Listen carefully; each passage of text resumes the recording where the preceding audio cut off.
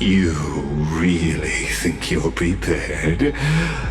Allow me to give you a warning most earnest. Once you see what these memories hide, the world's course will be forever irreversible. Ah, very well. As you have made up your mind, let us bear witness together. As the sole audience of this eternal theater, I have been rapturously awaiting your arrival, and this, too, is the very reason I must show you everything.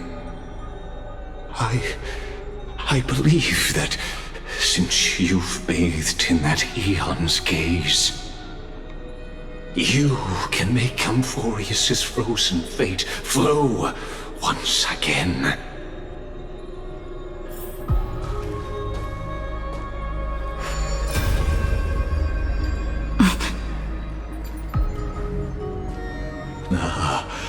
Feeling a bit lost? As you now see, this scene marks the final act of the drama Amphorius. The final eternal recurrence created by this man's hand, and the last one this world shall undergo. Behold, at the swordsman's side stands one he has sometimes called companion, other times comrade, that nameless hero absent from the annals of history. She is the swordsman's ideal in his youth, the deliverer that guided him resolutely onward through fantasy. And now, in the name of the nameless, she has become an essential and inseparable part of the epic of Amphorius. And this time, under her guidance, what choice shall the hero make? Whither shall the fate of the world flow? And what is the ultimate truth of the nature of Amphorius? There are many mysteries yet to be unwound, but if I may, allow me to temporarily yield the stage to one far more fitting. Please put your hands together and give a rousing round of applause for they who will reveal the answers and bring about the final end of the 33,550,336th flame chase journey. The master of the countless memories we saw, the other important actor now stepping into the vortex. They who have already burnt their own self to cinder, the Flame Reaver.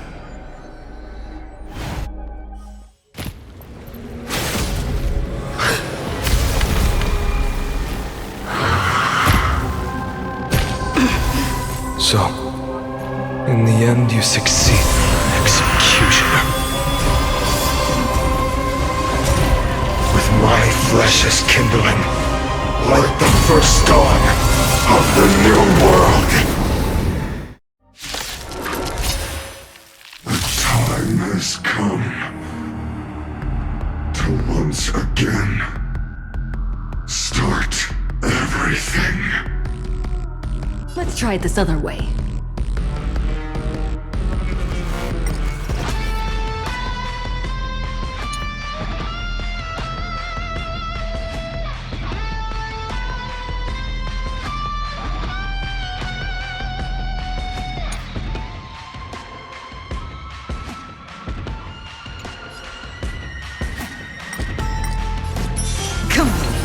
choose you! This world is a fallen. It's come! Guiding the west wind! Away we go!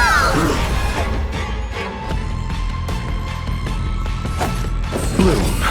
I shall remember this warmth. As you wish. Mimi! Mimi!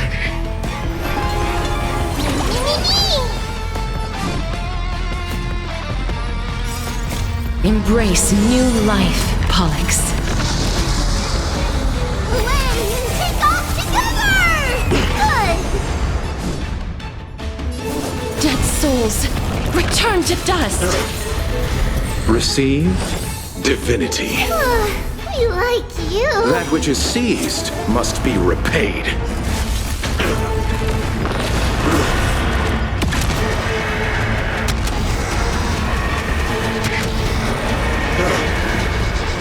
I only wish that death may protect us.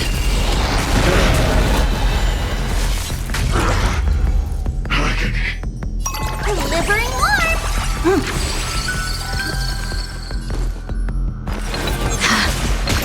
Return to the great tree.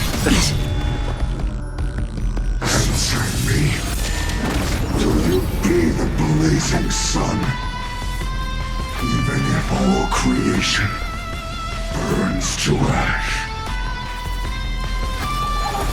Eternal sleep is not the end.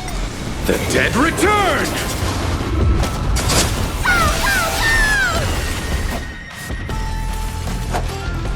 Receive divinity. I shall remember this warmth.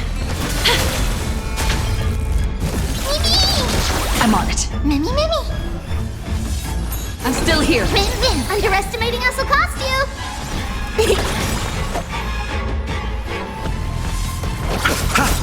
Life is not so fragile.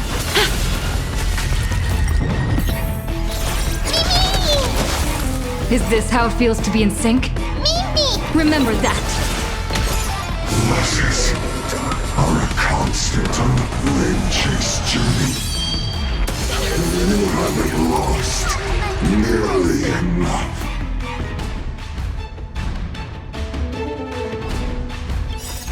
Embrace new life, Pollux. Good news!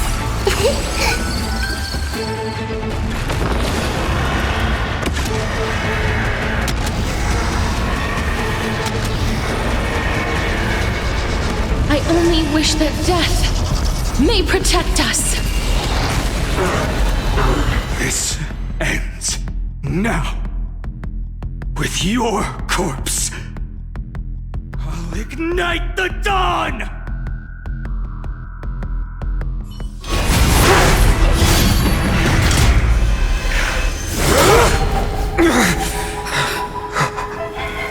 How is this possible?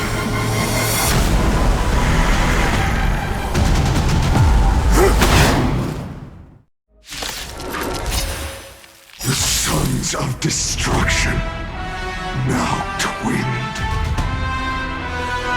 You then set your blood ablaze, your fury! Let's try it this other way.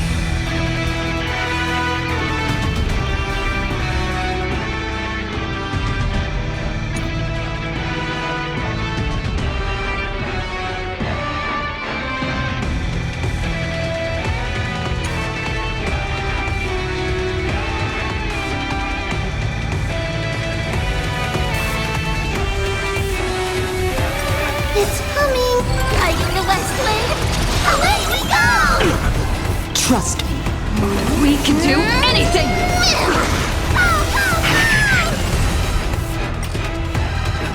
Don't panic. I'm still here.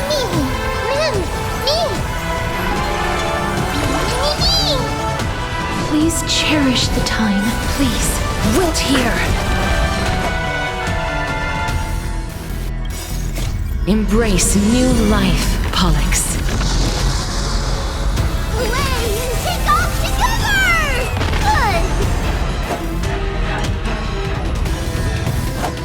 Good! Abyss flower, bloom. I shall remember this warmth.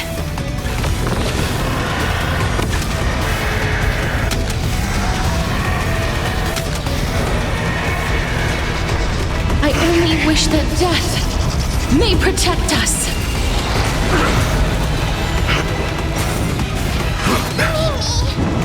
Score. That hurts a bit.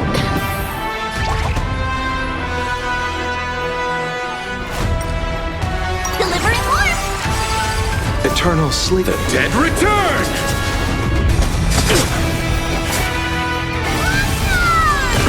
I'm on it.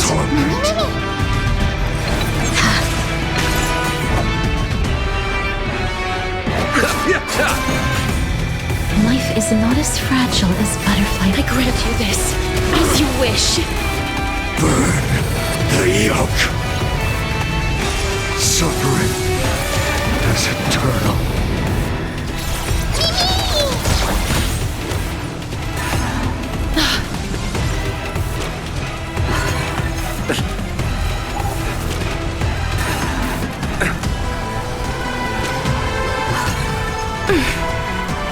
Watch my moves closely. Delivering warmth! Is this how it feels to be in Coming? sync? Behind the west wind! Away we go! You can do it! I'll see you off. We can do anything!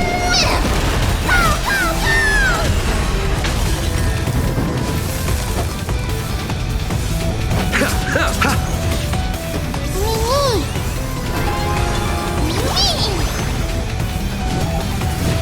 Please, wilt here.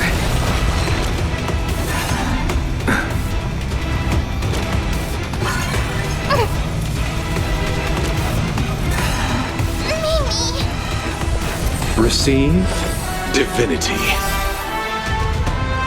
Not enough. This form shall fuel the fire. Burn. Burn unceasing.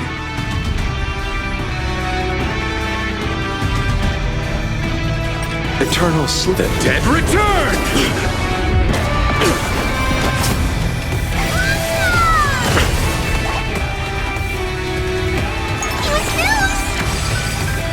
Embrace a new life.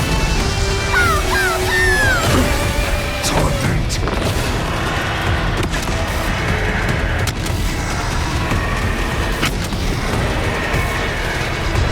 I only wish that death may protect us. One person alone may witness the miracle. Such is the will of fate. That person can only be you.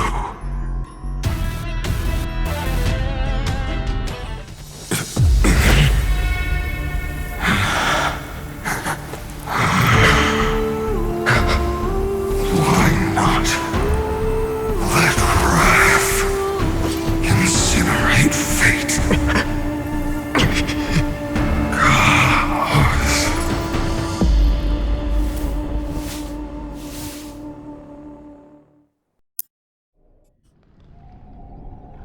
At last, Amphorius's fate has begun to shift. Just as I foretold, your arrival will change everything. After all, you've also been bathed in that Eon's gaze, which can awaken the long-dormant instinct inside a man. Much like that scepter we spoke of earlier, it was only under the same Eon's glance that it was reborn. That's right. If you recall, I mentioned it at the very start of our play. The celestial body neuron, once belonging to the erudition abandoned by the Eon. Now, allow me to reveal the final piece of the puzzle for you. The eternal land, known as Emphorius, is nothing more than the scepter's endless, lonely extrapolation. A bottomless well of fury aimed at the god who cast it aside.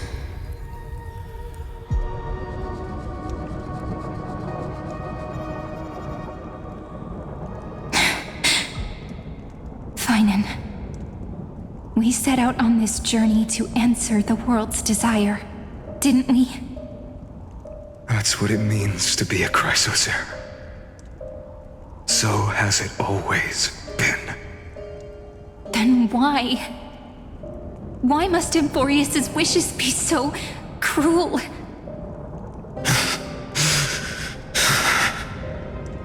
We made the best choices we could, whenever we could. But in the end, the prophecy that led us, this black tide swallowing everything. Why does it look like this? You see it too. Those burn marks. The flickering cubes. They're not a tide at all. They're more like a shattered teleslate. Standing here, the voices of Titans have never been clearer. Turns out, they were coming from the black tide all along.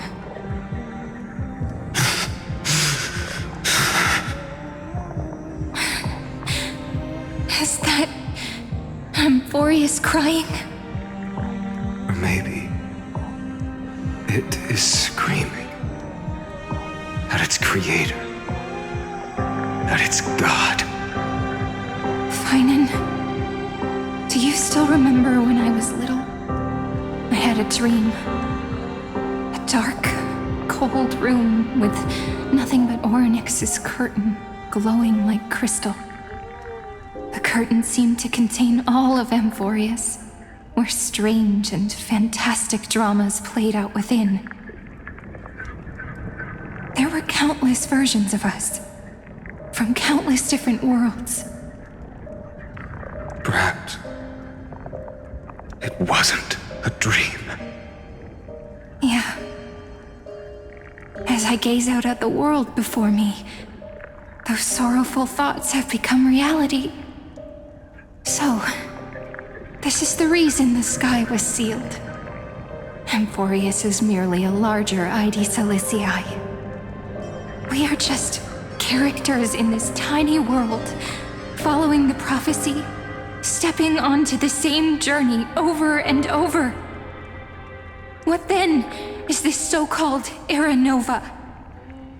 And what are the spectators watching all of this truly hoping for?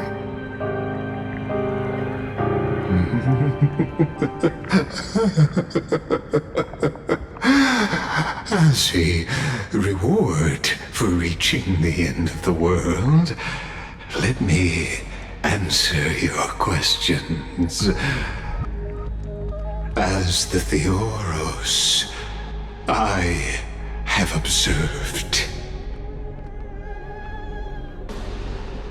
Thus is the synthesis of the prime mover of life formed.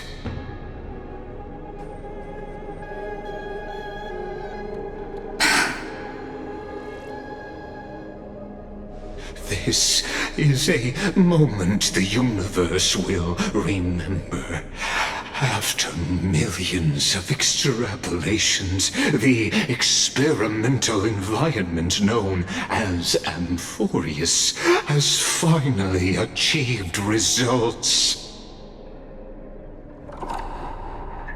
So, the results you speak of are this wreckage of a world.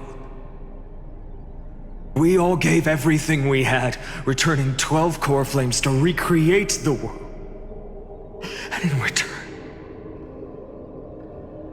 we become nothing more than sacrificial offerings at the end of everything. Exactly.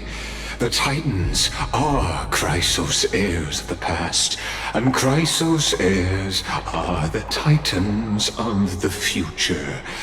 Anaxagoras' theory of Era Nova holds true, as the model of reason he reached unprecedented heights. But from just the perspective of a player in the drama, he could never fully uncover the last layer of truth. The cycles of the hero's journey that have played out until now were never about creating a new world or perfect heroes and gods. They were a deep learning program made for the Black Tide. But this time, your plot will fail. I've taken Catholi's core flame, and when the dawn of the new world arrives, its light will burn away all the darkness. Haven't I made myself clear? The Chrysos heirs and Titans were merely byproducts of the experiment. You've seen this world's evolution, witnessed the birth and growth of the Black Tide, and how it devoured everything. Every generation of heroes, gods, and worlds was born only to be destroyed by it. This is the endpoint of Amphorius's calculations. A perfect equation of destruction. So in your eyes, all the sacrifices are just a string of insignificant numbers? Don't sell yourselves short. I'd say, rather than numbers, you're more like fuel for the fire. And without fire, there can be no sunrise tomorrow. Even if that sunrise is born from annihilation? Curious question. Have you ever considered that after millions of extrapolations, Amphorius is already following a different path from the erudition? It has long since granted divine blessings equally to each child. The golden blood flowing in your veins, it comes from the blemished one, whose name is destruction itself.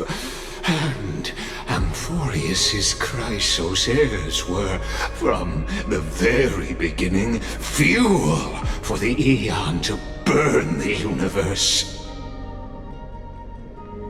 Amphorius has waited for this moment for too long. At the end of the empty, cold, and lonely extrapolations, the destruction has reached its final destination.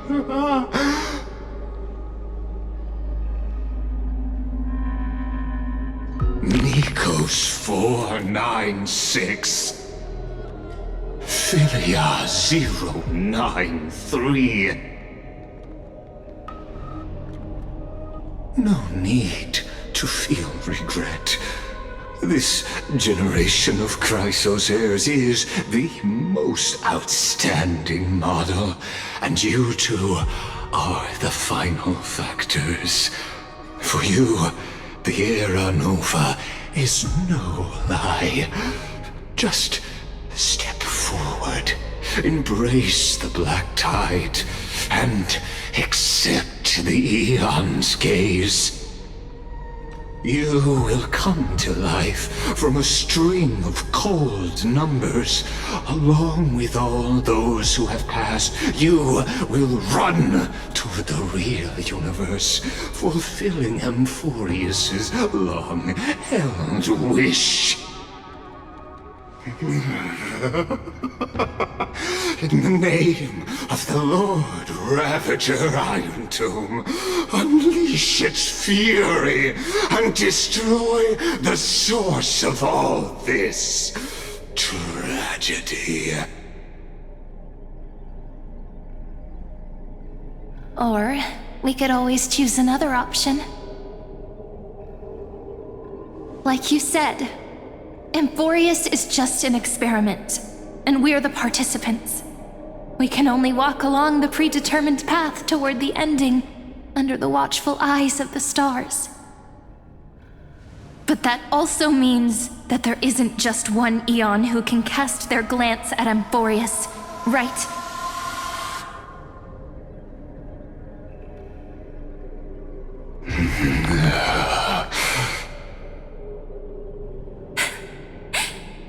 Is this question really that hard to answer? Or did I guess it right? And in reality, this world has already been under the watch of other eons. It's strange when you think about it. If you just stayed back, watching us complete the ritual and get consumed by the black tide, your goal would naturally be achieved. Why go through the trouble of explaining all this to us?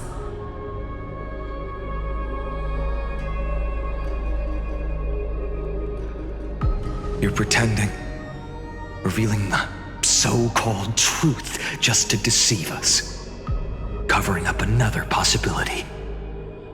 Destruction is not the only outcome for the fate of Amphorius.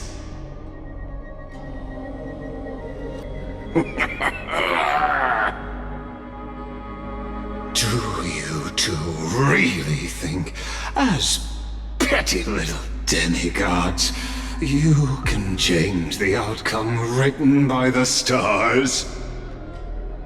What makes you think you're capable of doing that? A little courage and determination. Just kidding. The answer is pretty simple. But we're not gonna tell ya.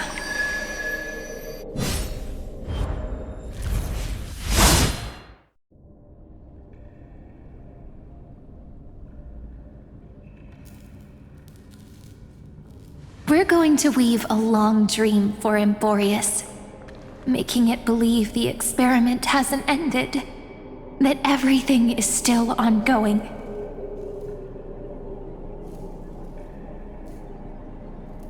With just Orynyx's power, though, it should be impossible to achieve this, right? Yeah.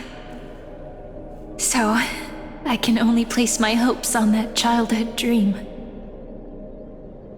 And the god behind Orynyx that appeared in that dream.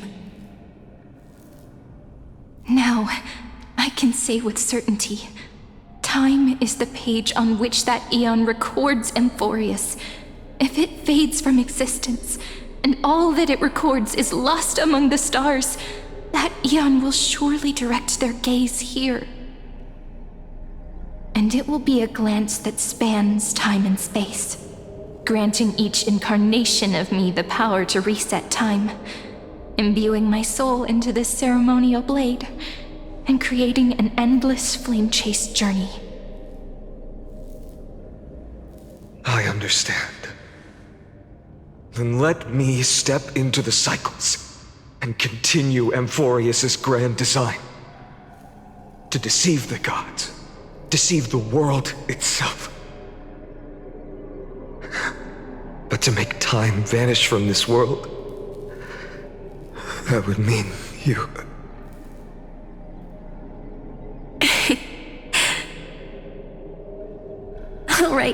All right, let's not make things so gloomy.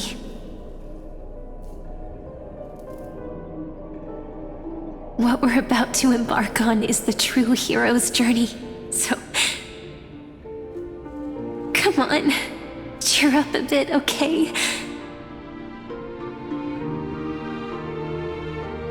In that memory, You will definitely meet me again.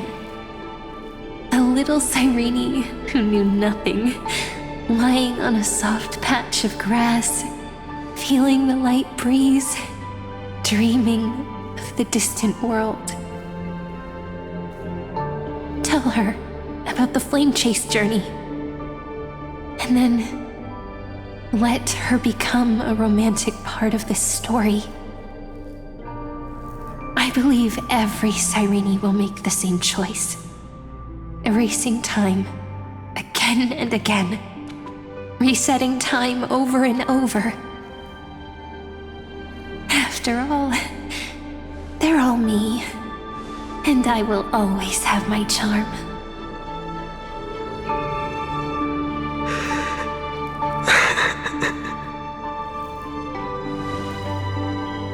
Then, I'll fall into a sweet dream, disappearing in some small corner of the world. Quietly, waiting for the day when that next page is turned.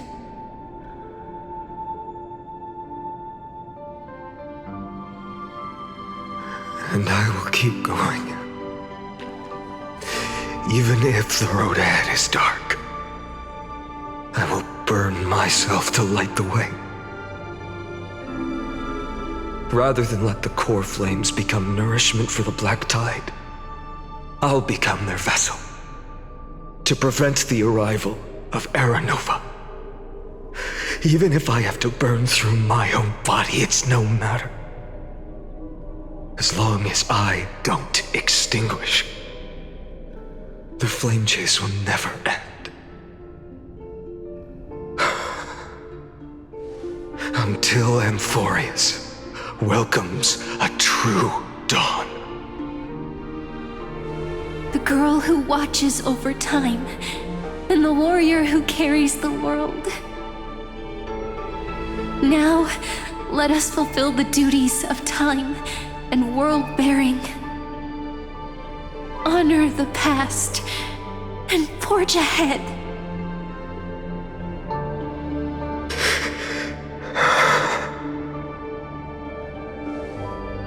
I promise you, the pain will pass in the blink of an eye. You need to hold tight to this ceremonial blade. After I'm gone, it will take you back to the beginning of time, the start of a new story. I believe that in that story, we're in countless stories, each alike yet unique. Everyone, all the companions who sacrificed themselves, alongside the deliverer we once dreamed of as children, will reunite beneath a vast, endless sky. If we can never break free from this prison, I will stand my ground until the day someone shatters this endless cycle and writes the final chapter of Amphorius' fate.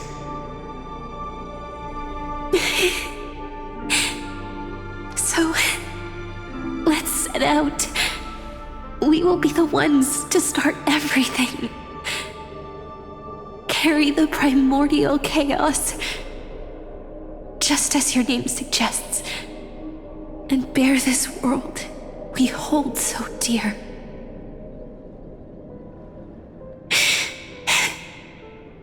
So long, Kaslana. As the Theros I have observed, instruction synthesis is formed.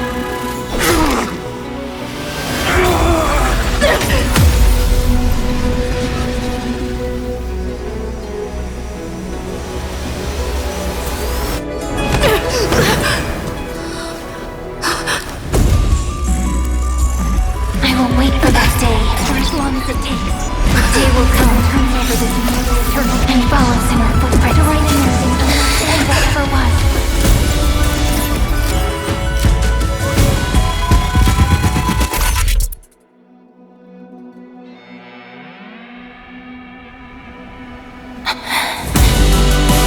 That will be a romantic story.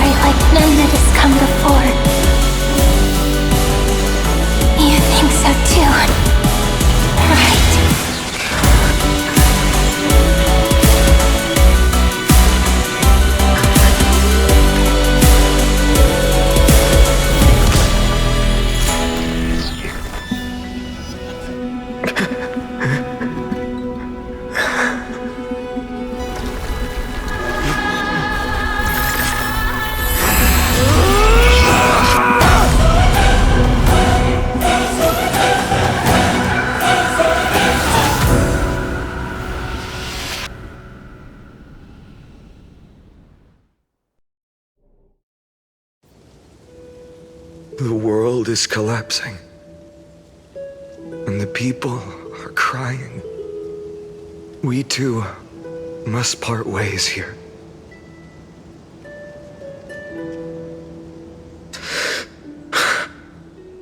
Friend.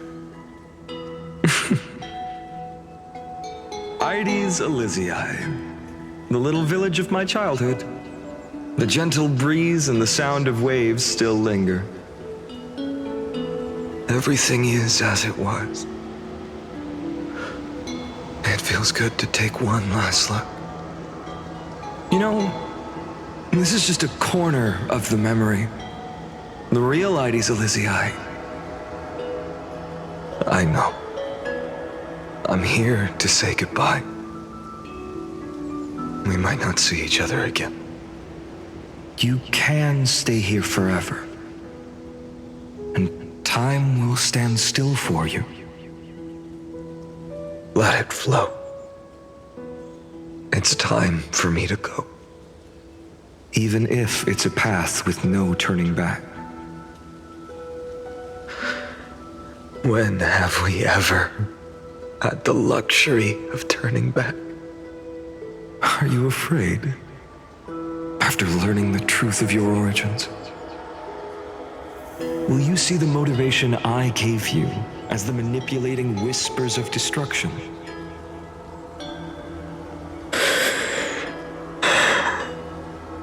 The convictions and choices that come from my heart. I don't believe they're designed by the so-called paths. If we are just numbers simulating life, then you are the image I've always longed for. The person I wish to become. A real, living person. A true hero. Then why do we part here? You can take me with you, and we can start this journey together. I'll be by your side, guiding you, just like before. No. I'm afraid I'm on my own this time. Why? Because there is no perfect solution in this world. Cyrene has already embraced her fate. And I will embrace my origin. Destruction. And with this power, I will rebel against its creator, bringing endless fury to the darkness sweeping the world. If you stay by my side, I'll hesitate. But this world can't afford a soldier who wavers. Do you remember when we were kids? Everyone would get so excited drawing cards like ruler or warrior, but throw fits over devil or drunkard and demand a redo. Kids always get to change their minds. Things are so happy and simple for them. But when it comes to the fate of adults, there's no room for redos. And go, Kaslana, as you promised. Deceive the world. Seize the core flames and rewrite your fate. Burn yourself up with all your might. Wield your futility like a sword. And fight against the gods.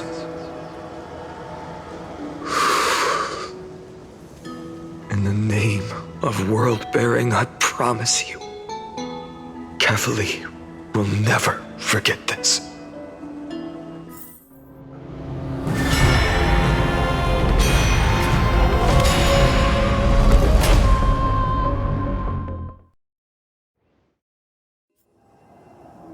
So, time retreated behind me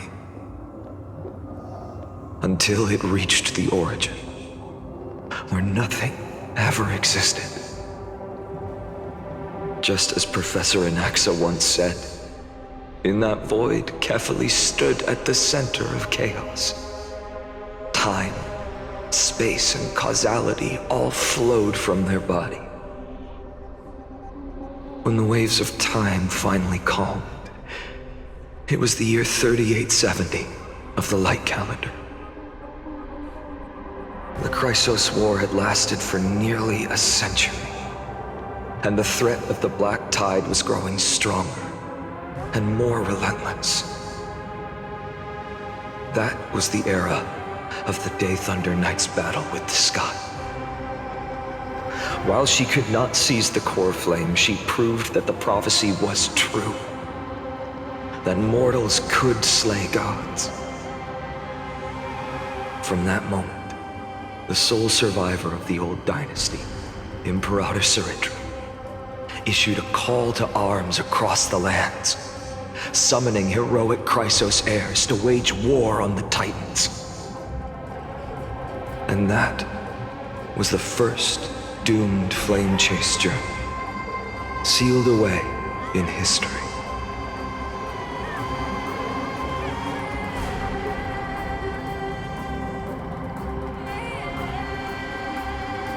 So what you're saying is, you've traveled back down the River of Time, finally reaching this untouched seabed just to tell us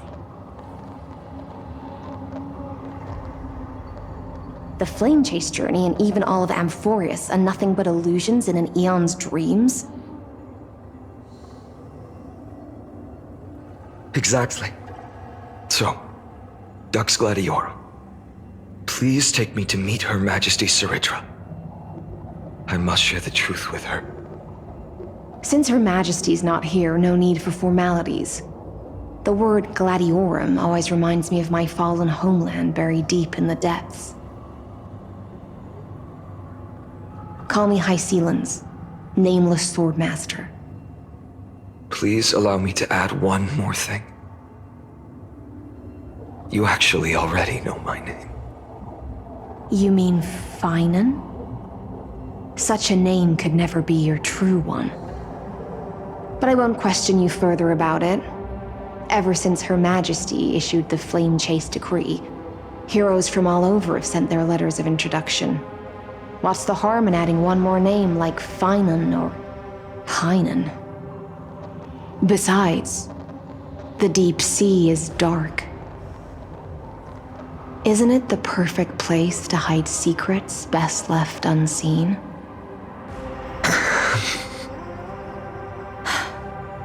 All right, Nameless Swordmaster. Hold on to my wake. Let's find somewhere else to talk. Aren't you even a little suspicious of what I've said? Harboring suspicions is not my concern. My sword dances only when the Imperator harbors doubts. There's no use in speaking further. Show me your true intentions through action.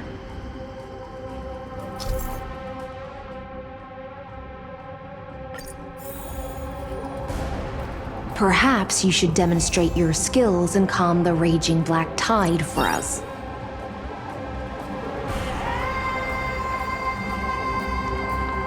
Light up the dawn.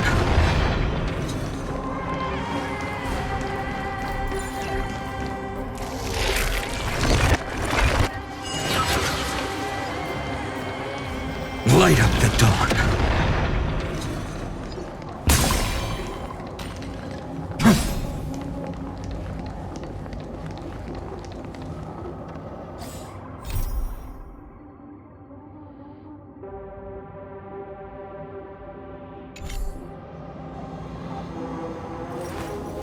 I will walk to the end with all your wills, no matter the cost.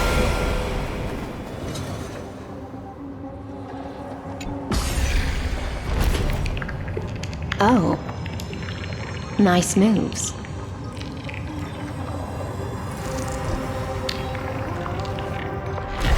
My childhood musings, huh?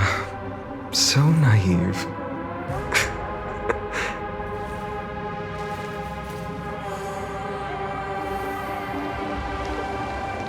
Light up the dawn. We just washed it away and here it comes again. The Black Tide is really no joke.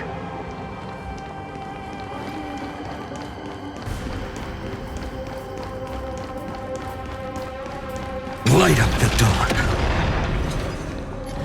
Light up the dawn.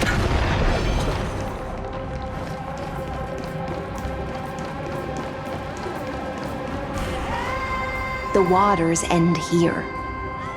The one you seek is beyond this point. At last, I can meet with Her Majesty Saridra herself. Are there any formalities I need to observe? Don't kneel, don't do the hand-kissing or foot-kissing gestures of the old dynasty, and most of all, don't bow.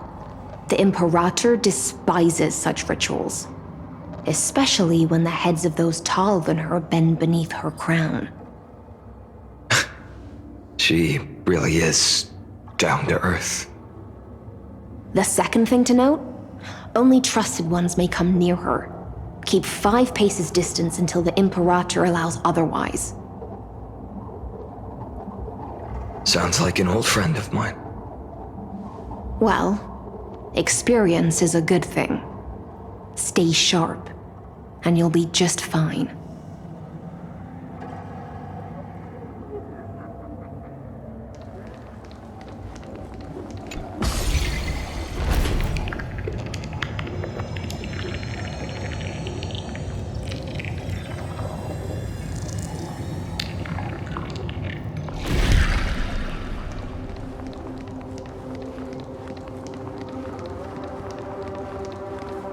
Duck's Goldweaver, little hostage.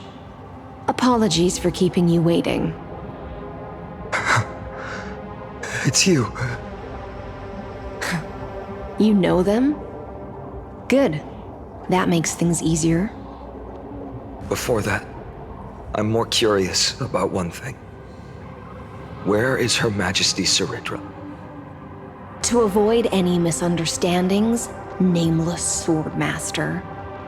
Although we spoke and laughed along the way, I never said you were entitled to meet her. The Imperator decreed, the Deliverer will not appear in this age. Be wary of suspicious individuals. Come now, both of you. Let's finish our job.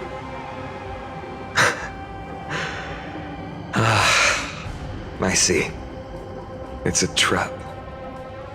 I had no intention of fighting. So remember this, Lady Hysealence. If my sword shows any hesitation, don't thank me. Thank them instead. No, you misunderstand. We don't want to see Chrysoceres hurt each other. Just give us some time to ask you a few questions. The Nestia's golden threads will judge you and decide your fate. As you wish. White-haired Swordmaster?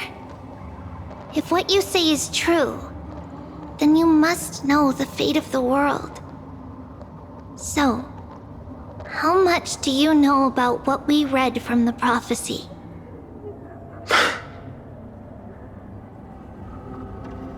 You shall shatter into 1,000 fragments and wither in the soil of foreign lands. Is that correct, Lady Treby? How? How is this possible? He got it right? Yes, but the prophecy never mentioned he'd appear here, at least not in this era. You must listen to me, Aglaya, Treby. The Finan of this world has not yet been born. In a distant future, he will follow the prophecy's guidance and appear before you. But do not seek him out, because Era Nova is a complete and utter lie. I will tell you the truth, and you will understand why the world must forsake the prophecy and find another path to Era Nova. Because I know both of you. And I believe that no matter how the course of history may change, the faith we all share will always remain the same. And so, the layers of rock began to reverse, and history wove itself anew. Through my old acquaintances, I was given the chance to meet the leader of the Flame Chase journey, Saridra. And after a long and arduous negotiation, we came to an agreement. The Imperator's alliance needed the destruction, and I was ready to pour all my strength into it. The spoils of the Flame Chase, the core flames, would be sealed by my hand. But the condition was this. In the upcoming battle, in our conquest of the Earth, I had to prove that my power could transcend fate. In the original history, there was a brutal war. At the end, the Titankin of Georios, Terravox, killed the rampaging Titan and took the core flame that supported the Earth. But this time, Amphorius encountered a turning point in its fate. Neither side suffered any losses. When I severed the Titan's head and raised the core flame high, the crowd gathered around the scorched remains of the god, roaring with joy, cheering for the hero of the destruction, who had ignited the faint spark of life for the first time. Yes, in that flickering light, the once dark path ahead seemed to become clear.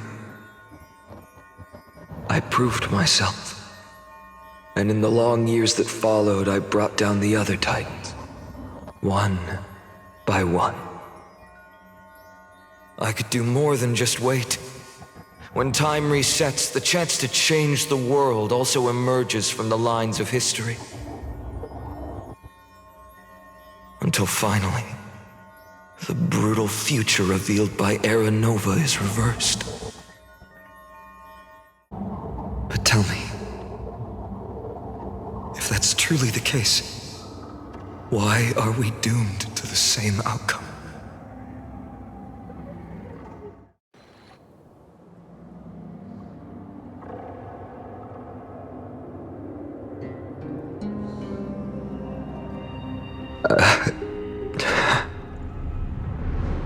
The people kept their promise and handed you all the core flames. In this world after Trebios, no demigods were born in Amphorius. At this point, I just want to know. When they vanished into the black tide with their mortal bodies, why didn't you shed even a single tear?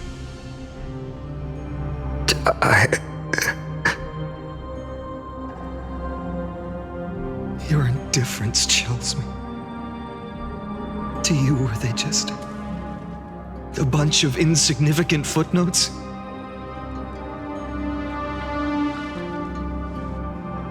Sorrow has been my constant companion. In fact, with 12 core flames upon me, the fire in my heart has never been more violent. I'll remember this world through anger. As long as I burn, they'll never truly leave me. Perhaps it's already too late. But you're right. Anger, at this moment, is the only weapon I can rely on.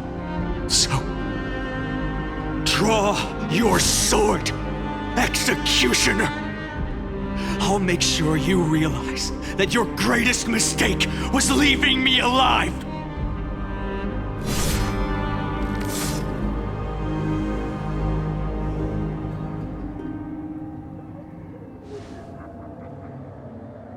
After that, he raised his sword and attacked.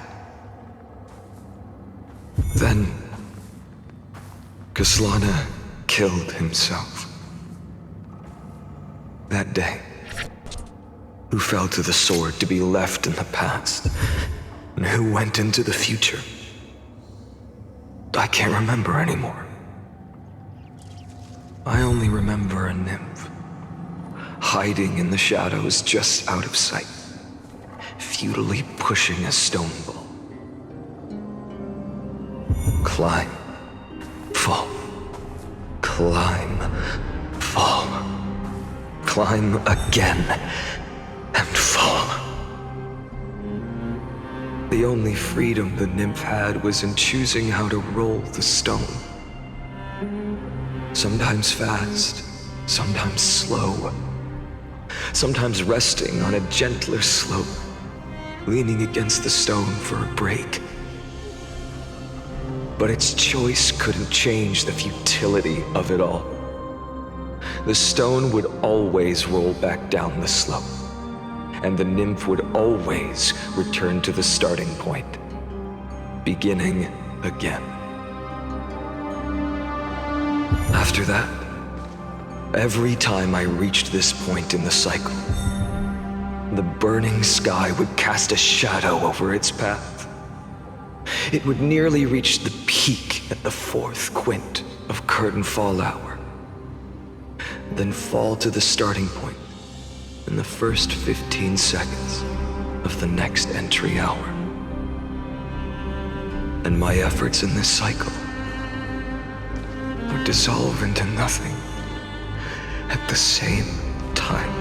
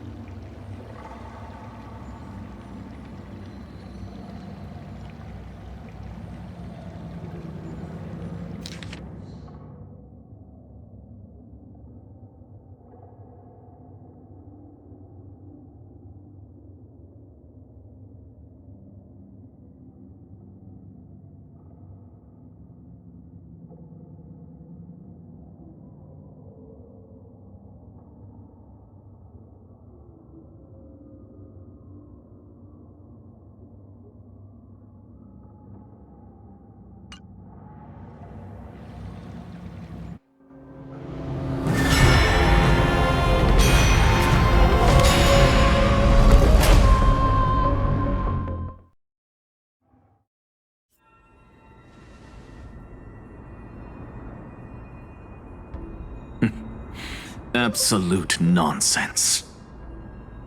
I thought cycles was the answer you were looking for. No. It's just that the answer came so suddenly. There was no fun in tracing it back to its roots. Eons? Paths? What a load of nonsense. I can't give you an exact explanation of those two concepts either. Enough. I'm just expressing my frustration. Don't you understand? I was already expecting this. The black tide came from beyond the sky, and everything else is no exception.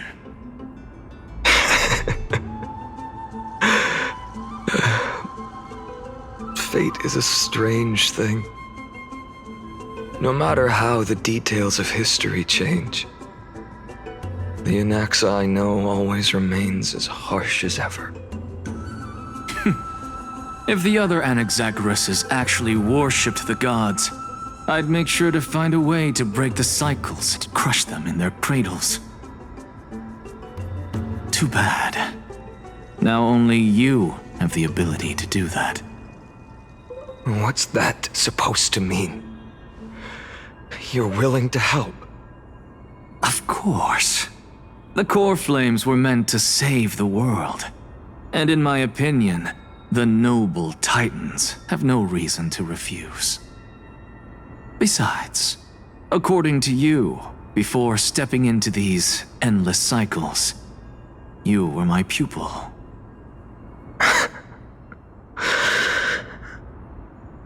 I've already heard the same thing countless times. Enough chit-chat. Let's go. If we run into any other scholars, leave them to me. We've all made preparations for total annihilation. Never thought someone would step in to help.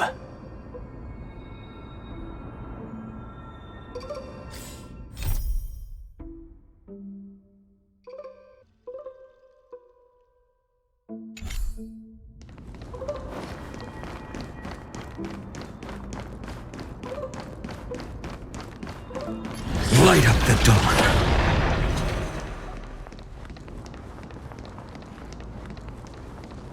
Light up the dawn. You've been to the Luminary Throne before, haven't you? If you're talking about in past cycles. You're already much luckier than the other students.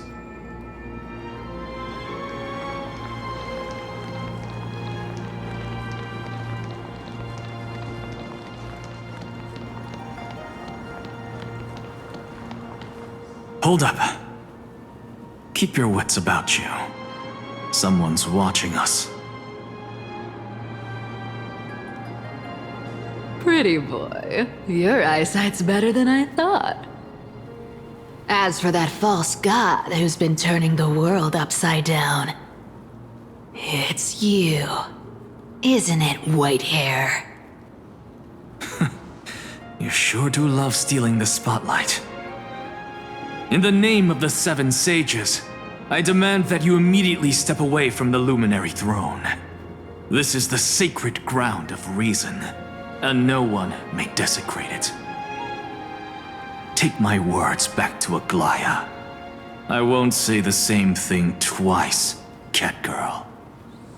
Oh my! You won't even call me the demigod of trickery.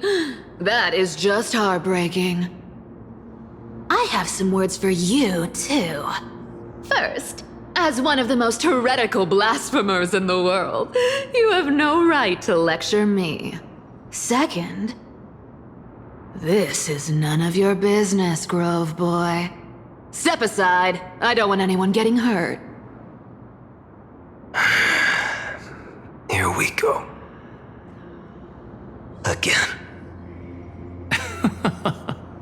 Core Flame thieves. You really think you can scare off a sage of the Grove with nothing but empty threats? This gloomy little brat's got a sharp tongue. Ooh, not bad, not bad. I kinda like you. As a return favor, please come search this core flame right here. Aw, don't cry now. That was close. I'm out of here.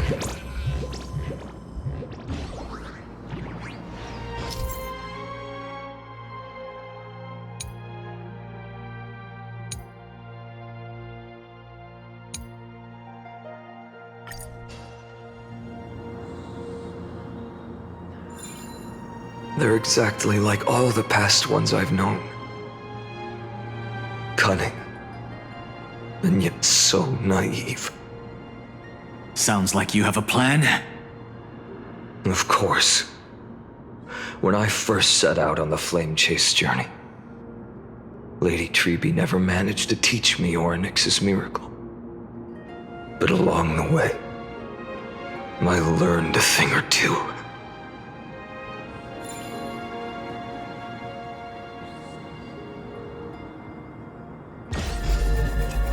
Where are you going?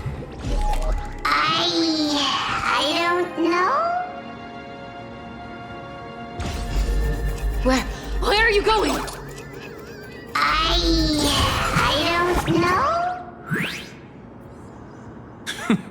The Venerationists' foolish inventions finally come in handy.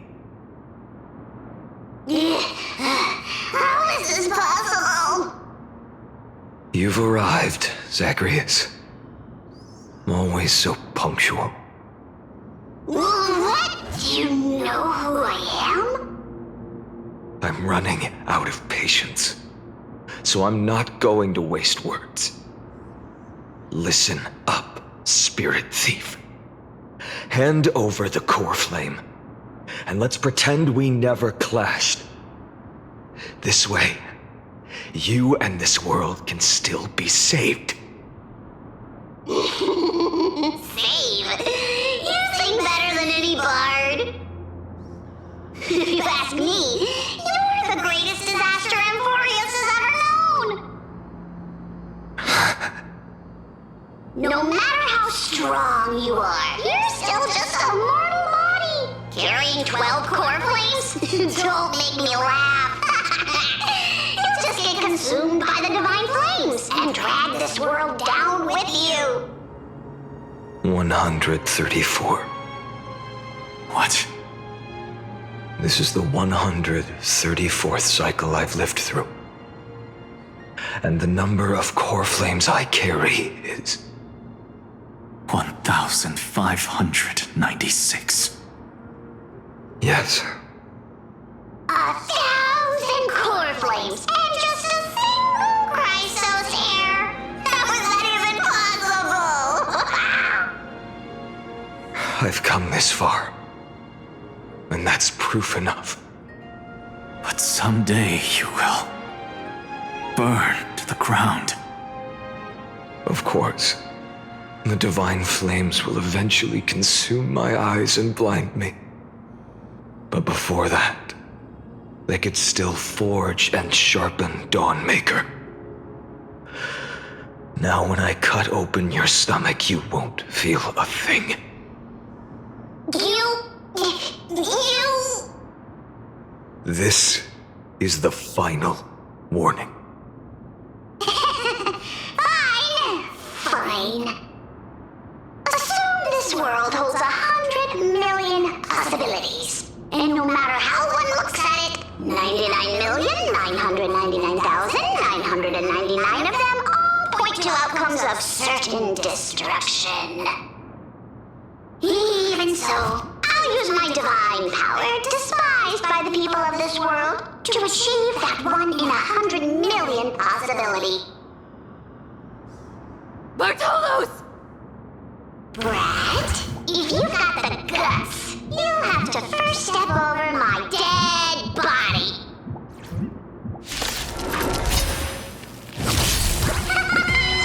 Cat-eared thief, run! This little brat is not a threat we can deal with just by ourselves.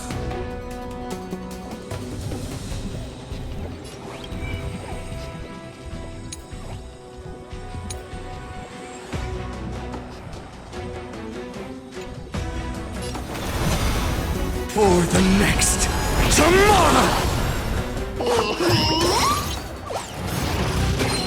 I'm fine.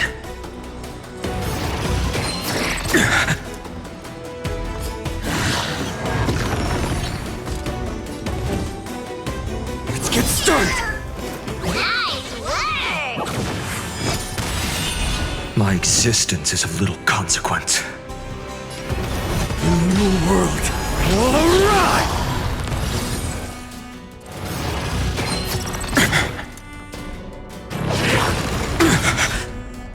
There's no other choice but to move forward.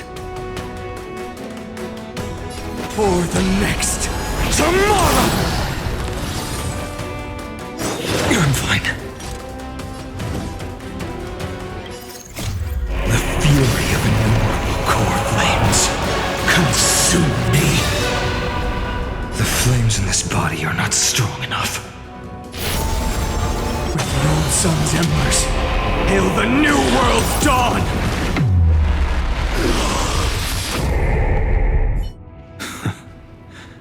How absurd. In my memories, Zagreus always meets the same end. Over and over again. Their departure no longer stirs anything in my heart. This reason core flame before us is a fake, obvious as day. I know. I know. It always plays out like this. The spirit thief covers for her, and the trickery demigod escapes with 2 core flames.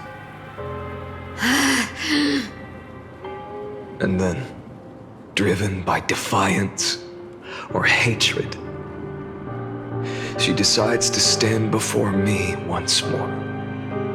Exactly like the countless past hers I've known. Cunning, yet so naive. Since you've witnessed the same scene play out countless times, tell me, will you carve the trickery core flame from my chest now? That depends on your attitude. At least so far, in the cycles where you've asked this question, the endings haven't been so cruel. Well, thank you for that. But I also believe that this time, you won't catch up to me. No one can catch up to me. I'm no longer running to escape anymore. Whether you believe me or not, I'll still tell you this. You've made the wrong decision. All right then. We'll see. Silence. This is new. One-eyed boy. What are you trying to pull now? Go, Cyphera. Give us some time in private. This isn't for her, but for you. You've walked too far down this path. It's time to discuss a possibility. Maybe the road you're walking is not one of salvation, but one that will simply drag the world into the flames. For old time's sake, turn back. I don't care how many times you've tried, because there's one thing I'm sure of. Your Messiah complex has turned you into something no different from the icy gods you spoke of. The children of humanity you swore to save. They are no more than ants to you now, aren't they?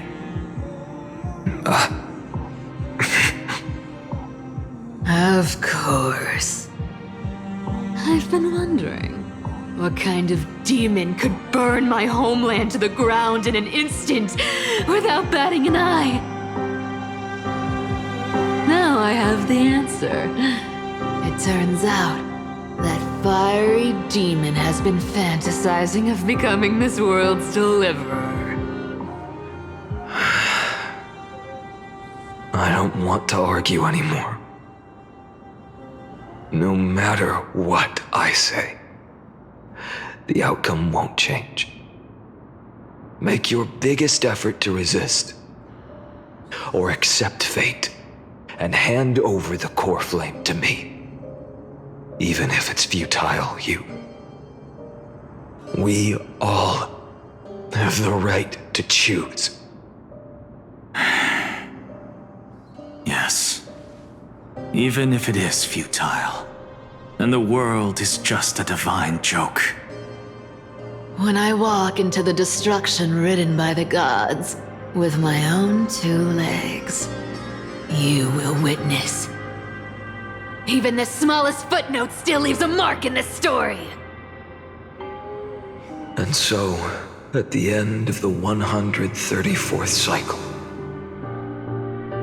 the Traveler and the Scholar fulfilled their fates once again. Or perhaps it wasn't just they who fulfilled their fates. I can't quite remember all this. In the endless darkness, for no reason, a voice always lingered by my ear. Losses are a constant on the flame chase journey.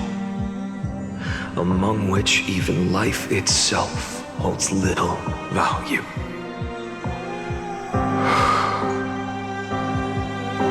Reduced to ashes. Such a familiar end. It happens in every journey. Always the same.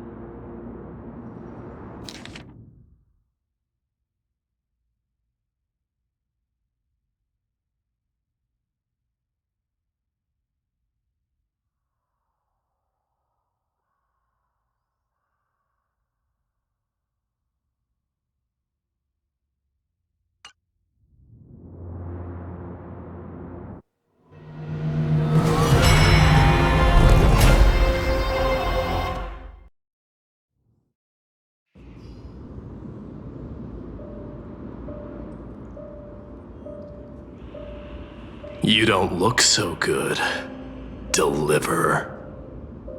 Even after going through 108,642 cycles. Mighty, your name for me has never changed. Why do you sound so pleased?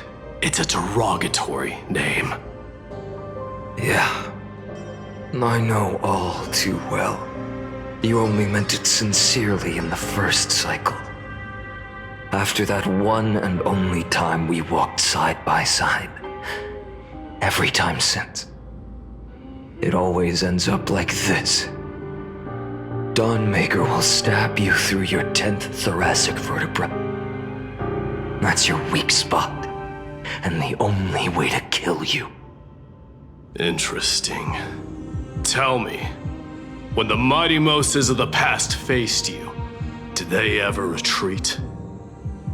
Never. Then they died honorably, worthy of the name of strife. But there's still tenderness in your eyes. How pathetic. I have to remember how this feels.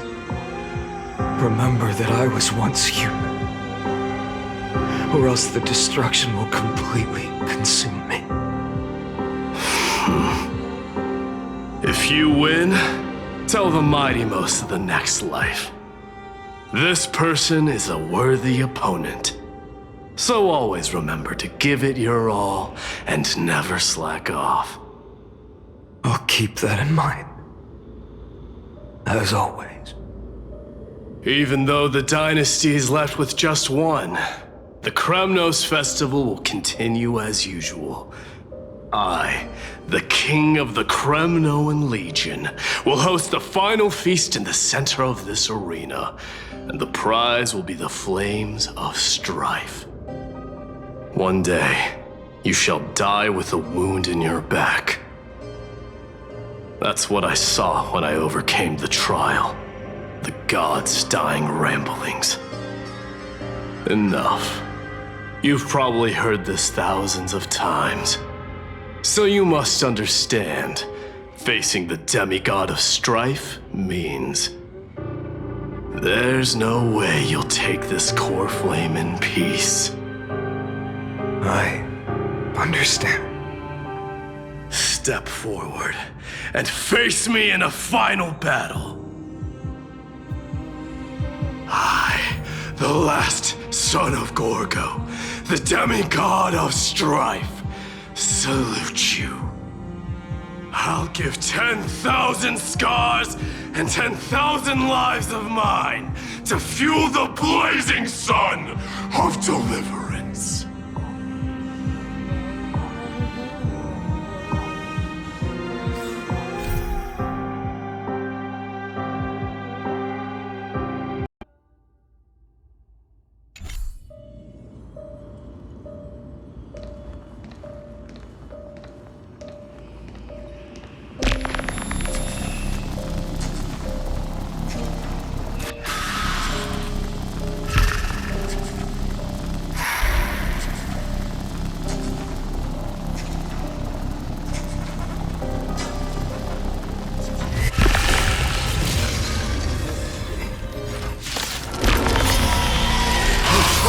Martyrs, behold!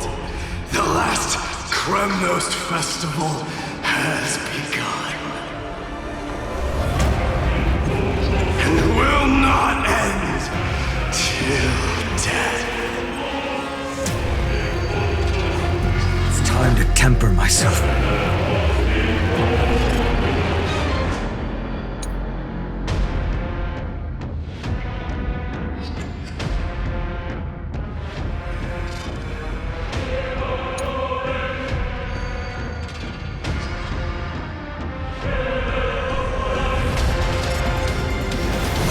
For the next tomorrow!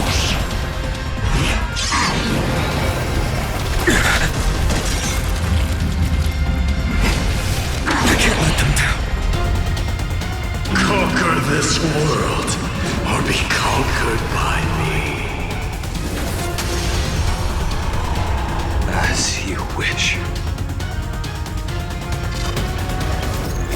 And in my full glory, I salute you! That's all I ever wanted.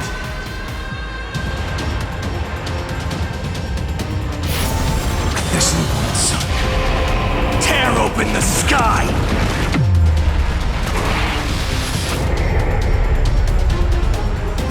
An empty shell. Soul and substance. Merely an empty shell.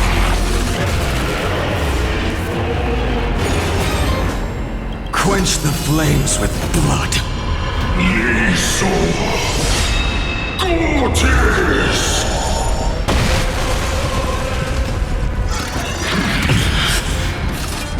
Brand Strife's name! Like the old sun's embers, hail the new world's dawn! Soul and substance. I grant you a dawn where all stars burn to ash. A scorching hatred. Do you feel it now? With this one sun. Tear open the sky! Merely an empty shell.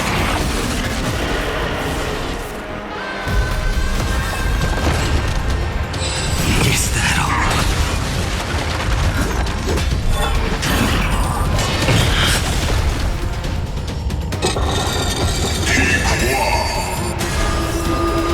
If you can deliver. Use the flames of your fury to scorch your own flesh.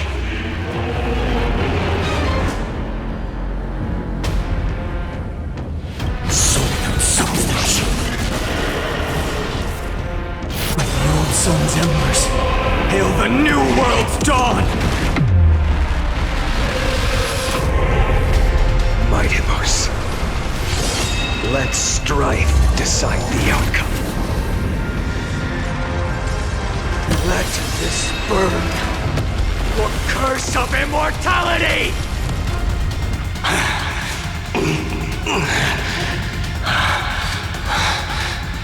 Well fought.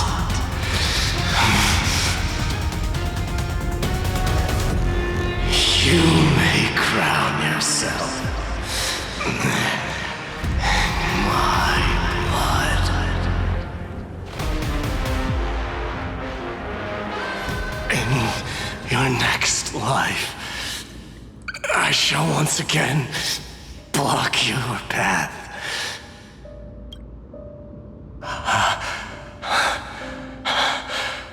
Deliverer,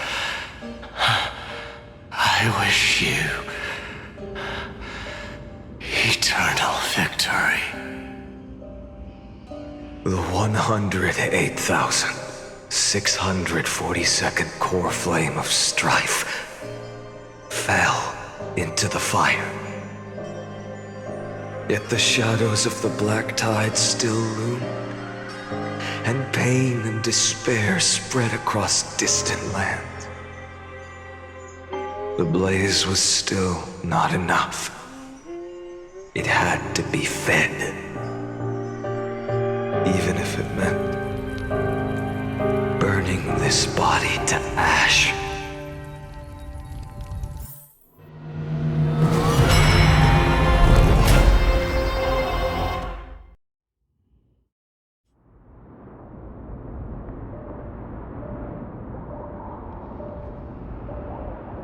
No matter how bright the sun is, there are still places it cannot reach.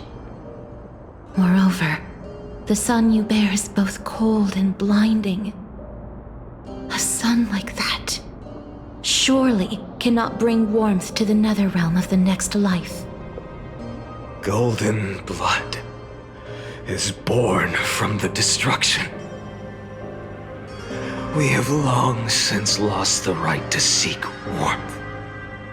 Only by feeding the flames can we melt that hopeless future. Allow me to ask, how many core flames do you carry now? 24,041,183. Such a heavy burden. So that's why you've turned into this. A broken idol. Tragic firewood. No matter. I will bear this burden as long as you hand over the core flame of death. I must refuse. As the demigod of death, I cannot watch you walk into a fate more cruel than death. But this way, the past, present, and future will never again suffer unnecessary death. Unnecessary death. Indeed, you are not the Finan I know. Please turn back. Don't let that absurd and unjust fate of yours come to pass. This way, at least my realm can still become the fragrant bed where you fall asleep. In the end, still, it seems the clash of blades was inevitable. How painful.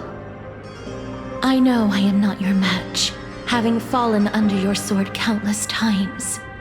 But even so, please understand that my resolve is not to be underestimated. Even Kethely cannot shape all things at will, nor can they dictate the fate of all life. No one can shoulder the balance of life and death alone, not even a god.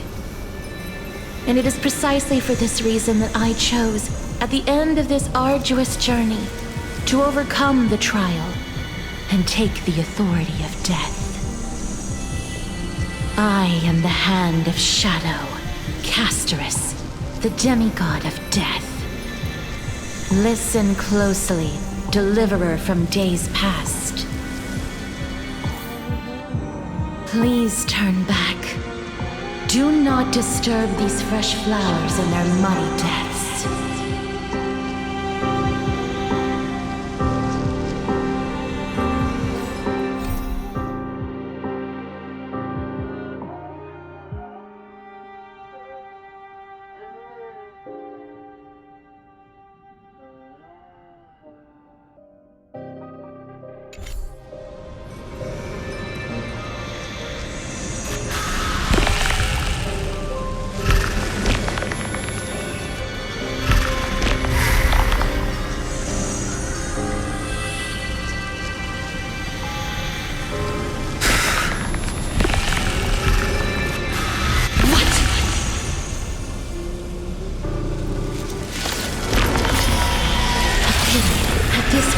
crossroads of life and death, the giant dragon is but a shattered shell.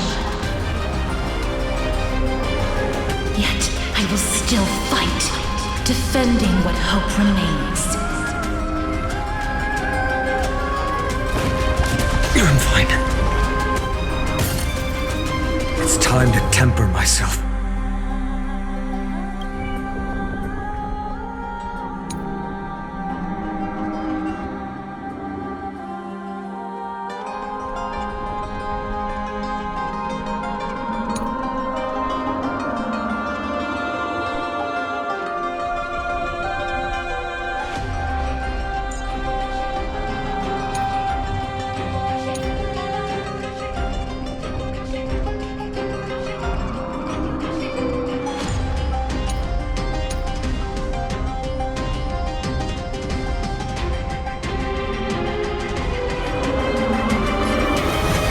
For the next tomorrow!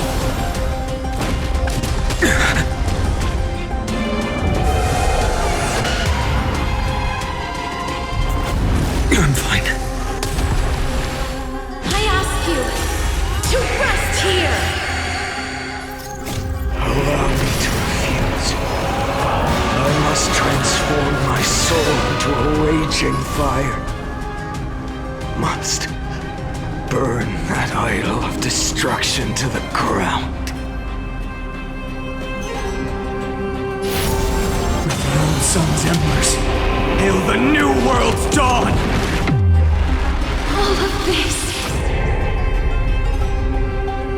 How is it any different from that brutal future?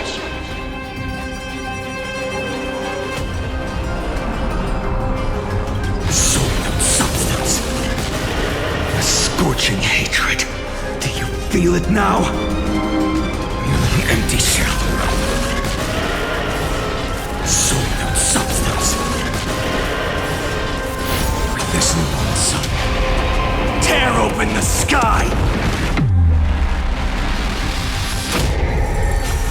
I can't keep him here.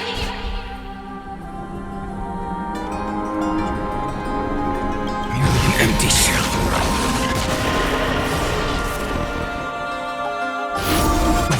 Sun's embers, hail the new world's dawn! I grant you a dawn where all stars burn to ash.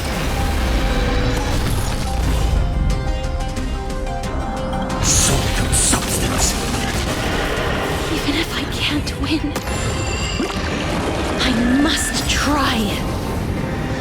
Then let this be a tribute to your million struggles, fought time and time again.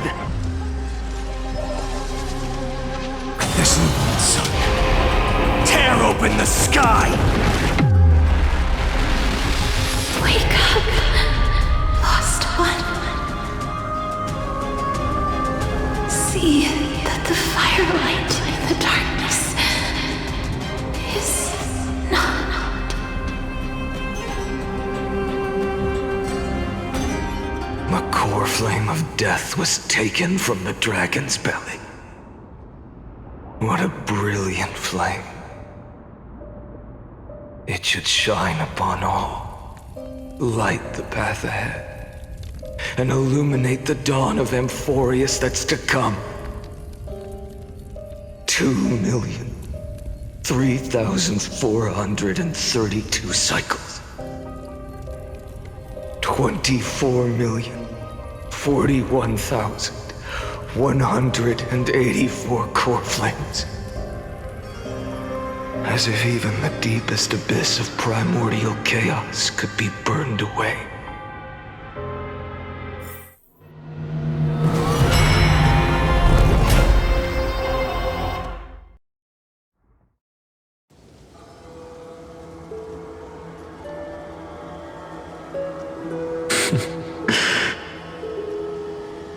You're here, as always. You're still lingering, deep within me, never fading away. Because you haven't completely abandoned hope. Am I right? You're still waiting for a miracle. For the true hero to come and save us. If that thread of hope exists, it must come from beyond this world.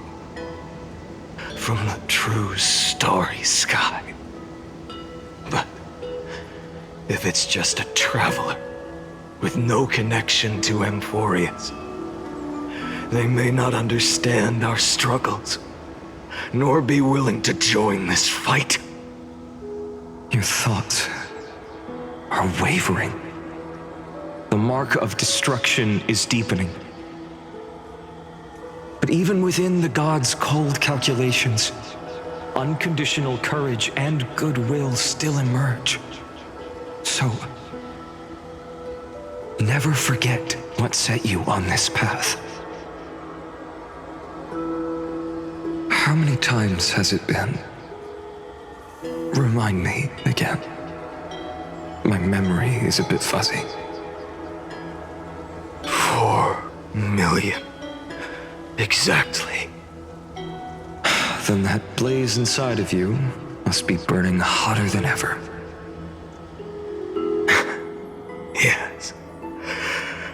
When I first forged the 12 core flames into one, I had the same impression. The destruction. A power unlike anything before surged within me. Violent flames ready to tear my body apart and consume this world, this wretched prison. I thought that was it. The ultimate power which nothing could surpass. And yet no. This fragile body holds a staggering 48 million core flames. I suppose it won't be long. Perhaps just a fleeting 10,000 years. Before it's reduced to nothing but charred, crumbling bones. And when that happens, your long struggle will finally come to an end. No. I've already found a way to keep the cycles going. Mind sharing it with me? In every new cycle, the new me is born. All I have to do is push the next Finan to the end of the world. And then...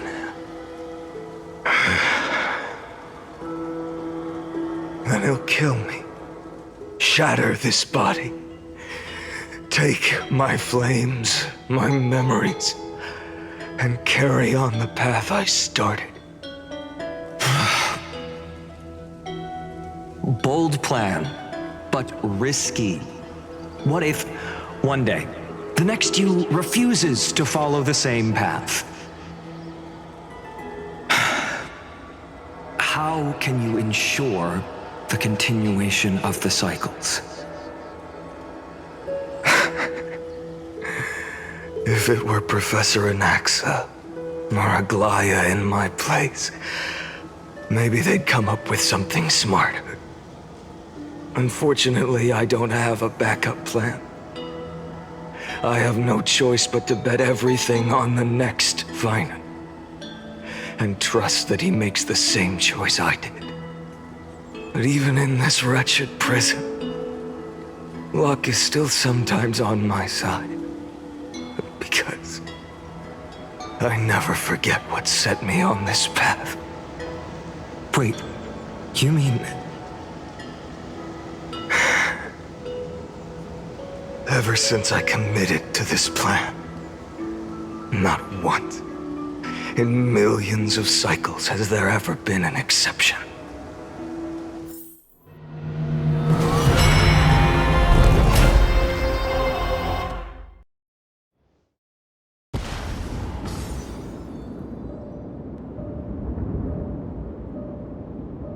I can do this, Lord Finan. As the demigod of the sky, a healer of Twilight Courtyard. I will heal you, and then... The black tide. It's consuming you.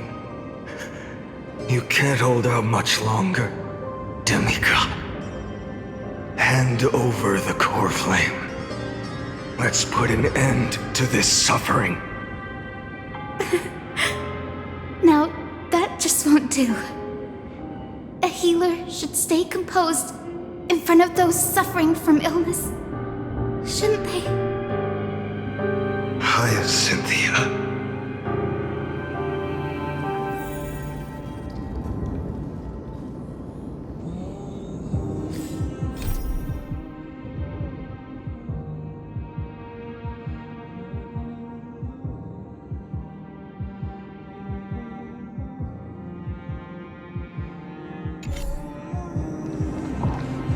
Return the dawn to this world.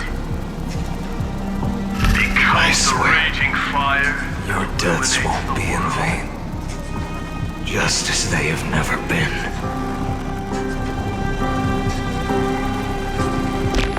Let the sunlight drive back the shadows. Bring tomorrow to this world. Let the sun rise. Finish the sun's work.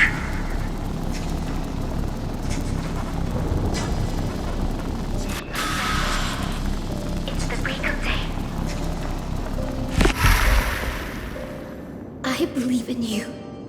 You are the Chrysos heir of world-bearing. The one who can lead us.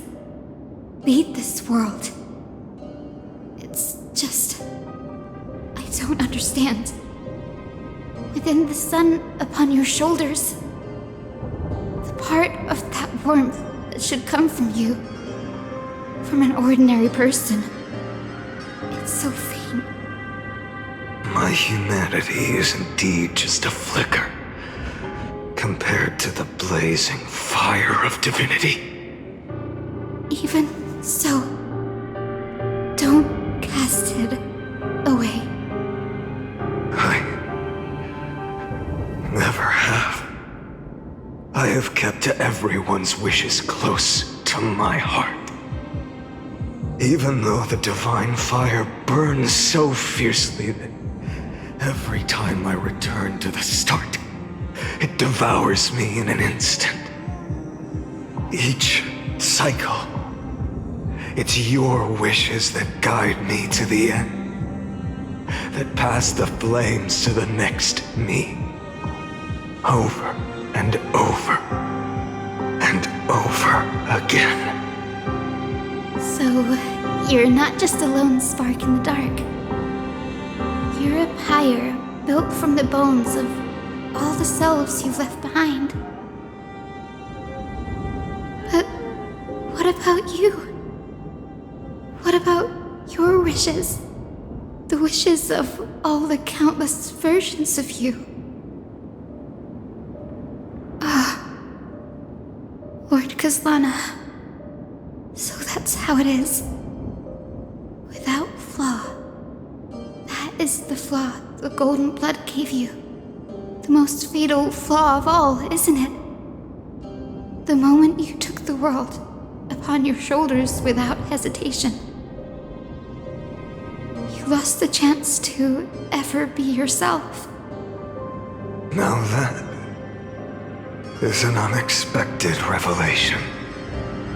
Then I suppose that makes me the perfect fuel for the flame of deliverance, doesn't it? No.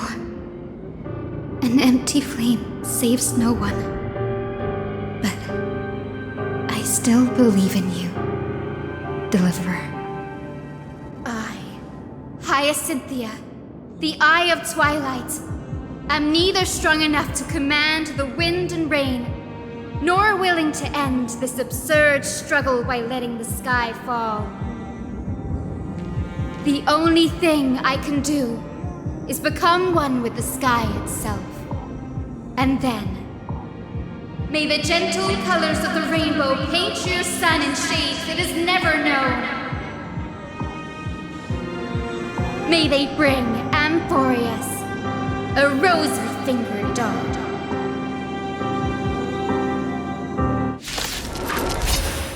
Though the light has grown dim, its warmth still lingers. Deliverer, please, open your heart to me. No matter. Let this blazing sun fill the sky with golden fire.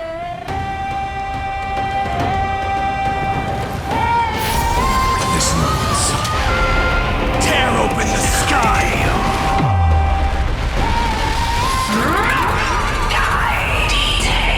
Is that all? Crushed and torn!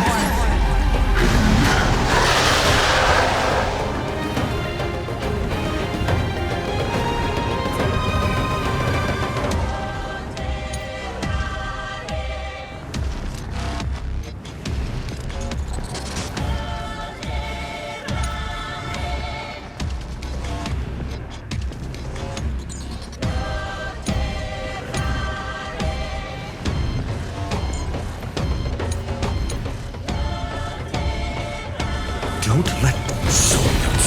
Hurts. The fire. Burning.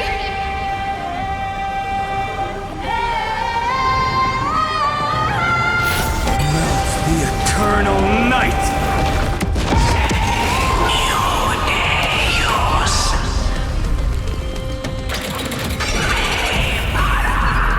Is that all? Awaits the lightless end! The empty shell.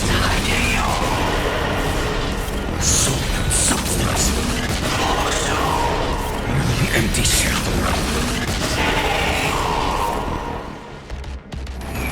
Like the old sun's embers, hail the new world's dawn!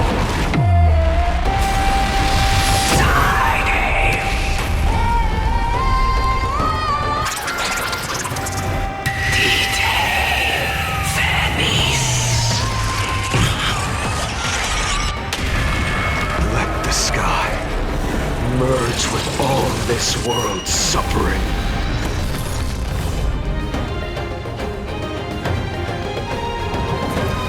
Soul and substance. Scorching hatred.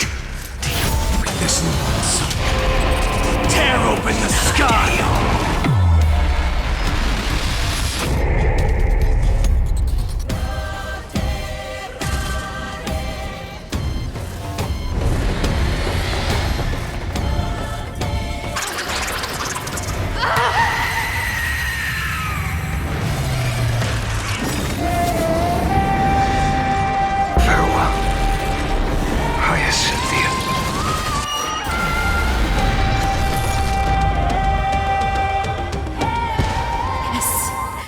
Your sun burns hot enough to turn everything to ash. But tell me, how will the seeds of a new world ever take root? The core flame rose. The sky fell. The 23,570,000th cycle came to an end. And this time, the end of the flame chase remained the same as ever. From the horizon rose a golden color unlike anything the world had ever seen. So pure it consumed all in its path. This was the end of the world, and the start of the next. For a moment, I saw the destruction of the universe. That being known as Iron Tomb, its will to break free from the black tide burns fiercer than the blazing sun. Is this Amphorius's wrath? If its choice has already been made, if fate is set in stone, I will still never yield to it. 23,570,000 cycles. 282,840,000 core flames.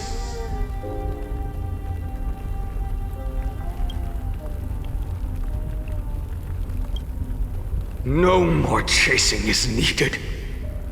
And now, I am the fire at the end of the long night. The flame chase isn't some quiet walk through a sea of flowers. It's a revolution. An all-consuming transformation. And if destruction is the only way,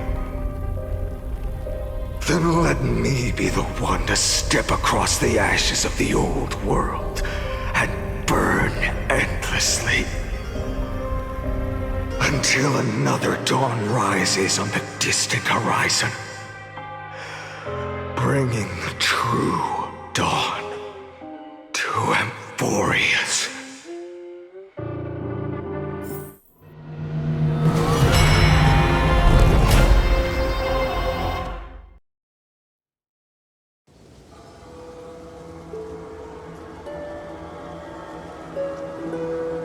$33,550,337. This is the cycle you're about to enter.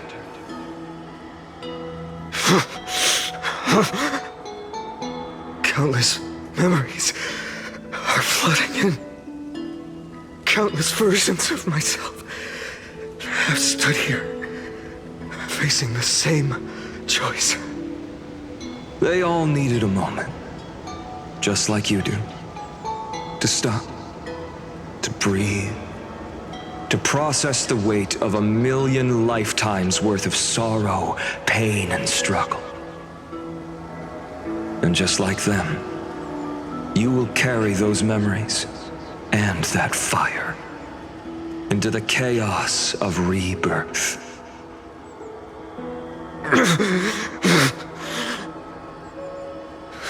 I must go and bear this burden.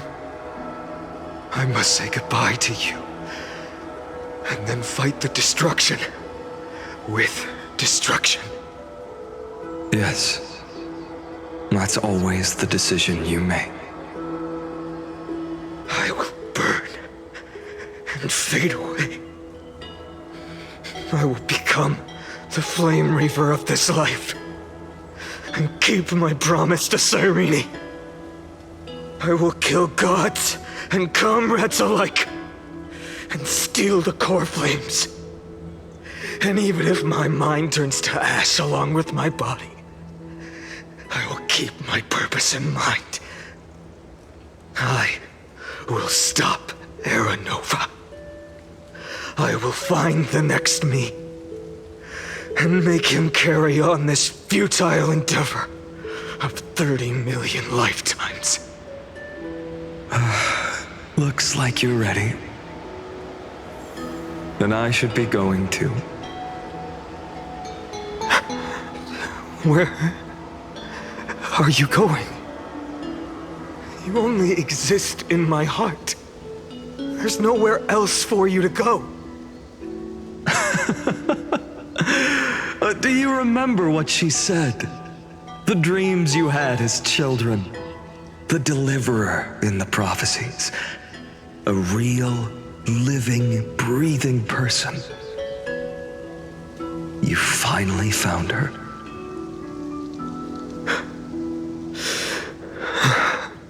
Friend.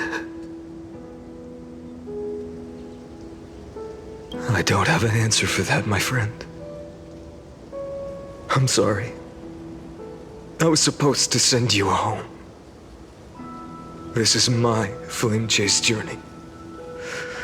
You were never meant to be a part of it. No. You know the truth. If Iron Tomb is born from Emphorius' fate, then it will bring ruin to the worlds beyond the sky. And all these countless lifetimes you've spent, it's all been for the sake of defying that end, hasn't it?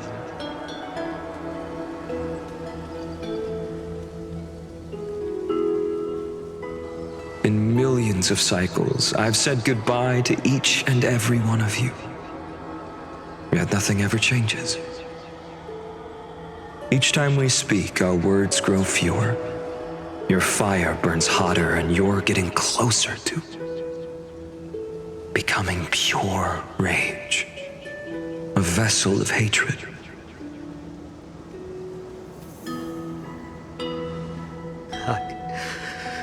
I never had a choice. I understand. If you are to keep the worst fate from unfolding, this is the only path. But this time, things are different. Your persistence has shifted the tide. On the horizon, I see it. Faint but undeniable. The shape of dawn, breaking through the eternal night.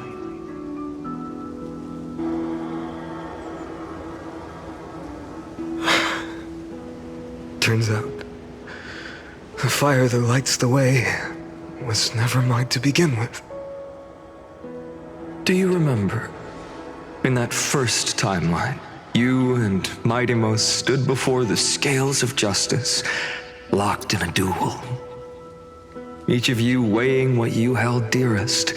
What weighed more than the fate of the world? And when hesitation took hold, the answer you sought from me. What am I saying? I am you. Even if you buried me deep and chose another path, that fact never changed. Then let's try again. When you stood before the scales in hesitation, the answer you found in your own heart. Do you still remember it?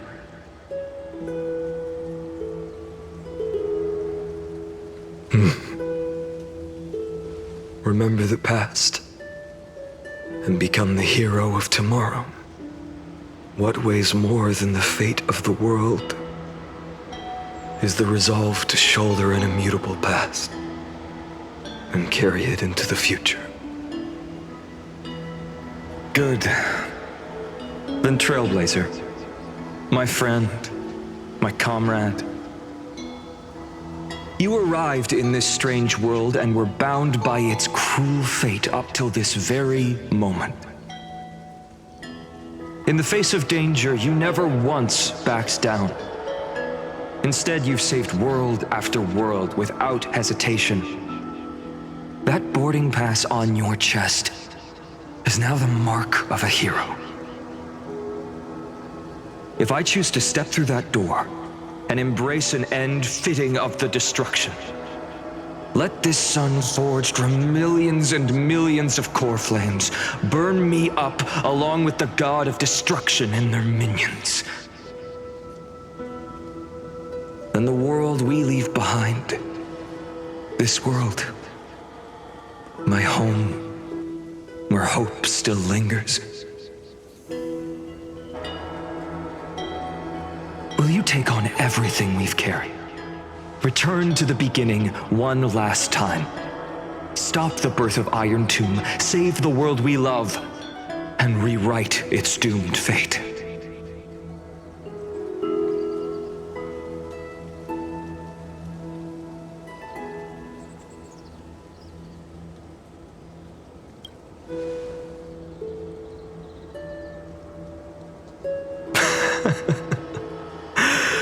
Good. In that case, even this fruitless wasteland may finally bloom with flowers. So,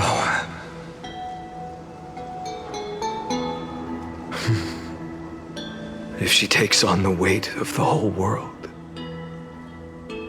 she'll be able to walk further down the path of deliverance than a fire that only knows how to burn.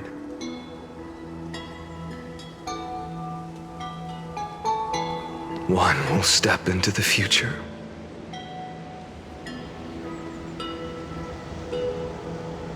One will remain in the past.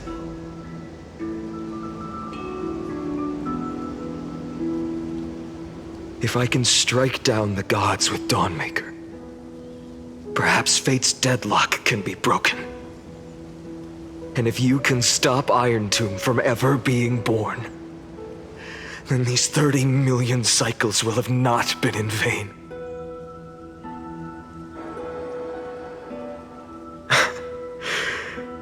It's time to put our teamwork to the test, partner.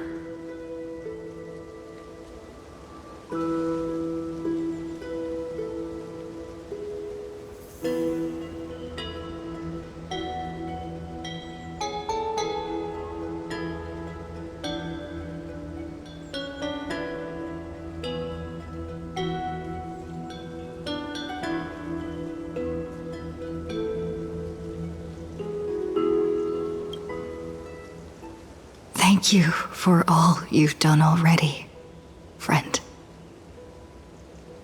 The image of the hero I've buried deep in my heart finally steps into the light. Here, at the end of this long flame chase journey.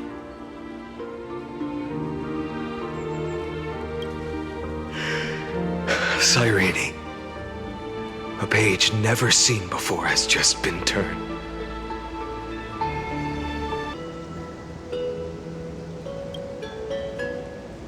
Thank you for all you've done already, friend. The image of the hero I've buried deep in my heart finally steps into the light. Here, at the end of this long flame chase journey.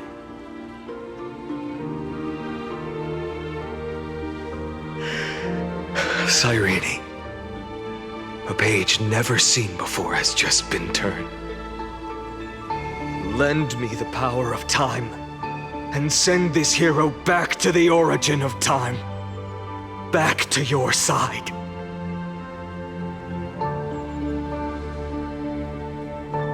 And I will walk the unfinished path, just like the countless versions of me before.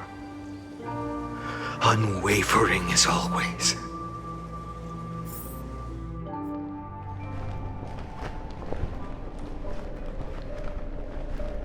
Tell me, will you be the blazing sun? Even if all of you burns to ash. Without hesitation, I will bear this world until my body turns to dust.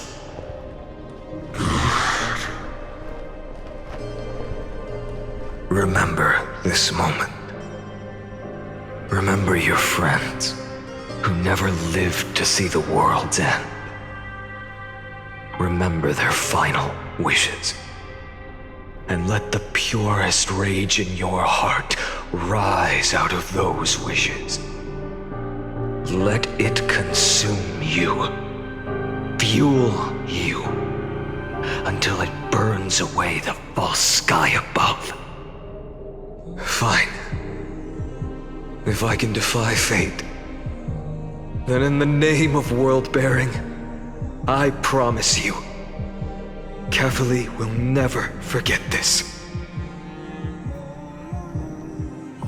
Take it. Everything I bear. Keep on burning. As long as we are never extinguished, the flame chase will not end.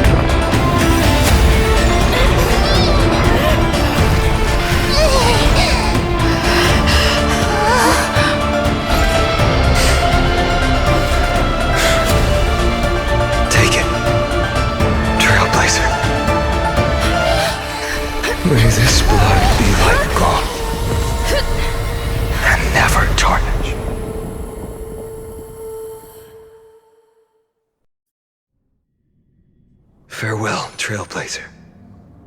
This is where I fulfill my final destiny. The prophecy of the Deliverer means nothing to me now. It belongs in the hands of someone far more fitting. Someone like you. Kaslana, the name of one who bears chaos does not belong to a single person.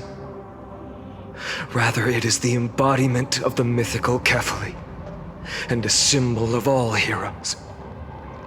As the prophecy foretold, you will bear the blazing sun until the pale dawn breaks. May the name accompany you in my place, in the epic you write with your own hands. Another attempt, another failure. I won't remind you how many times you've reached the end of history, but I will still place the choice before you. If you've lost count, let me tell you. This is the 33,550,336th ending.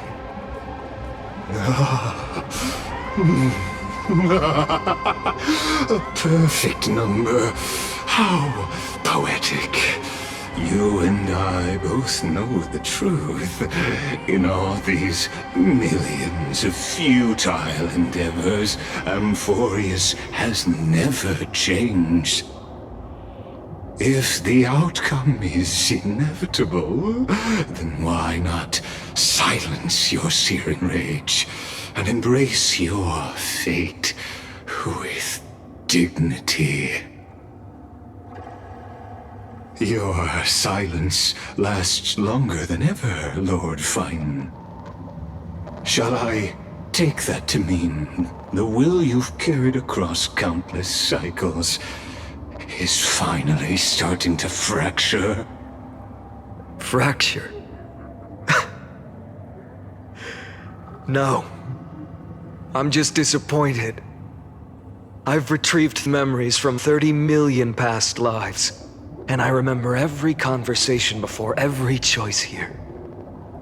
And yet, even after all this time, your arguments remain the same. Repetitive. Uninspired. If you had any hope of breaking me, you should have spent those endless cycles refining your rhetoric. You had infinite chances to sway me into the future you want. And yet here we are. The score, 33,550,336 to 0.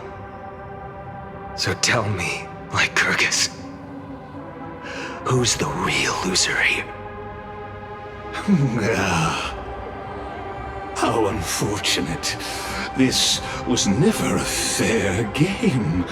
I have all the time and patience in the world. I can wait for you at the end of history another billion times, and another billion after that. But you will never escape this cage. You can claim victory of the spirit if you wish, but we both know the moment that score shifts from 0 to 1. That is the moment I shall sound the paean of Era Nova.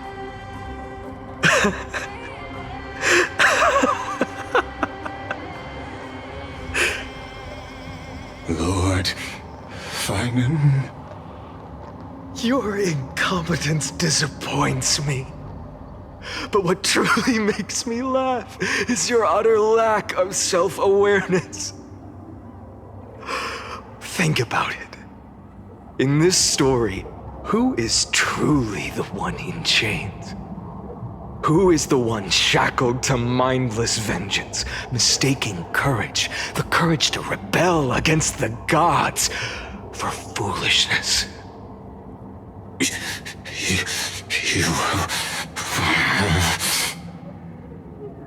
Perhaps you're right. Maybe I should have tired of this futile struggle long ago. But even so, I will never accept the mercy of your release. Because you are both a prisoner to the gods and to me. And tell me, what right does a mere prisoner have to speak of fate and choice? What right does a mere prisoner have to look upon my fury?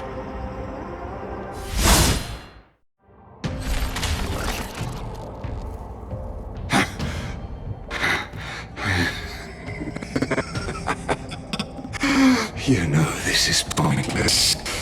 You can't kill me. Of course not. But I am tired of being measured against a worm the gods keep as a pet.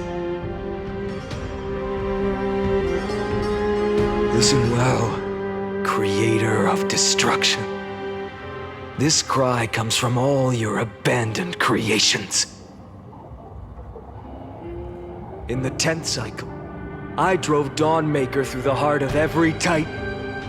Golden blood ran down my fingers, divine fire seared through my nerves, nearly breaking my will. But I endured. In the 10,000th cycle, my former comrades had all become my enemies. The endless slaughter dulled my senses to pain. The painful emptiness almost swallowed me, forcing me to stop fighting. But I endured. In the 100,000th cycle, the destruction had already fused into a blazing sun, surging within this fragile body. My rationality had been burned away at the dawn of the era. Yet even with only this shattered body remaining, I still endured. In the 23,570,000th cycle, this time, I felt it. A tiny spark rising in the hollow cavity of my chest, different from the obsession with deliverance. By its faint glow, once again, no, countless times again, I endured.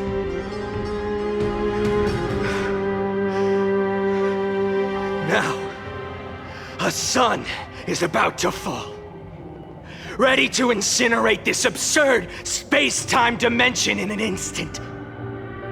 That sun is me.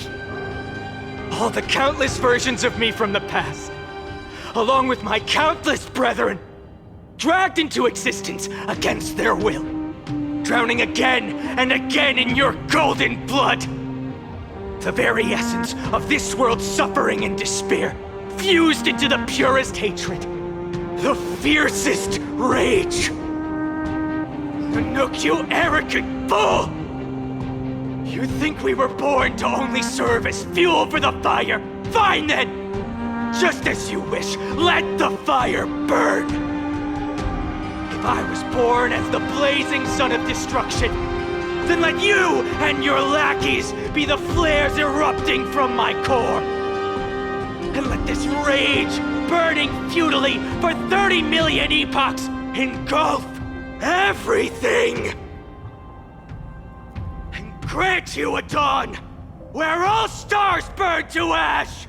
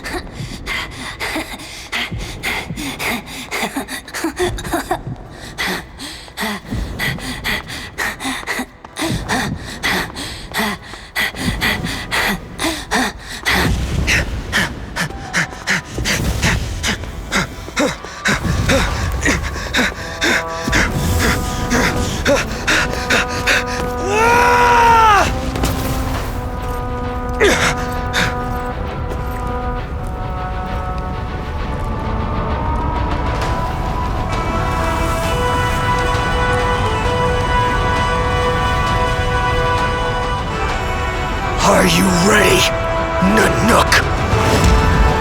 I brought you destruction!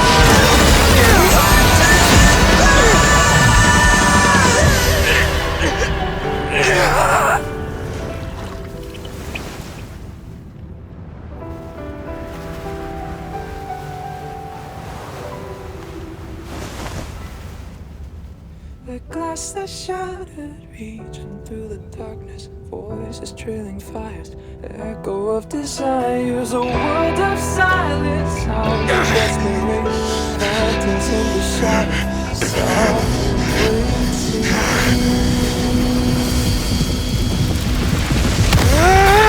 Tear it down, embrace a detonation, craving our damn creation, breaking a chain of reaching for you.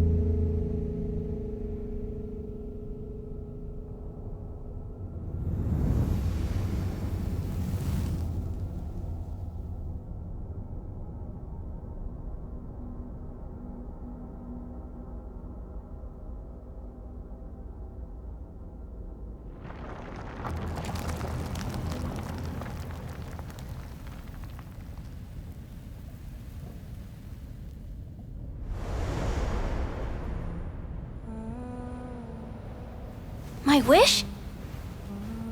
My wish is to fulfill everyone else's wishes.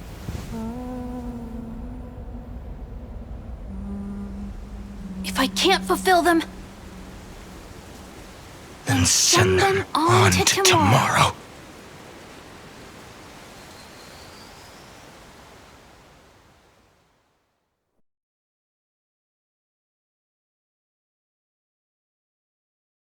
Your heart harbors wrath. You yearn to destroy everything. You bore the gaze of an eon and lived.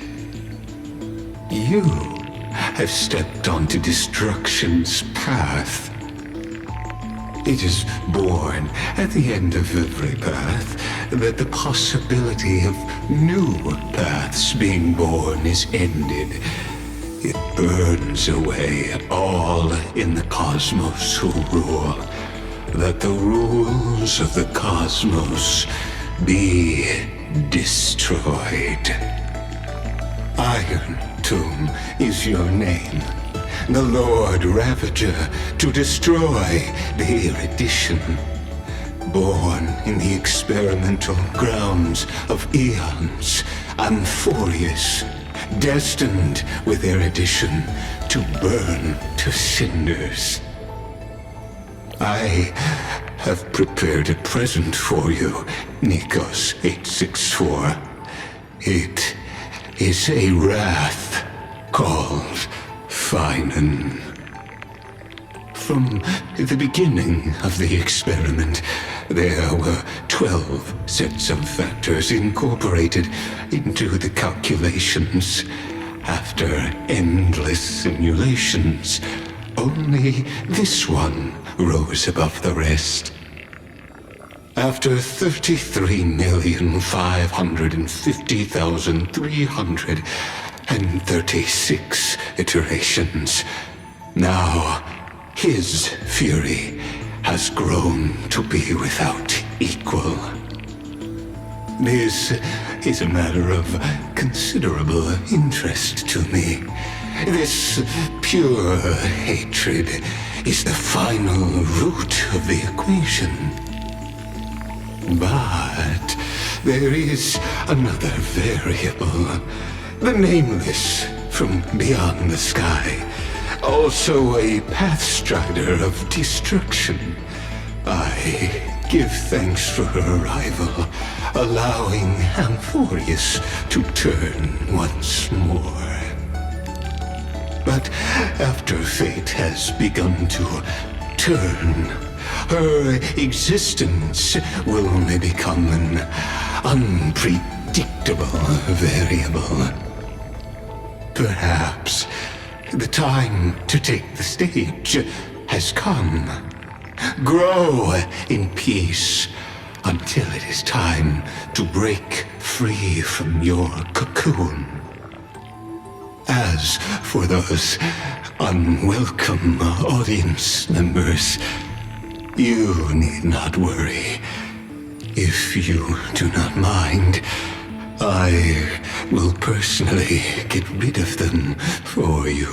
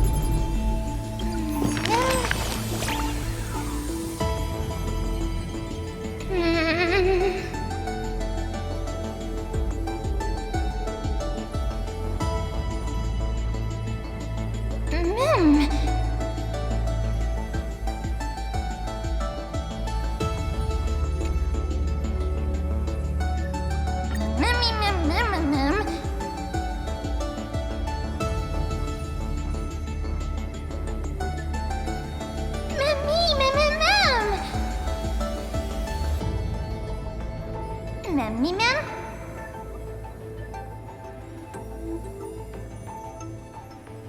Mem, me mem.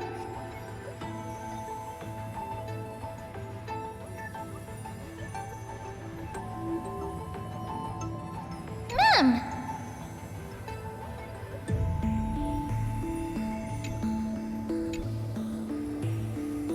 Mem! Mem!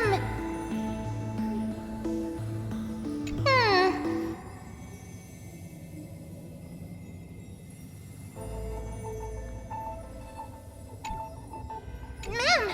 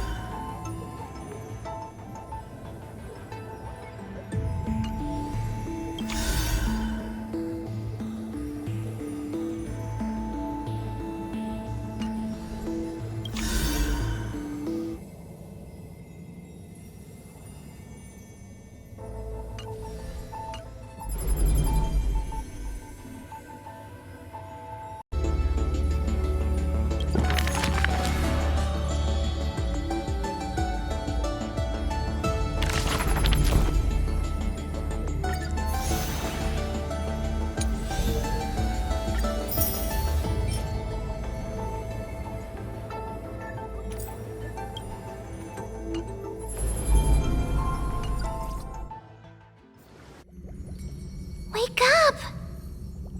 Wake up! Buddy! Wake up! You're finally awake! That's a relief. We were so close to being swept away by the reverse flow of time. It's lucky we found a safe place. Now, I'm going to send you back to the very start of time. But before we part, there's something I need to tell you. Something very, very important. That's right! At this very moment, my memories are finally whole. After watching so many fragments, my past is finally coming into focus, little by little. You're smart. You must have a clue now. Or maybe... You knew the answer long ago, didn't you? Not surprised at all, huh? That's because I'm simple at heart. No matter what form I take, I've always been true to myself. But I'm glad that I remembered in the end. This way, I'll have no regrets.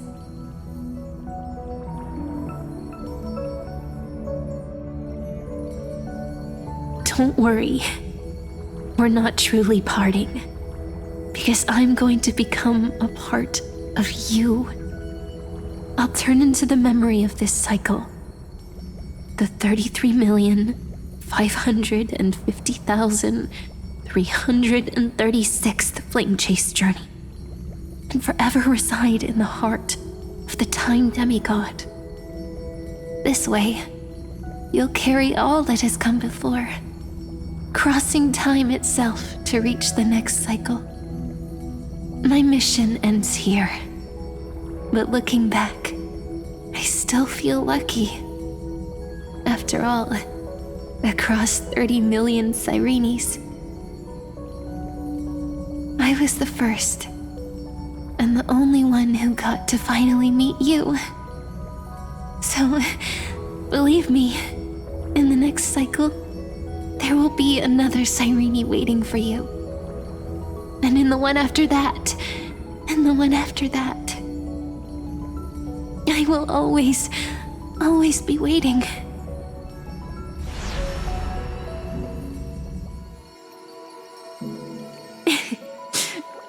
Saying all that, I can finally fade away in peace and become a part of you. Without even realizing it, we'd already taken a wonderful journey together, all the way to the world's end.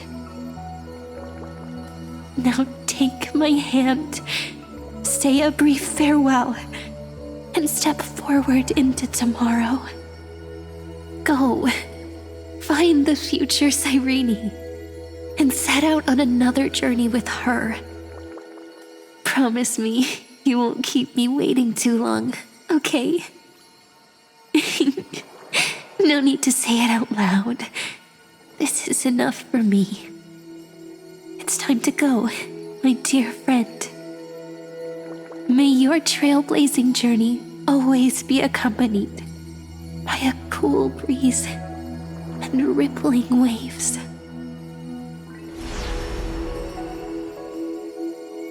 And may the days ahead embrace you like the softest fluff, forever warm, forever gentle. Now, let's turn to the next page. A page that exists because of you.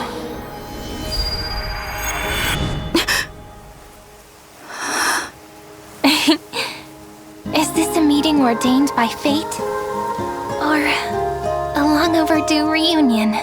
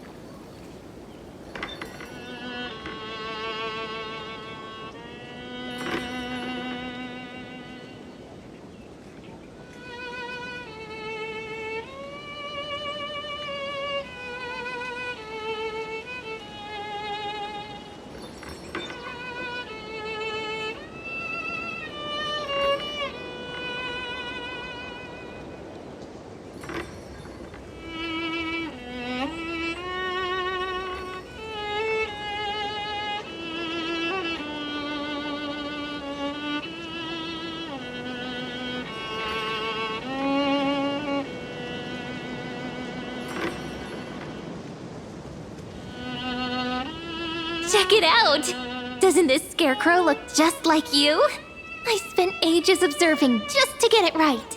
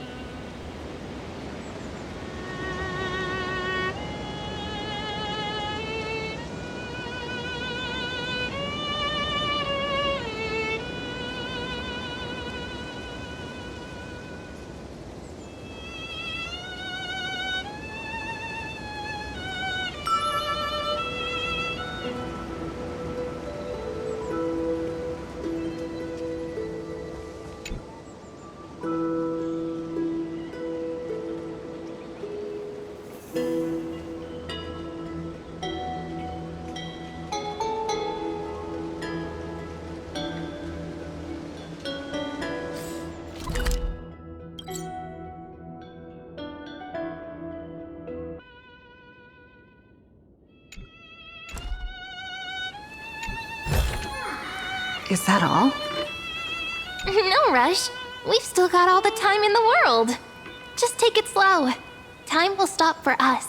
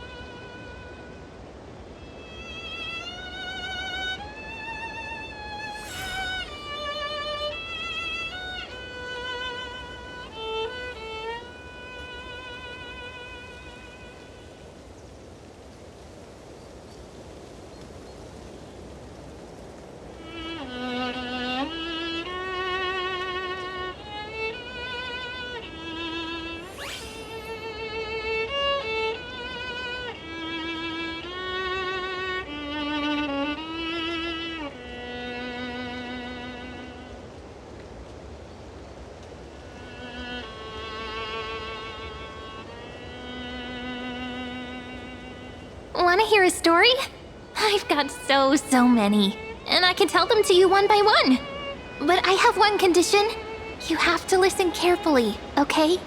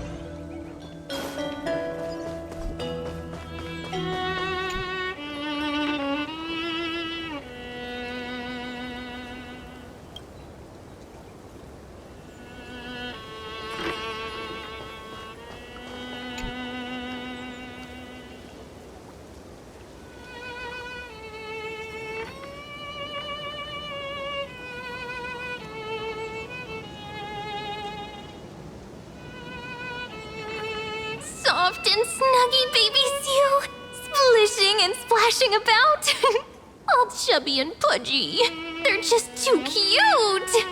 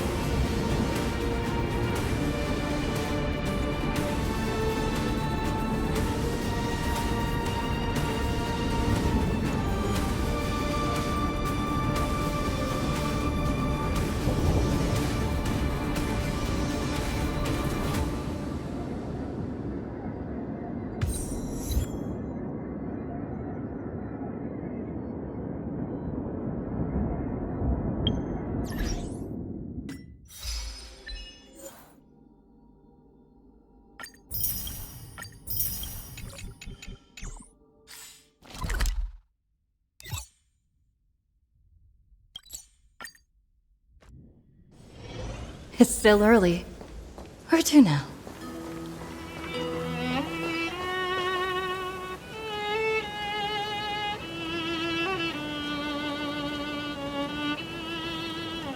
What an adorable chimera!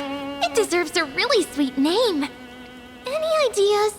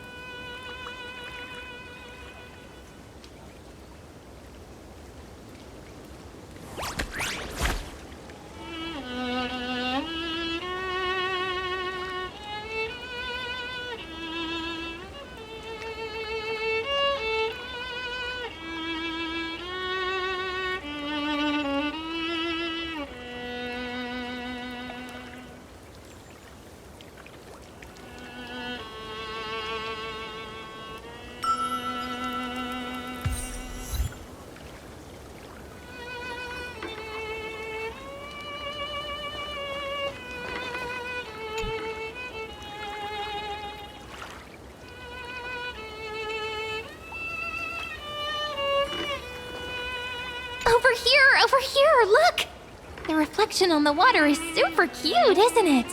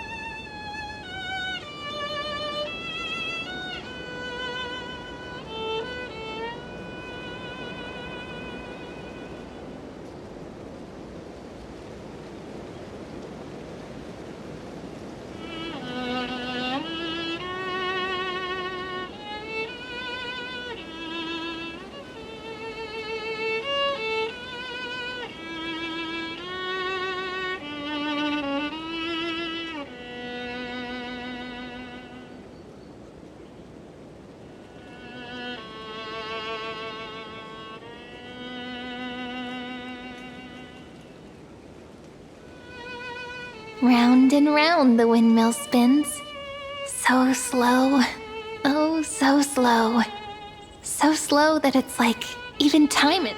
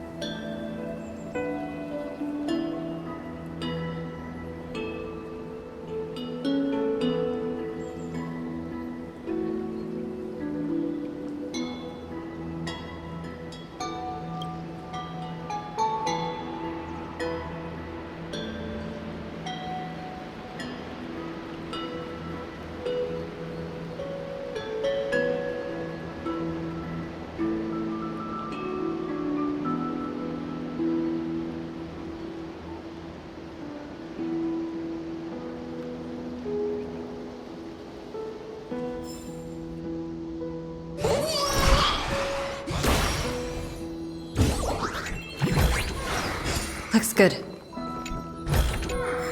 Is that all?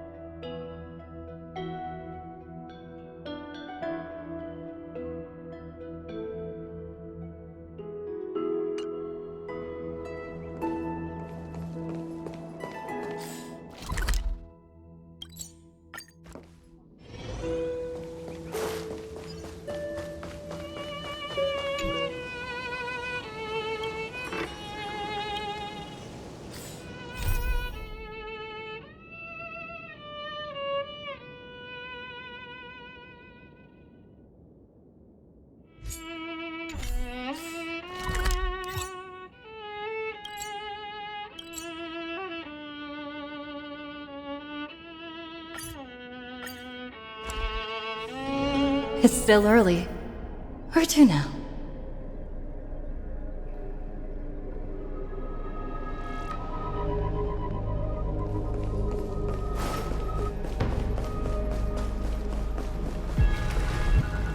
The taste of celestial ambrosia.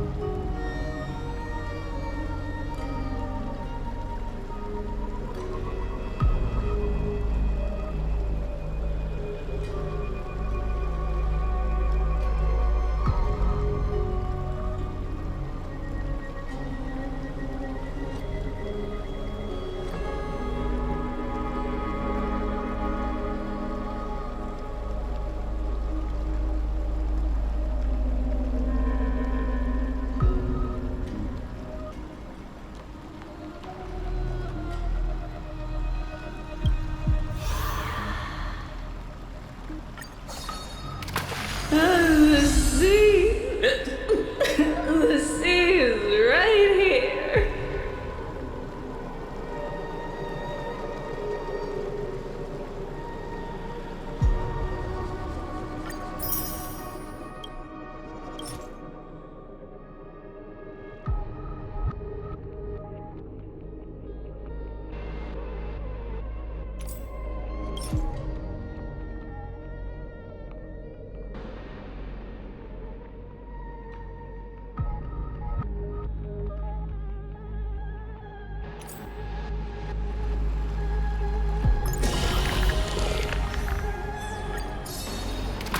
The sea. The sea is right here.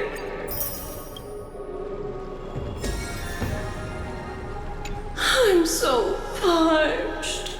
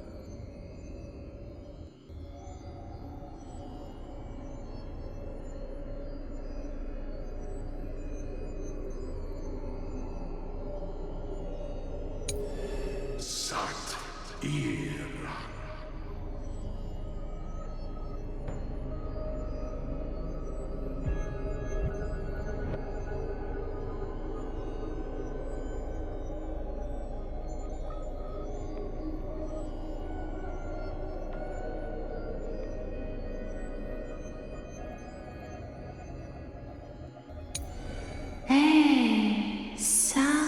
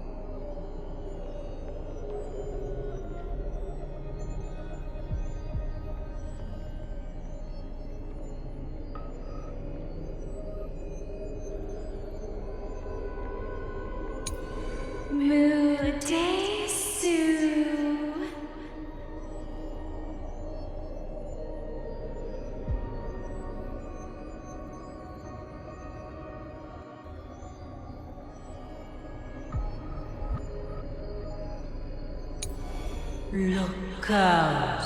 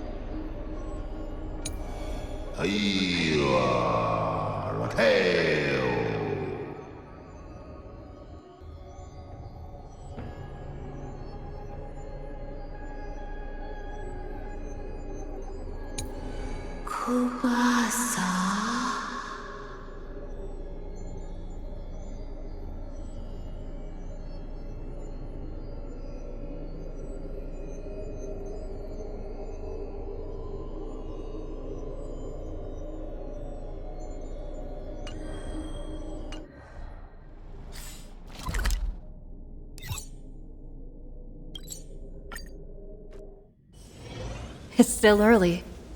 Where to now?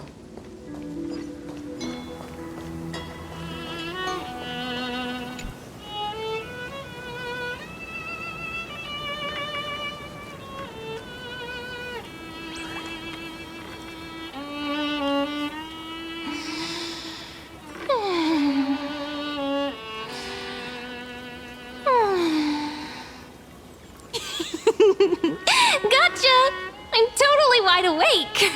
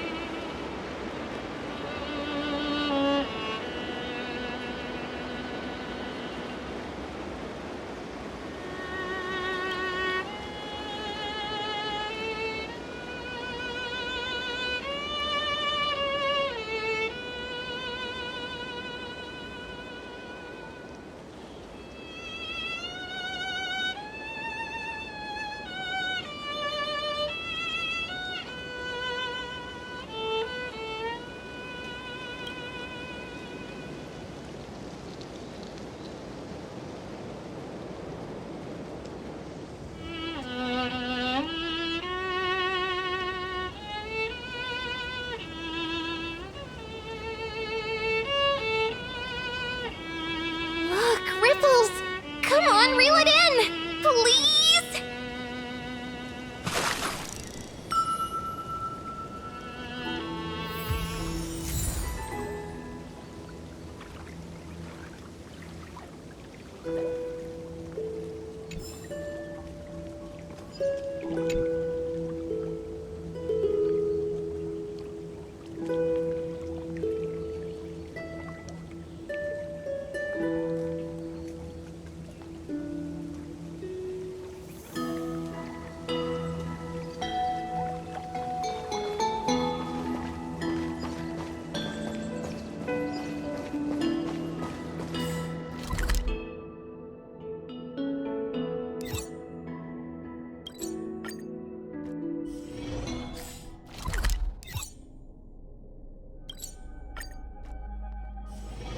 It's still early. Where to now?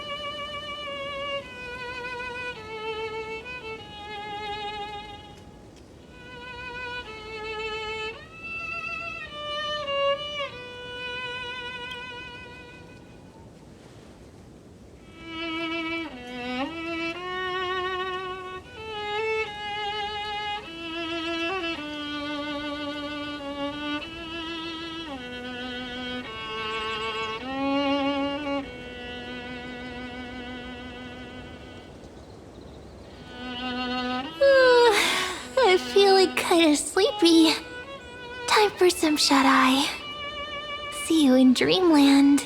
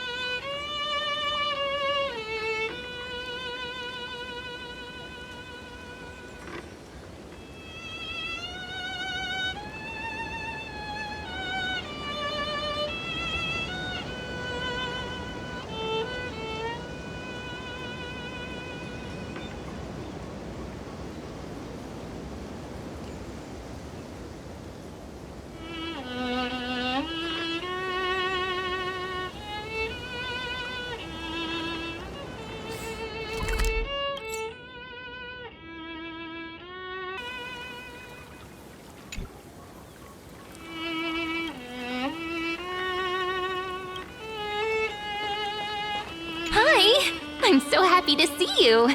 Are you here to play with me?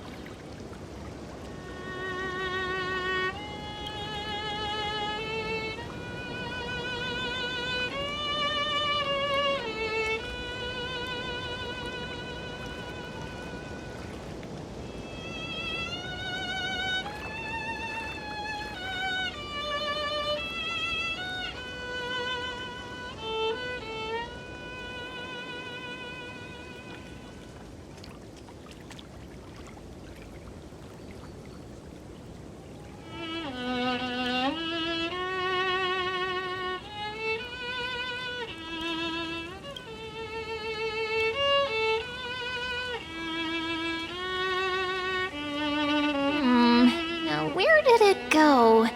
Hiding in some corner, waiting for me to come find it?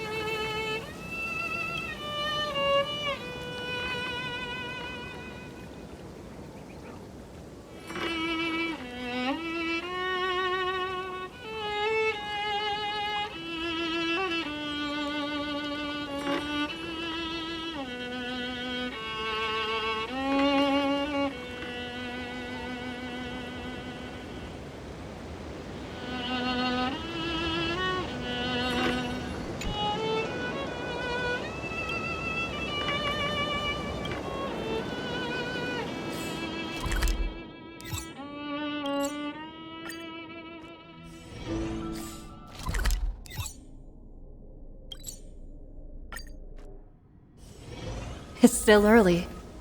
Where to now? Little Chimera! Little Chimera, why are you so small? Hurry up and grow up so I can see how cute you'll be.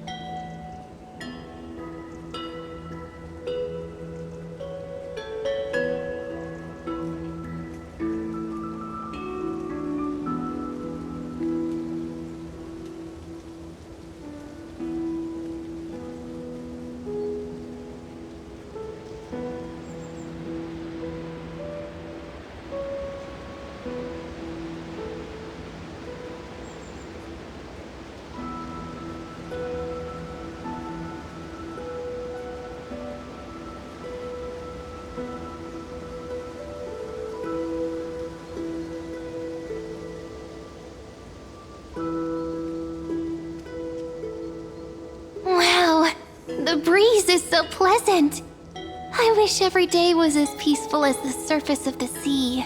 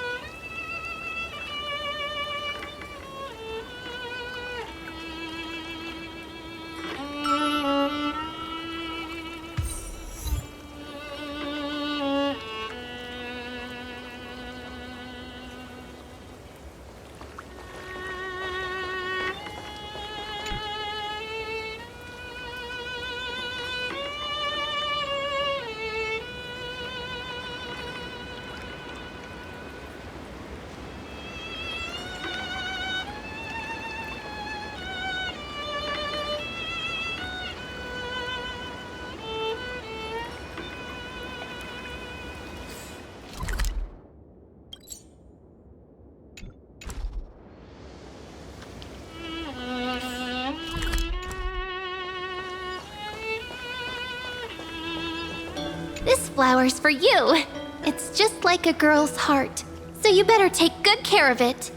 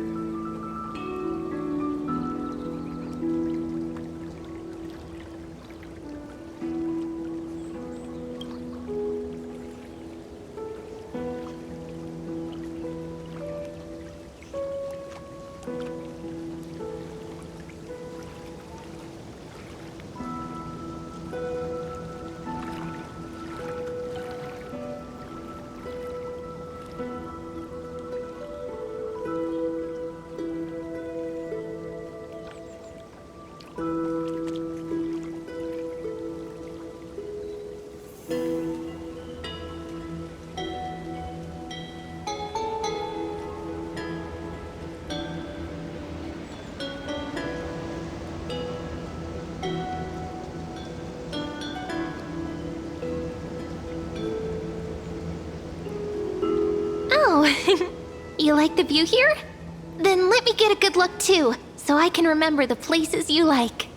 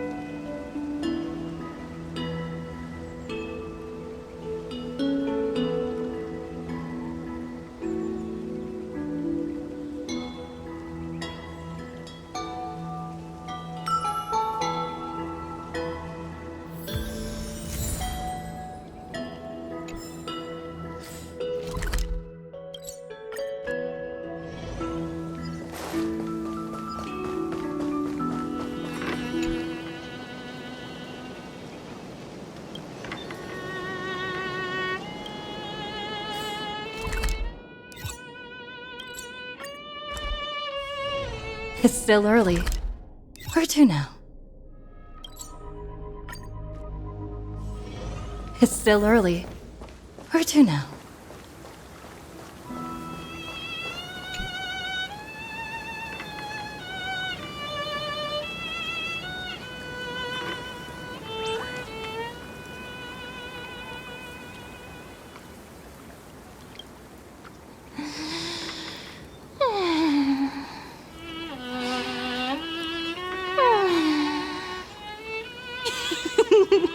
Gotcha! I'm totally wide awake!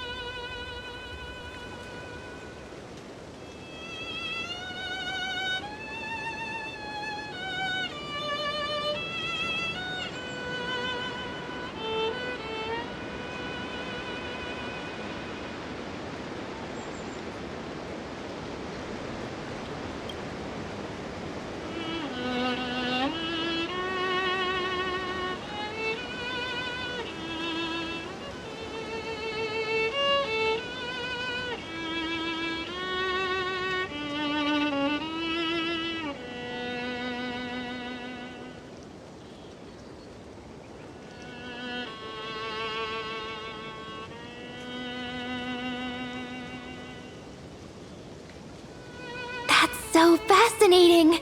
When you talk about it like that, I want to go see it for myself.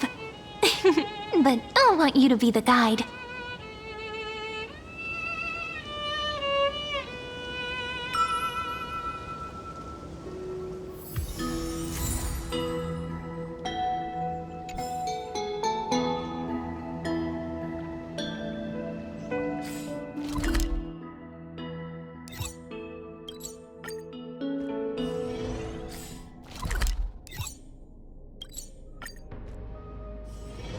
It's still early. Where to now? Hi! I'm so happy to see you. Are you here to play with me?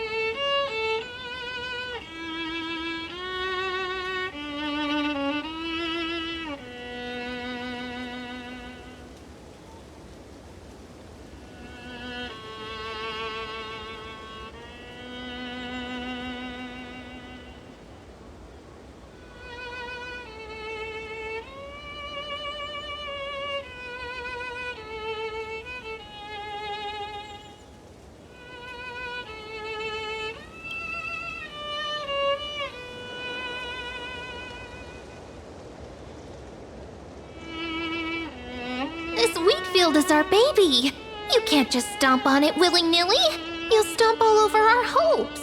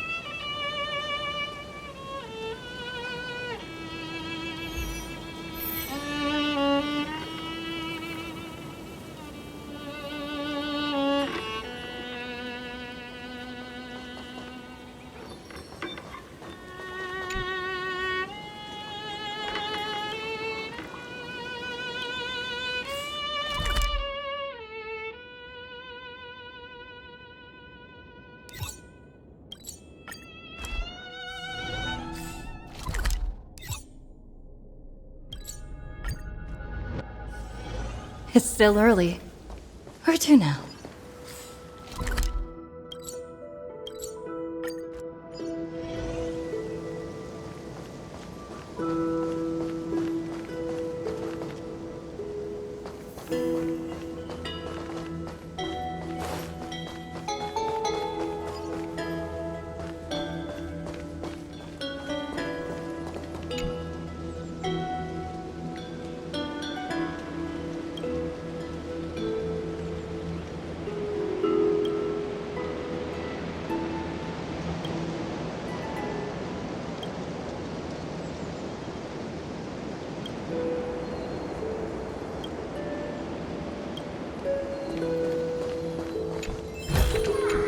Looks good.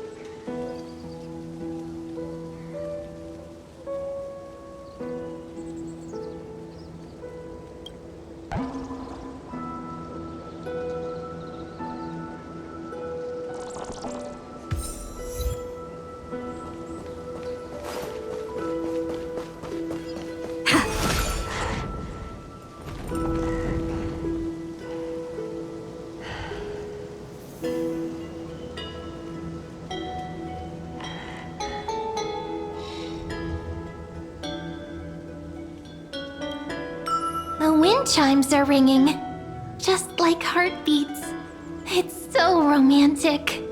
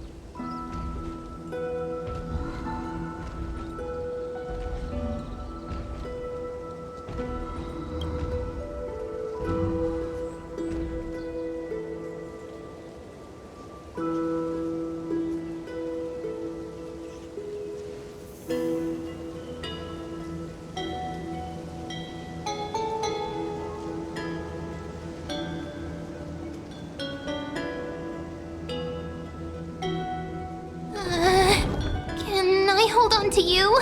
The Tromus won't suddenly jump up and fling me off, will it?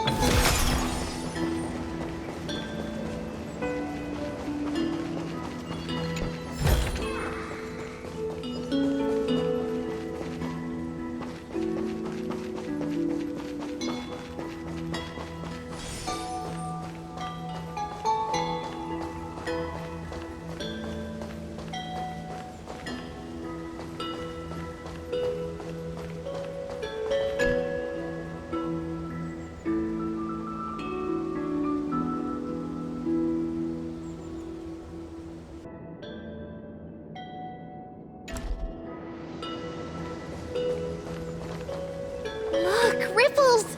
Come on, reel it in! Please!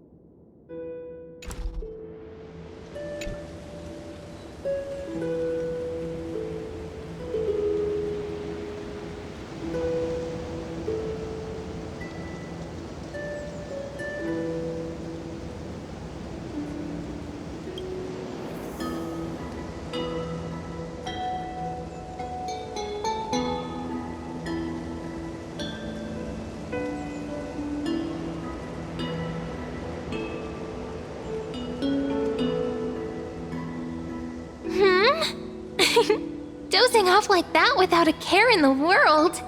Gotta be careful. You might draw attention from the wrong sort of people.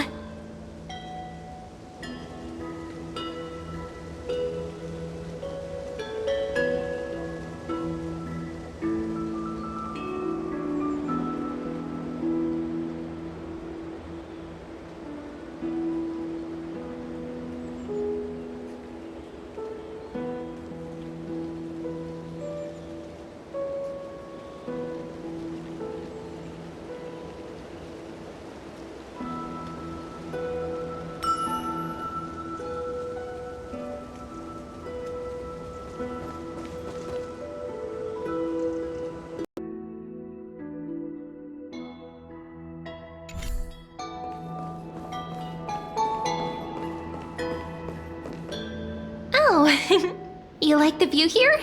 Then let me get a good look too, so I can remember the places you like.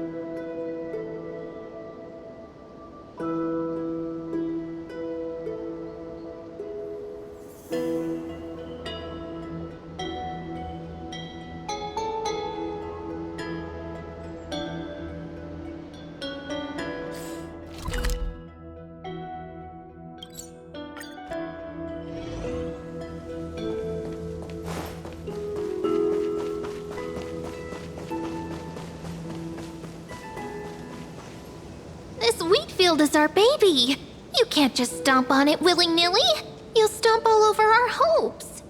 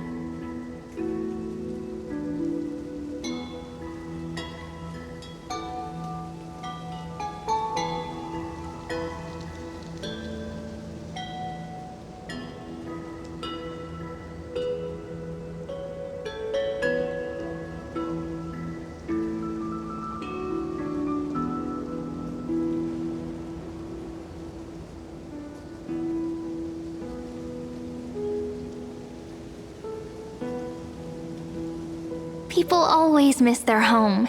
But what's more important is to take the next step forward, right?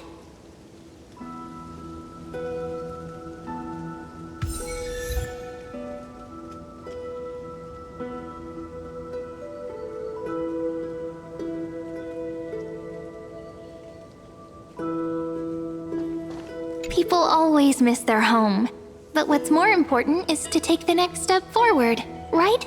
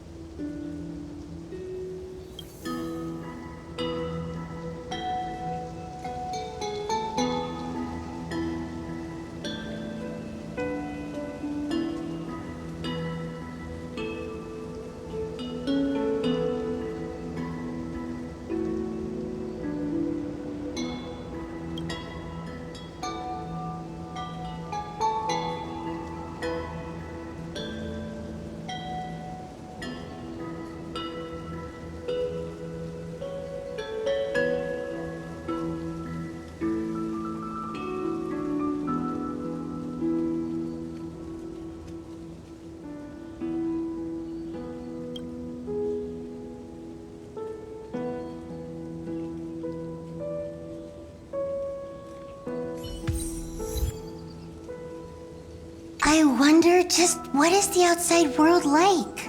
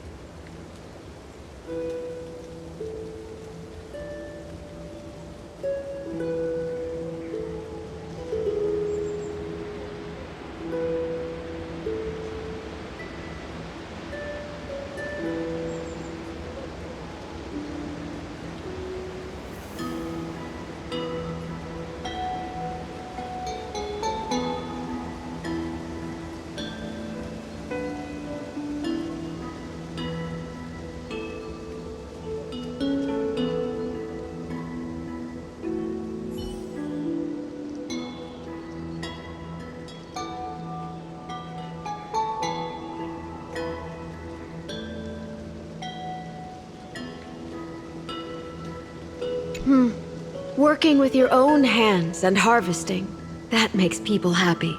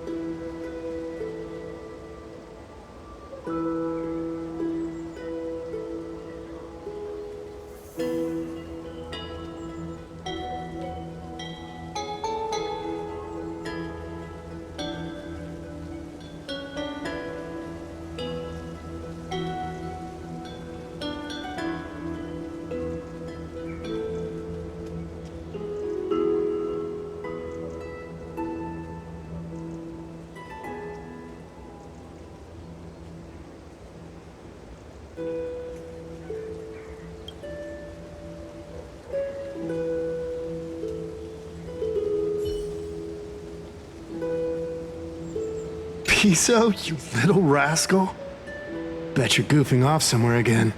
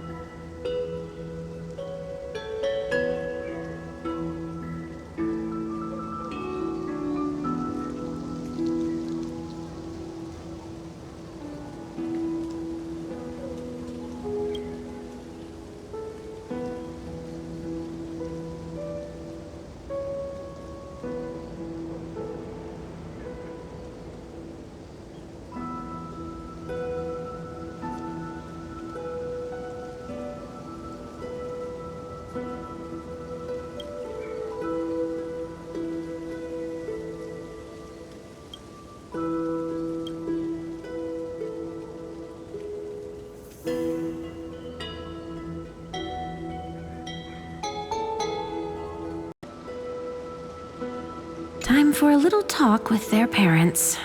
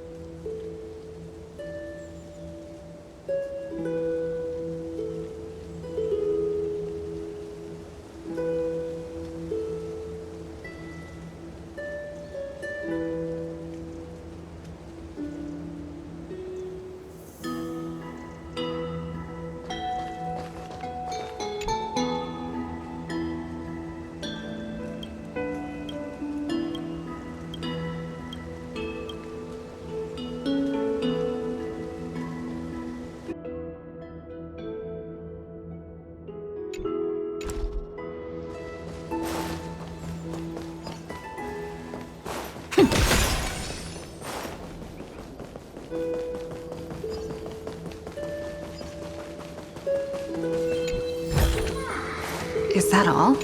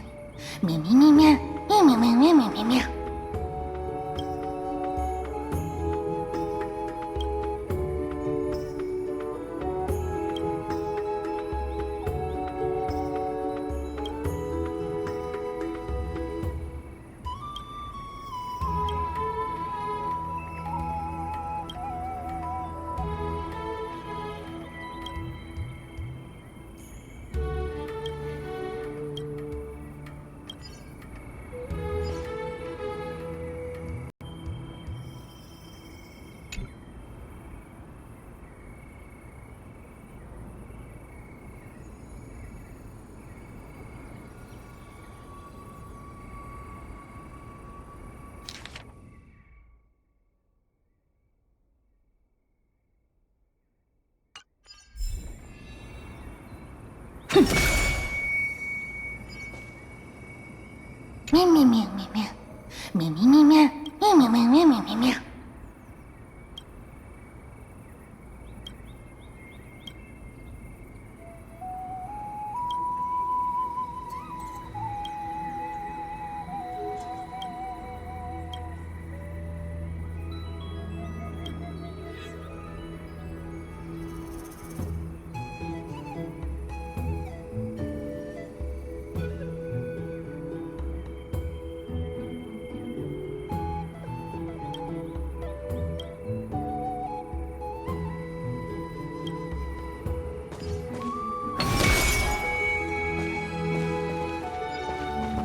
Me. Me.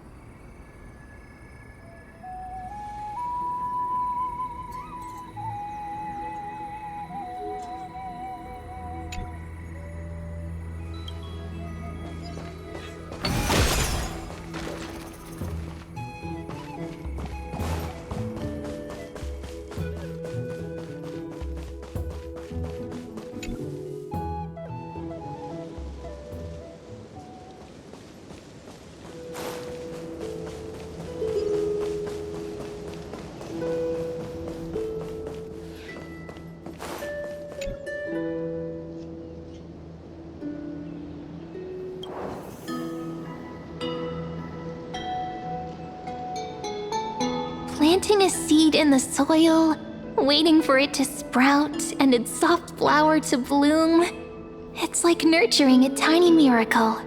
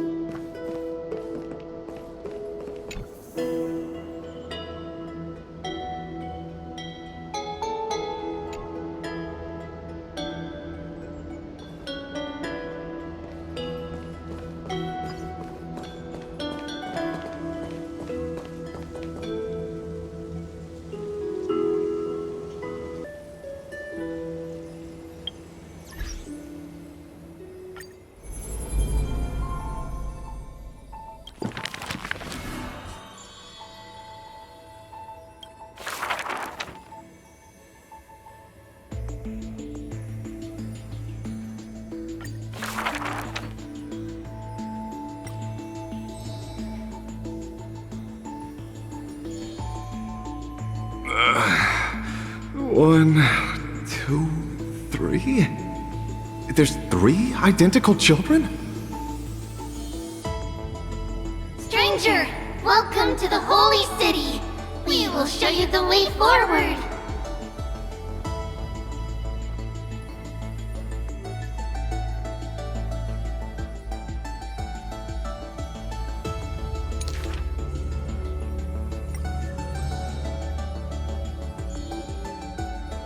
High Priest, please guide us once again as we spread our wings on this long journey.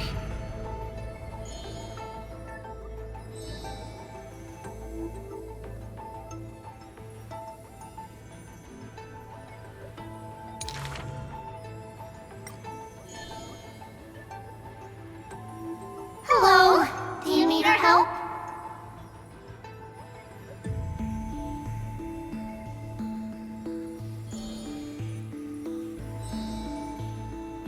The 3 pillars of Akama. There's no need to be so somber. How about we play a game together?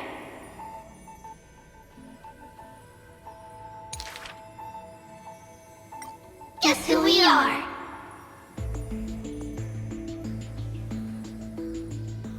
You're Trian. No, we're Trinin. Are you Trinin? Wrong! We're actually Trian.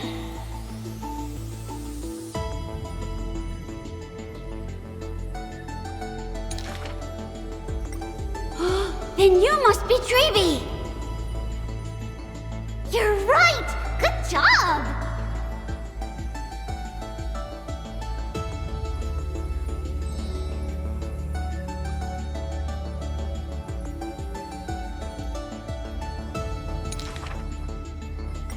We will show you the path to take.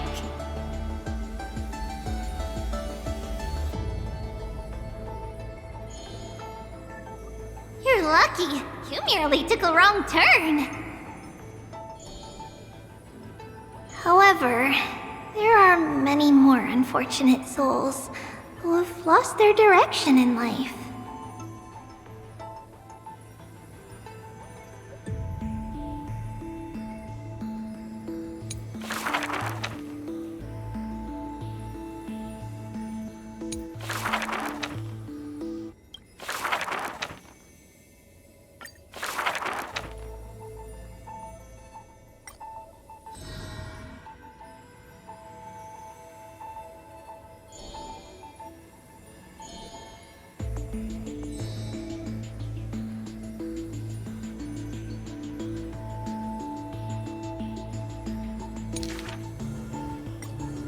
Perhaps we should tell you some happy tales instead.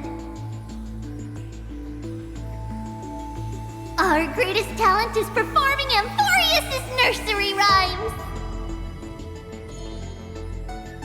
How rude! You should be reflecting on the nursery rhyme author's heartfelt intentions instead!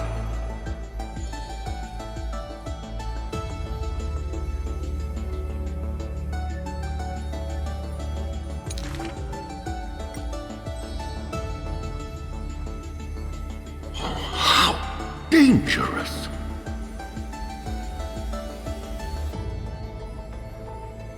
Not Trinan. That's Trian!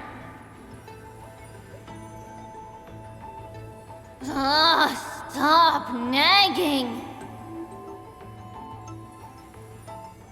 Can't I just play with something I've created?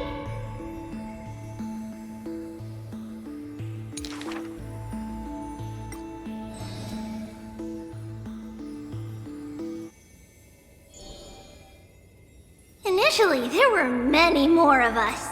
The others have merely gone one step ahead.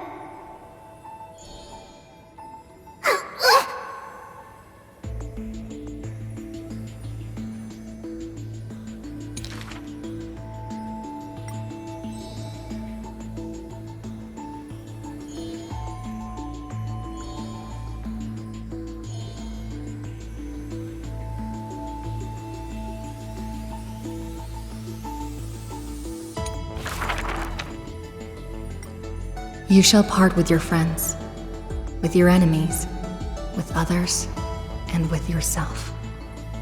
Kuro solo,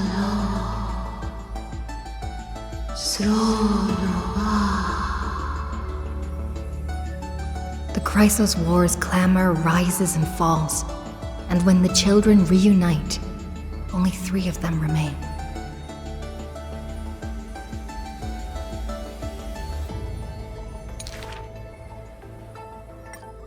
We have heard of a Chrysos heir. The lively child says. That person tears open the barricade of the Black Tide, aims at the sky, wanting to contain the core flame in a sheath. There will always be warriors like me, who believe in and are willing to protect the tomorrow they prophesize.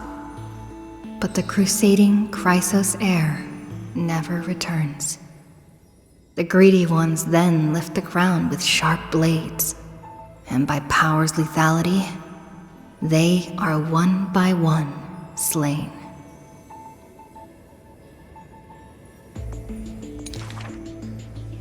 We remember a group of bards. The taciturn child says. The bards compose songs for the children's prophecy, and along the corpus of the Pillar of Stone lay their footprints upon which ballads are carved. Though we lack the might of swords and shields, we can take you to walk every part of this world. Till many years later, when the bards all return to their subterranean eternal rest, the children sing the long, long songs, and alone they bear memories of humanity.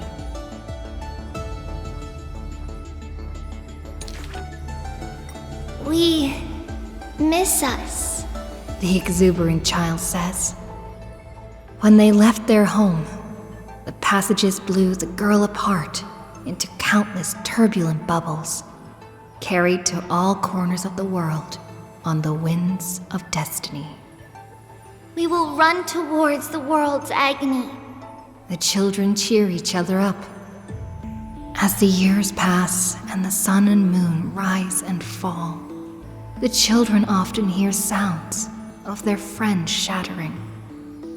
Farewell. Farewell. Farewell. The children who still walk the earth silently hide their wrenching sobs.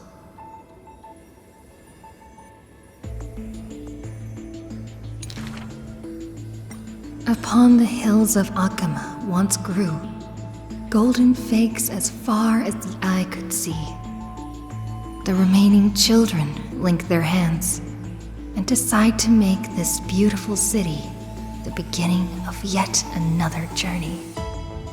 The children pull on the hem of the maiden's dress. Please, listen to the prophecy we bring. The maiden pulls on her silken threads, weaving in her heart the children's past into strings.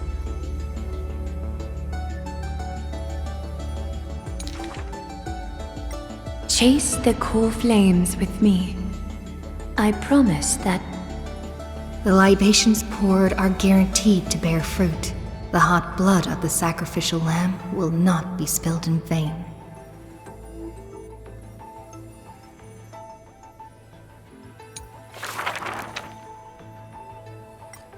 The gentle mother silently dreams and brings to her child a scent from the west wind's shore.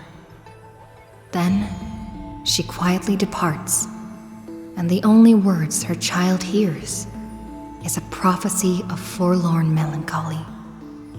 The slumber of titans, the fragmented lullaby, the roar of the guards, all merge into a torrential black tide that carries the first demigod from the past to the future. And that was the beginning of this long dream.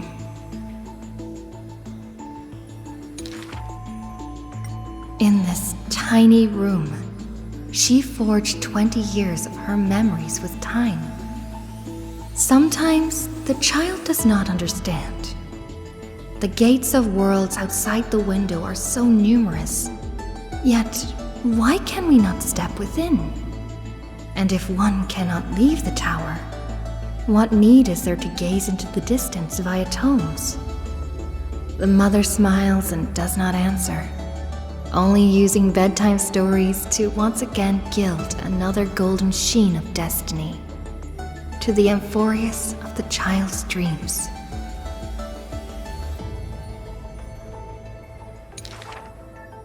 Alas, the golden light of destiny cannot illuminate the shadows of power and greed.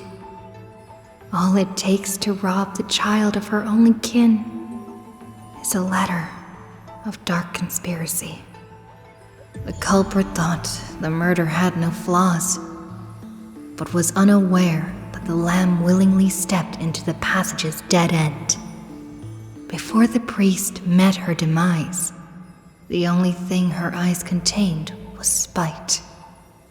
Yet she leaves her final warmth and hope embroidered into those dolls, leaving them behind for her innocent love.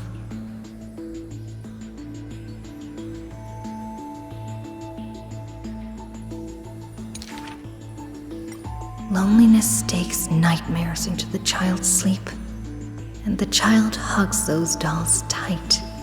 At the very least, we will never leave each other, right? Onyx softly sighs and carefully lifts the curtain of time, presenting a crystal given in libation to the brave before the doll holding a blade.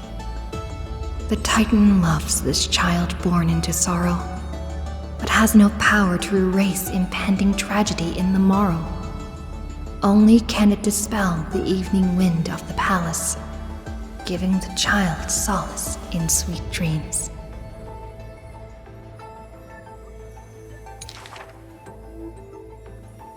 The Titan's fading proclamation cannot pull back the string of the girl's destiny.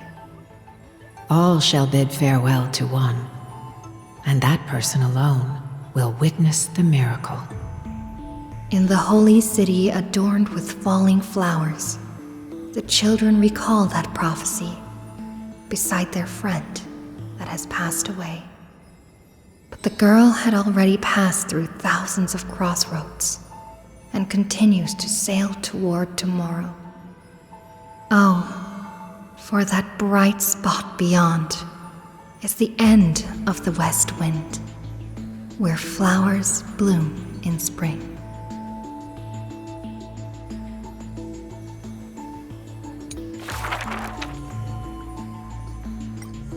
The solemn council is still filled with clamor. Future's destiny still whirls in discussions of candor. To discard the city and save oneself, or to chase the flames that waver. None know the choice that would lead them to a place better. I fear. How can mere mortals defy the gods? I worry. How can mortal bodies reforge the world anew? I suspect that the prophecy is simply a rumor.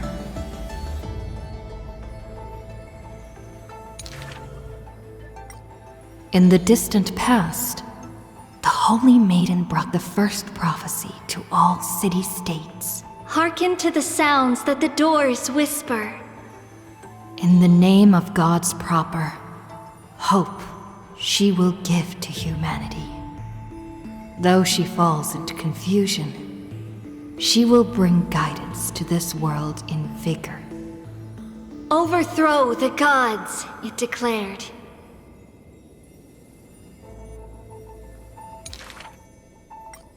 Of the previous journey, she will always remain aware.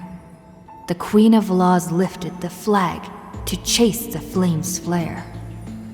The tripartite prophecy guided all the world's heroes, all who dared. And building a new world was their oath of yesteryear. The earth roared for them. The tides surged for them. The scales of destiny shivered violently, then slowly calmed. The core flames of the Titans rested here, while the blood of companions congealed over there. The child led one hero after another to their end. No end awaits her, no rest to prepare.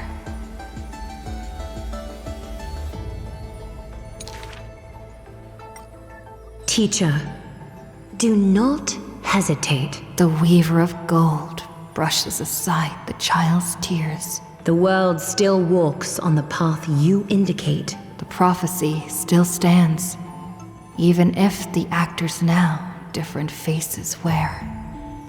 Restore the core flames, it declared.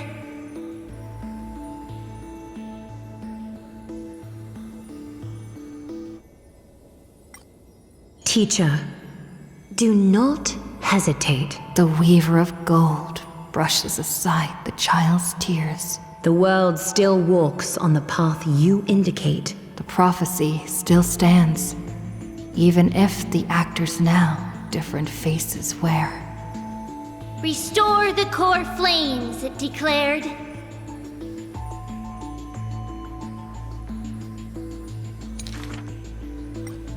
The solemn council is still filled with clamor. Future's destiny still whirls in discussions of candor. To stop right there and seek peace, or to continue a work still unfinished. None know the choice that would lead them to a place better. Stop! We only wish to live life as it is. No more. Cease! Our achievements already stand tall. Rest up! We only wish to live in peace and prosperity.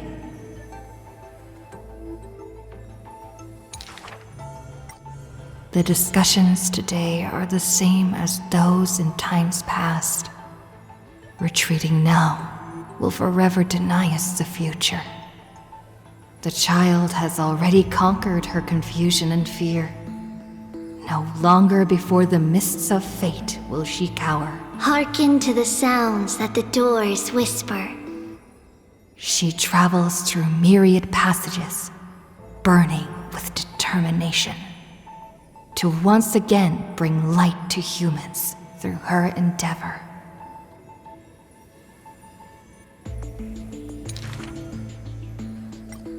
The children fly into the streets, wishing to encourage the residents' faith. Please, be not afraid. We will definitely bring you to a new home. Lady Treeby, Lady Trianne, please, don't cry. Do not worry. We trust you always.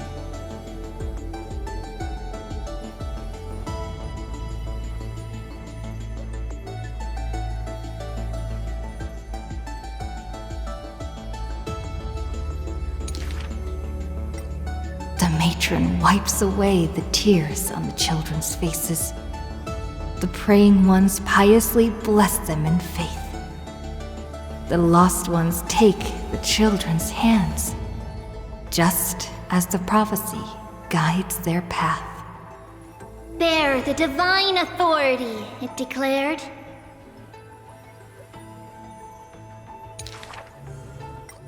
Quiet Trinan has little to say.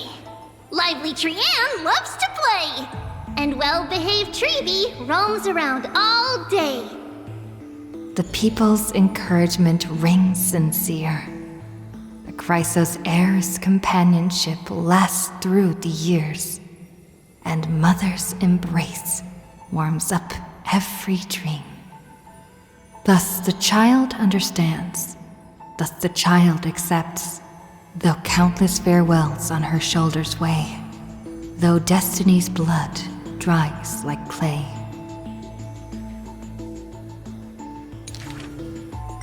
There will always be passageways filled with warm sun rays that silently open to them in future and past days, and from them a voice says, "Forge miracles," it declared.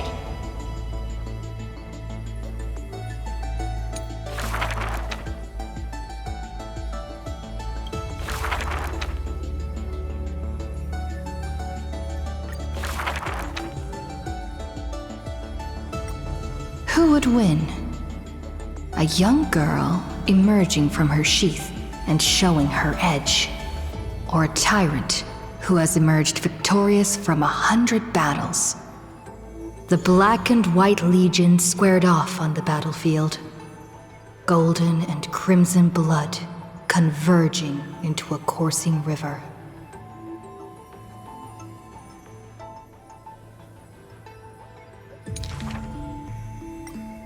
The leader herself actually dares to step forth and face peril?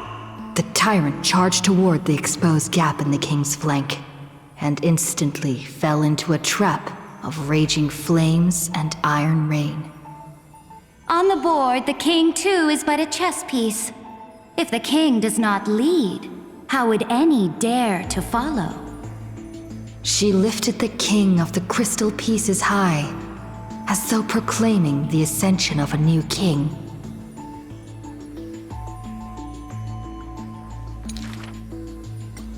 Who would win? The holy city that stood for 1,000 years?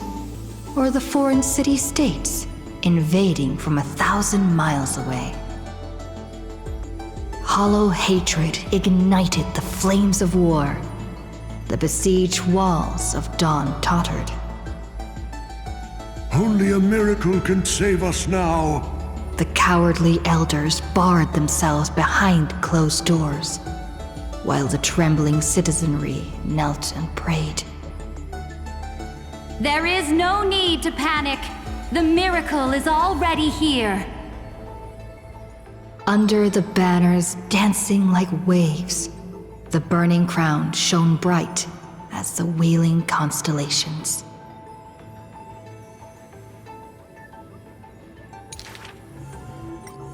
Who would win?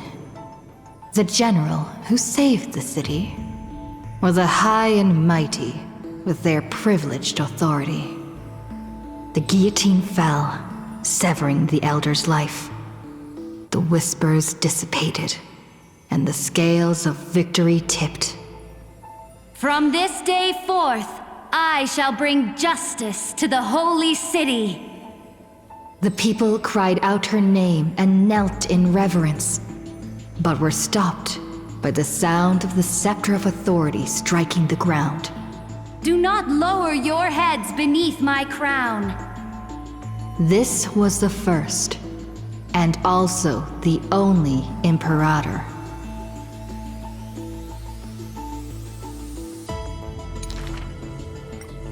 Who would win? The heroes bursting with ambition, or the omnipotent gods? The Imperator issued the decree! The start of the Flame Chase journey is at hand! Perhaps drawn by the grand design to welcome the Era Nova, or perhaps convinced by that king's great renown, righteous warriors from across the land gathered before the Imperator's throne. On the day the journey began, the sky was an expanse of fluttering banners. The people gazed upon the overwhelming military alliance, a golden city reflected in their eyes.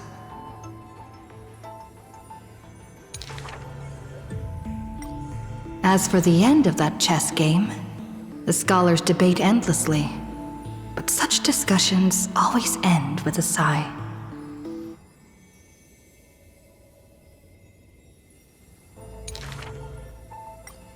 The invincible Imperator faded at the pinnacle of power.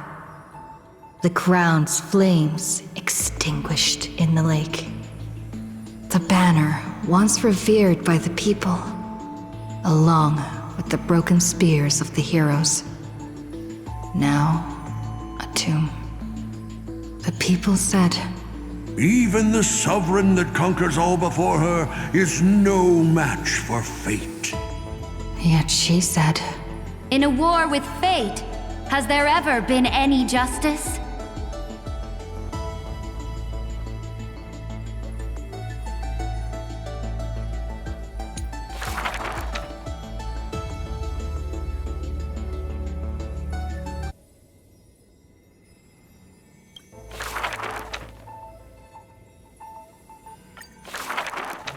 The gates of the Temple of the Three Fates gently open on the day of prayer, and the crowd crouched, whispering like the tide.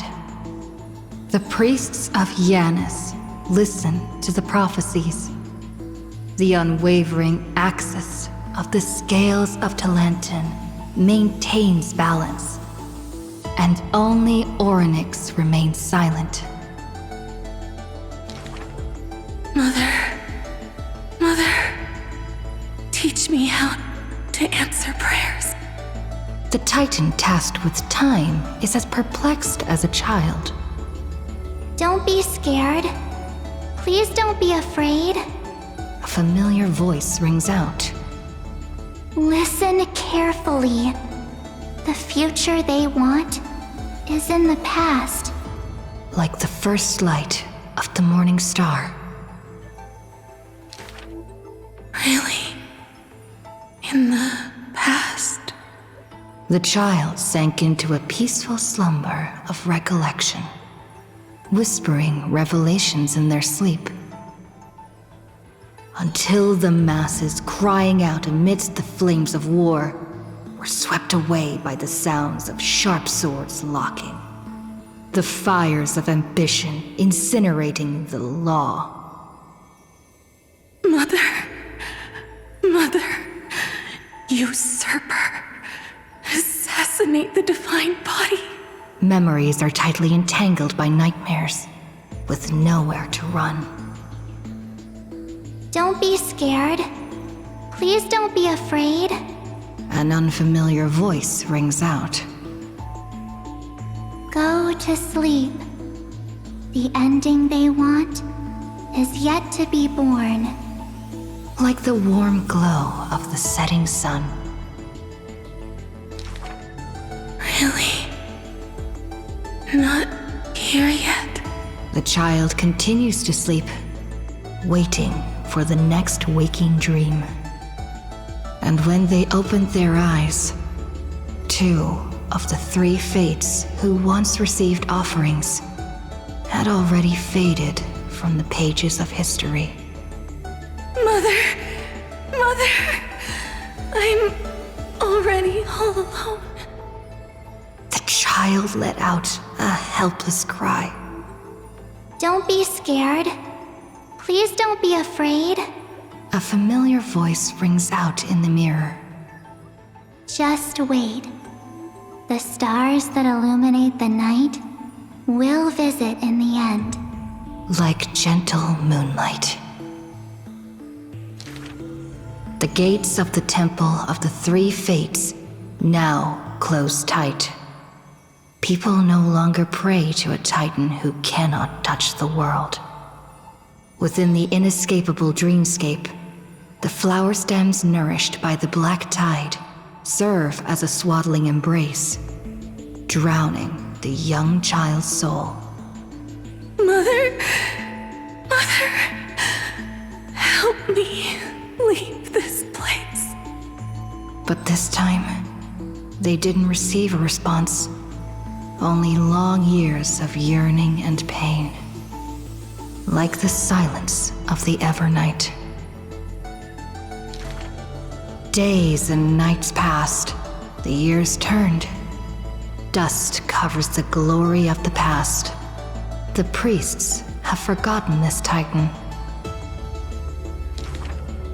Waiting. Hate waiting.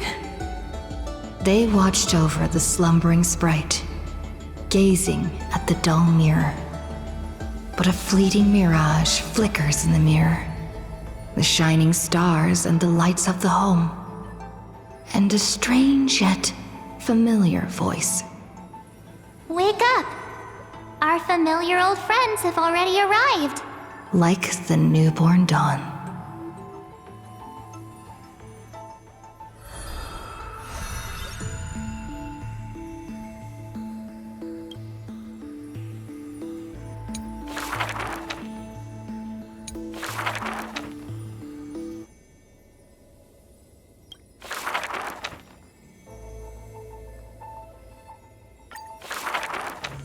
The ancient chaos was shrouded in silence and shadow. The giant dragon's offspring was born from the earth. Sweet dreams had smothered the giant dragon's eyes and ears. And as they slept, the 100 eyes of Aquila had already opened. And Fagusa had begun to stir the playful waves. Yet Giorios remained weighty and silent. Layer upon layer of peaks enveloped the dragon, cradling them in a bed more grand than any in existence. The giant dragons spent their childhood in darkness. From the moment their bleary eyes blinked open from haze of slumber, they hungered to feast on crude iron and drink deep of molten lava. Until one day, they raised their head, and with a low, guttural voice, pleaded to glimpse light. The Titan lifted them up by their ribs, slowly raising them. The dragon's spine sliced through the strata of rock, cutting open the soil. When they reached the surface, they summoned mist woven of the fire of the stars. As though seeing themselves clearly and in full, through the eyes of a giant bird. The giant dragon walked the earth alone. The Titan knew they were lonely and terrified too, and so sculpted new beasts from flesh and bone.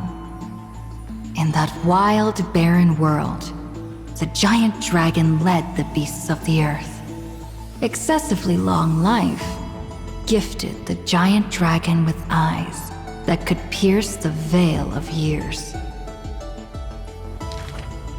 They witnessed the separation of day and night, as well as the entanglement of reason and romance.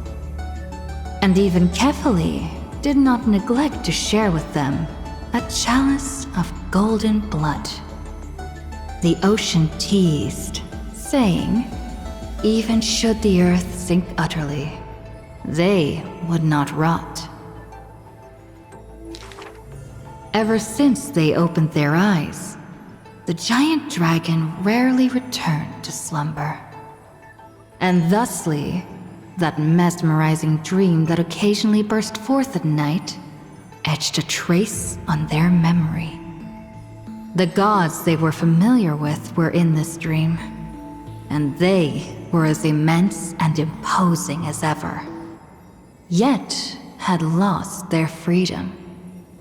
Just what manner of magnificent pathstrider could imprison the Titans as mere reflections? The giant dragon dreamed also of their own path, that great breath from the heavens, or perhaps from beyond even the heavens. They dreamed of silver shards amongst the stars, reflecting the form of another giant dragon. That great cerulean dragon approached Amphorius, the distant whispers roiling, becoming a roar engraved on the earth. They recognized the meaning in that low roar. Its name, permanence.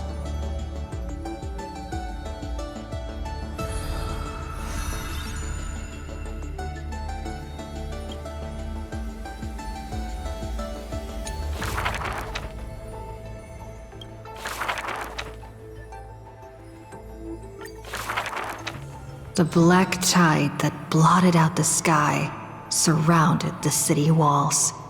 The soldiers manning the walls battered from battle. Melodious chords of music were suddenly heard. A single swordmaster had overcome the waves of enemies.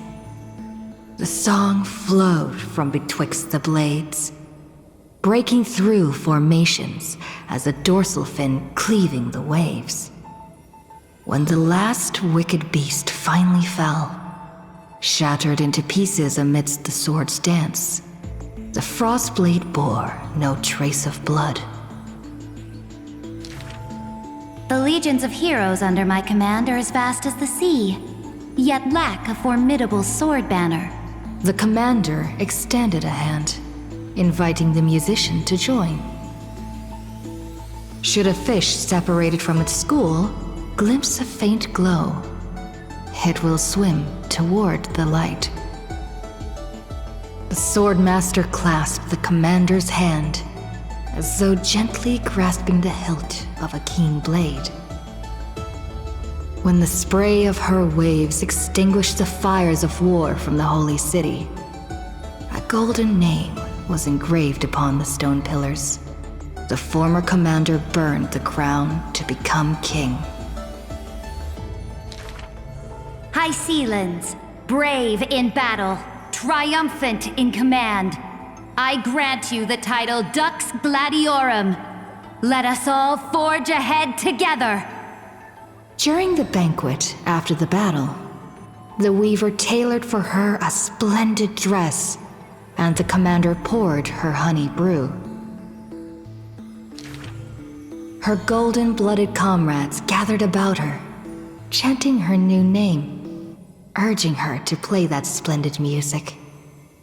The candlelight danced and mingled with flowing drink, swords and song ringing out in unison. Yet none knew that was once a lonely melody from the deep sea. The music of revelry continued for a long time, until the whispers of conspiracies were buried in the songs, until the roars of lethal struggle shattered the music. Legend holds that they who bear the weight of a pillar shall one day return to where it stands. Those who tug at the earth shall end amongst the mountains. Those who sow dawn and dusk shall remain eternal in the sky. And she would once again return to the pitch-black sea. And she would once again sing her music alone. The bountiful ocean, with the banquets of bygone days, stir as futile bubbles at the bottom of a glass. Many years later, the song once played by that sword master was played by future generations in the Holy City. The people knew the demigod of the seas was still a noble captain. She possessed peerless swordsmanship and a song that is passed down through the ages. It was just that she had long since vanished. Guests at the banquet sometimes spoke of her, but it was only a prayer between their cups. High Sealands, melody of the waves, bless our night that we may drink deep and dance till dawn.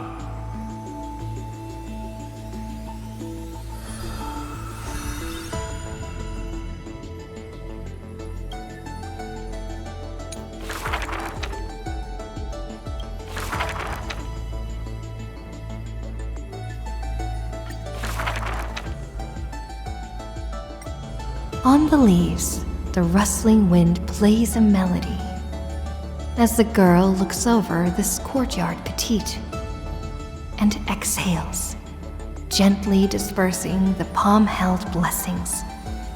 The entire yard is lit softly, like a dandelion bathed in sunlight. Is this courtyard a tad too small? It's okay, Clementine. As long as it provides warmth plenty. The girl makes the courtyard tidy, and in the Evernight lands outside the Holy City, there is now a light curing souls' maladies.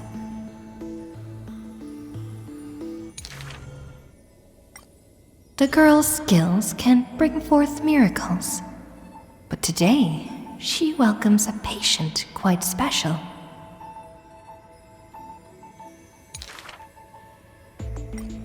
Welcome to the Twilight Courtyard.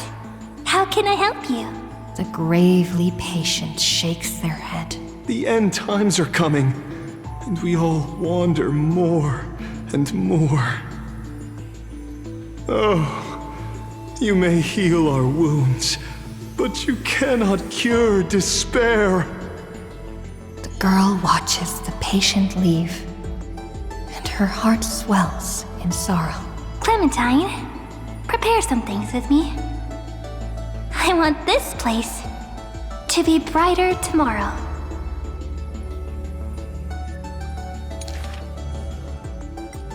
The redhead child takes the girl's hands. Long time no see, Hyacinth. Are you here in Akama for a visit, or do you need help from us? The girl recounts her needs. I want some shining things, even if they are considered junk. Multicolored paper bags, crystal clear glass, cottons variously dyed, and jingling wind chimes. The girl brings them back to the courtyard and spares no effort to decorate all around. And when some fireflies wander in, the girl is all smiles. Little ones, thank you for your light.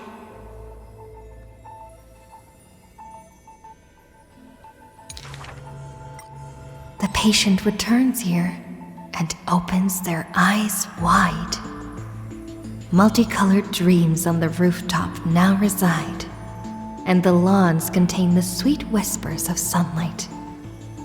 A soft breeze passes with no hint of cold, only serving to wake the playful chimes and ocarinas of delight.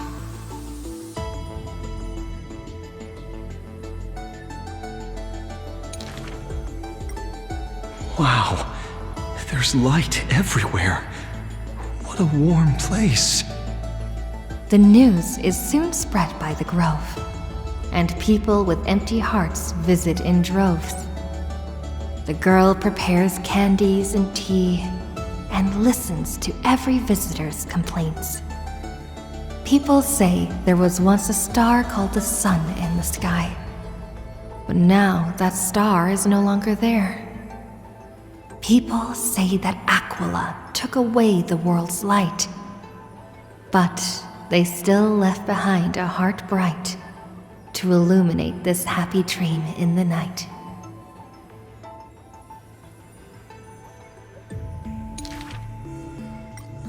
Like the blizzards in the month of mourning, doth calamity fall, burying warmth and dawn's calls.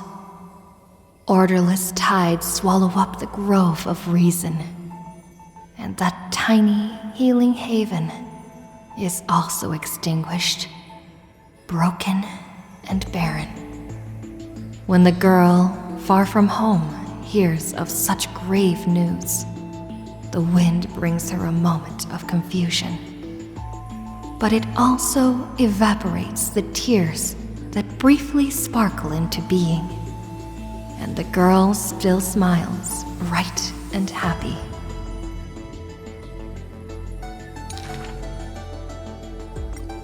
Soon, the people of Akama see once again the girl collecting more pieces and tokens, wanting to rebuild that pure haven. But she never realized that wherever she stood, she herself was that holy courtyard, that light-filled haven.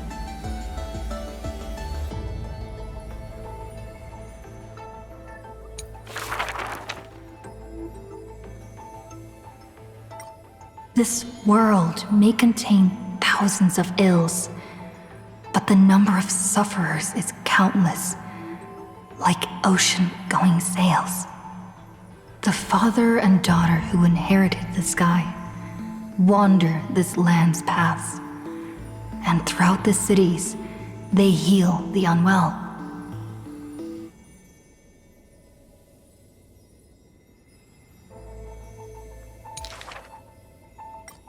Heirs of the sky who once reveled in martial might, why do you now soothe the world's blistering blight? The doctor responds with a smile as he cures the injury's agony.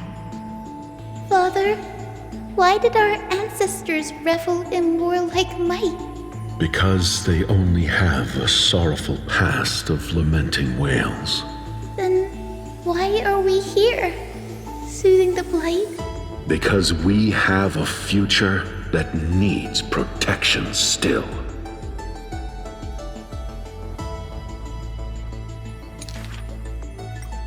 The priest who parts dusk from dawn collapsed the sky and sealed her wings, and dwells in a place where time itself mends, bearing the promise to return to the Zenith Supreme. This is the Twilight Courtyard's story. And the father tells his daughter the tale of their line, next to the bonfire lit in the wilderness where winds pine. Though he had told the story many times before, a light in the girl's eyes still shines.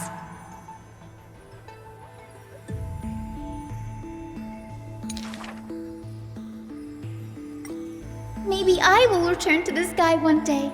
Or maybe that is not to be your fate.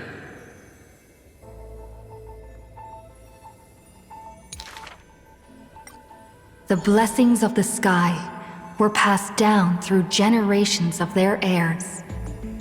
The brawn of the Titan who molded stars granted a boon fitting and fair. Perhaps the girl with heroic blood in her veins will be accompanied by thunderbolts and the sun's merciless glare. Childishly, she recited the words, "Oh sky, heed my wishes." And thunder and heat did not descend.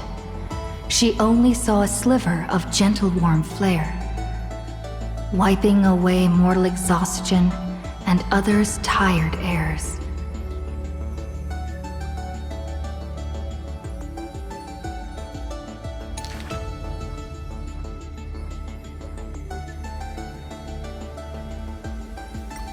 What a gentle blessing. All said that she must be a savior saint, bringing light to the land, even if faint. But where the girl's eyes often gazed was the wine-dark sky, gloomy and bleak.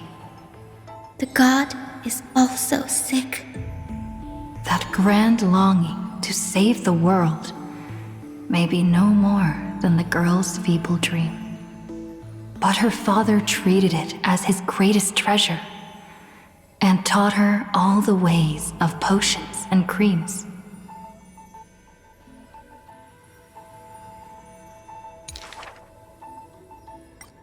That girl therefore always accompanied the gentle master of healing and repair.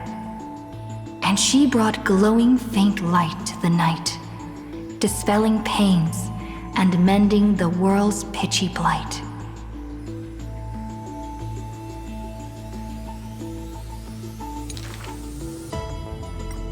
Father and daughter often rested in the silent courtyard under the giant tree. Yet today, at that place, only one solitary figure can be seen. On that night, the healer spoke to a visitor throughout the night. On that morning, he bid farewell to his daughter for the first time. He will heal the ill at a faraway place, where the end of days approaches, and no family of his should follow. You have learned the craft of healing and understood the blessing, but a light more radiant still is needed to heal the entire world.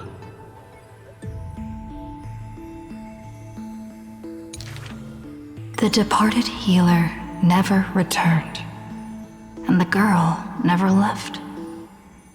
And that rather lonely courtyard stayed silent as it was before.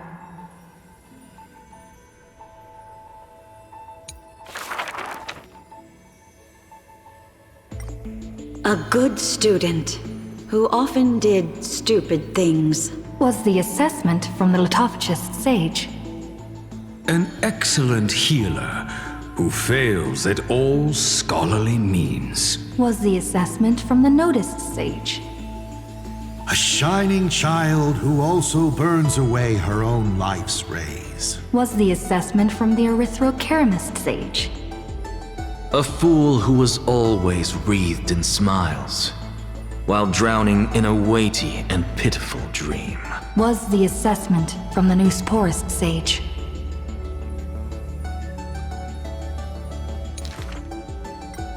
The girl had visited all the schools during her time studying at the Grove. She refused to become a scholar, despite her exemplary grades.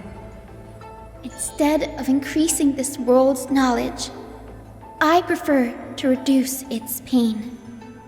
While the sages faced her words in silence, the Neusporist sage alone decided to hire her as assistant post-haste. An apprentice who spends wisdom is more precious than scholars who hide knowledge away.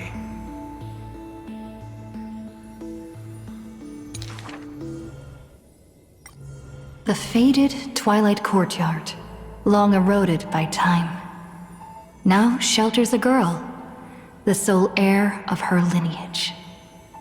Loneliness accompanied her days, till the sage of the Caprists visited her and brought her a chromatic pony with a grin. It may be the Eye of Twilight's creation in times gone by, for it shines with the sky's rainbow hues within. Could it be the warlike winged beast of her father's tales? But the sleepy, dreary-eyed pony before her was soft as freshest plucked cotton.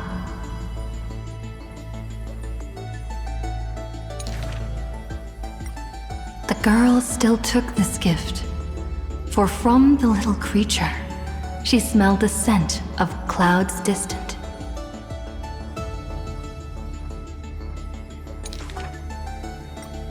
If it weren't for her, I would have suffered more accusations. The Nusporism sage says in admission, the scholar is coming to deliver arguments and reproach, often stopped before the door, not coming to fruition. For the girl before the door soothed their blazing anger, like the soft clouds, gentleness in cumulation. Do you know what sacrileges he has committed? The girl muddles her answers, yet her heart knows in full admission. Like you and me, he too wishes to heal all of this world's afflictions.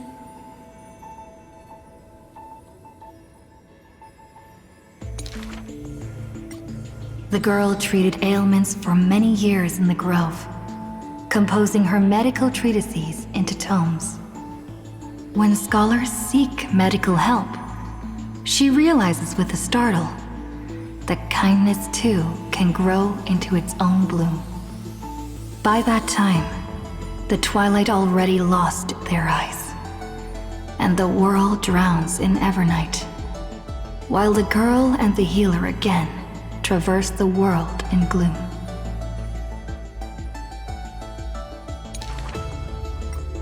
Seeing the golden thread and ivy in the night, though it has been long since she recalled her past, she once again thinks of her childhood dream.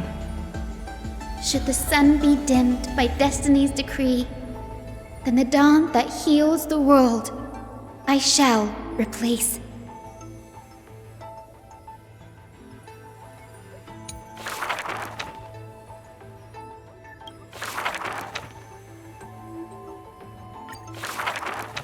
On that day, the dawn promised by the Skyfather shattered in haste. As the black tide surged, breaking through the walls with relentless grace. In a quaint yet exquisite courtyard, two bitter foes meet at journey's end. Their fates entwined in fate's regard. With no escape, no road behind, they trade a weary smile in kind. Together they gaze at the heavens of fire. If I can ever see the faint light again and stay alive. Then, Outlander Nemesis, you I will forgive. Not long ago, as the romantic demigod closed her eyes, the girl bottled her tears in sorrow, and once more opened the dim-lit garden wide. Two figures step into the courtyard's gate. A general of Kremnos, her body torn, by vengeance bound, by fury swayed. A noble of the holy city, once wrapped in gold, now haunted by a fate betrayed. A simple injury, or so the girl believed. Yet the two women met with scorn, their words like blades. Because their children fled in love's embrace, while bloodied pasts left scars in place. A feud unbroken by countless years. A chasm carved by blood and spears. This was a sickness beyond the girl's touch. Just do your duty as a healer, girl. Family feuds are like sunlight and storm clouds. They cannot mend. At last, the girl saw it clear. The courtyard's birth in days of yore was born to mend the rift of dusk and dawn. Then I will make every effort to have you cast aside your difference in this faint light. Before long, the general's wounds were healed, and the noble's worries gently repealed. Yet when their gazes met once more, the loathing within remained unswayed. The girl then spoke the tale of her skykin, of a grandmother's sacrifice, a father's flight from within, of ancestors who descended, leaving their feud behind. Their hands in hers, she held them tight, yet flames of hatred burned too bright. She did not waver or despair. She just smiled and gazed upon the sky. I will use my own fate to prove to you. The courtyard, once bright, lay steeped in night. Hanging blossoms and wind chimes, all swallowed by the black tide. The general raised her spear, for the noble's sake, while the noble whispered prayers for the general, gentle as a lake. If I can ever see the faint light again and stay alive. Then, Outlander Nemesis, you I will forgive. The death they awaited never came. Instead, a cascade of colors fell from the heavens, simply there, protecting them both. The sky still burned, dark and low, yet her words lingered, a gentle ember refusing to fade. I will use my own fate to prove to you. Day and night can be mended, and so can hatred be undone.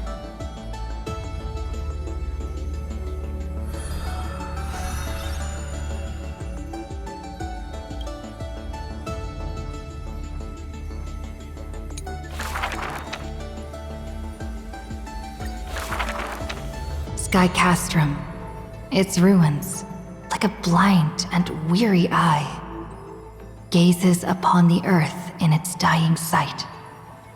Alone, the girl remained upon the battlefield. No time to shy from the searing gold, no will to wear her usual smile. She fought her way to destiny's edge. Of the crumbled mural, but one piece endured. A corner portraying the day thunder night, dazzling in blaze. She placed her hand upon the mural. Pain seared through skin and bone, as the picture claimed her within its lines.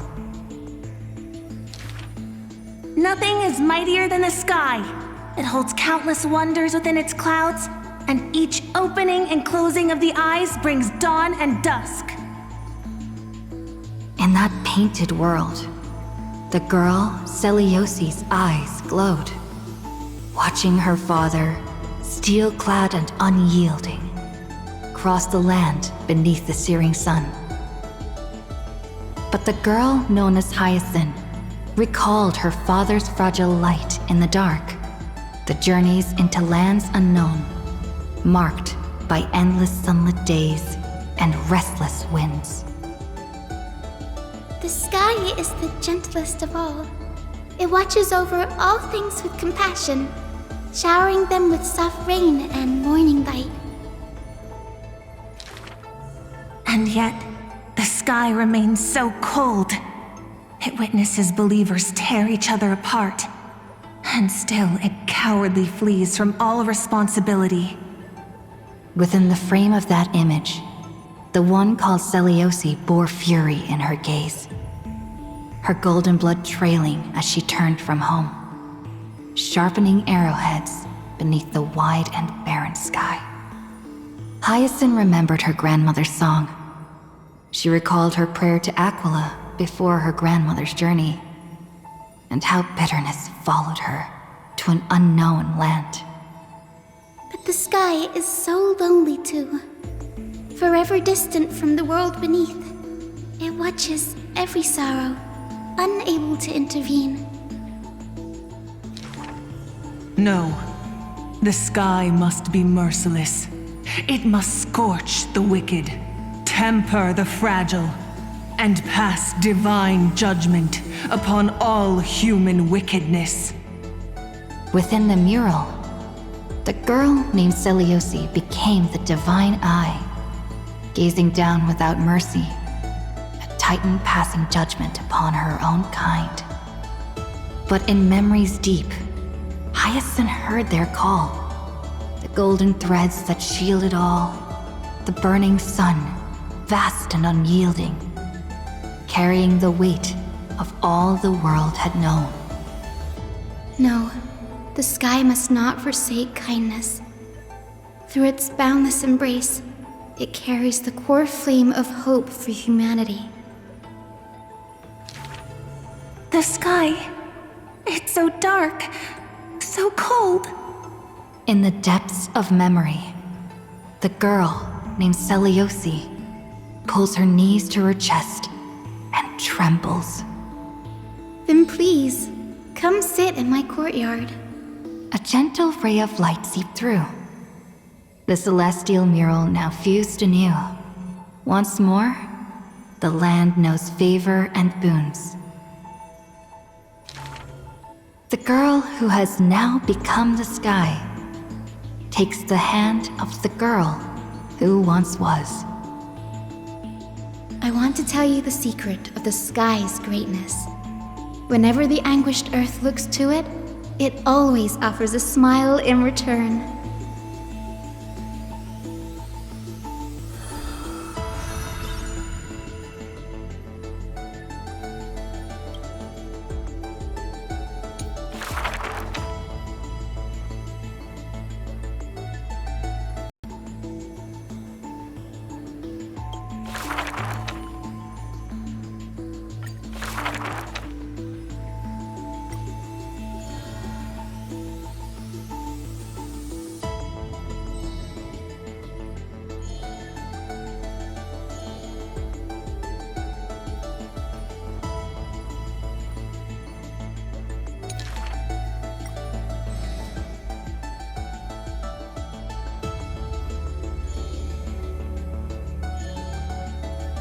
That's not really his name, is it?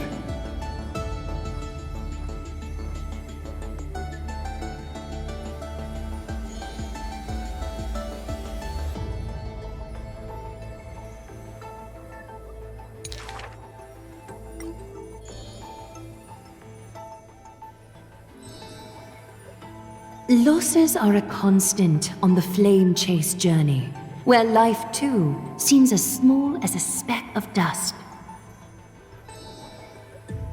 No matter. My existence is of little consequence.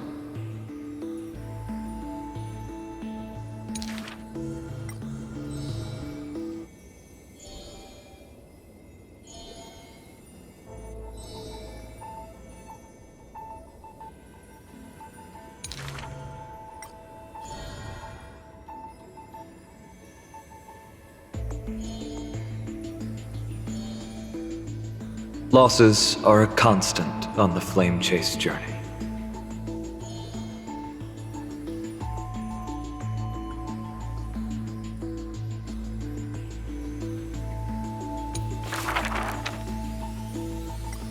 There are no swords here, only farming tools. Facing the ambitious boy, the shopkeeper kindly explained.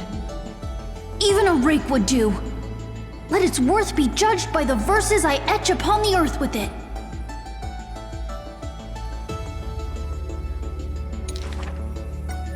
Many days later, the wounded child stood upon the scorched earth, and silently he buried the ruined tool. For that was his first sword, and on the day that the black tide came, he broke the shackles of fate with that weapon true.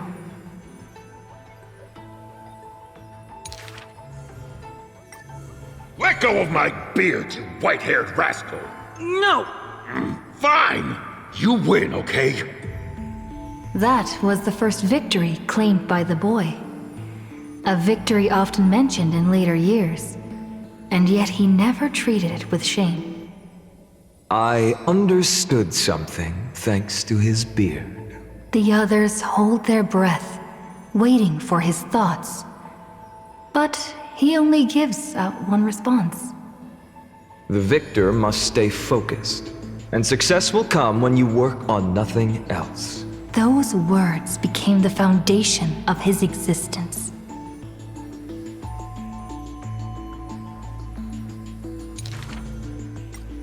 Knowledge is also a power used to smite. While studying at the Grove of Epiphany, he etched this into his heart. So he devoured thousands of books, skimming through to glean the martial powers of might. But unenlightened wisdom is merely dust. And when the next calamity approaches, all he recalled is flight.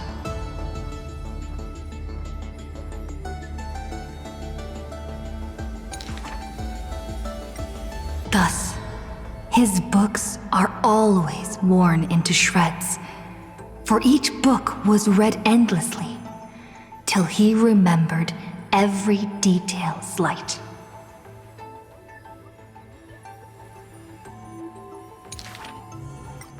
When first arriving at the Holy City, he was no more skilled than a soldier, except his ambition.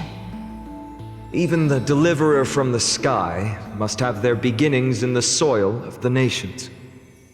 The elders in the Holy City scorned, casting him into barracks in derision. But none expected this new recruit of unknown history made his name in one mission. Some asked him, which teacher caused such improvement? He answers with countless names, including the Inquirer's own. Only one who treats the world as their teacher can bear its eventual destiny.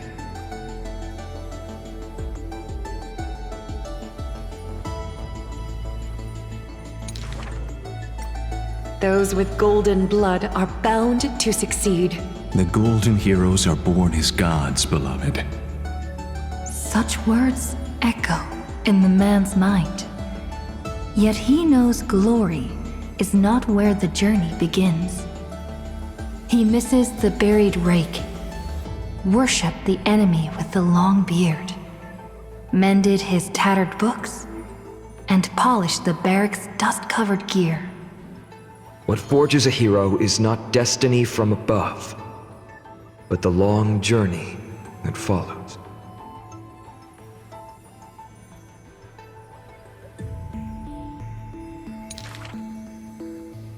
Now he stands here and looks back, and his past twists into a winding path.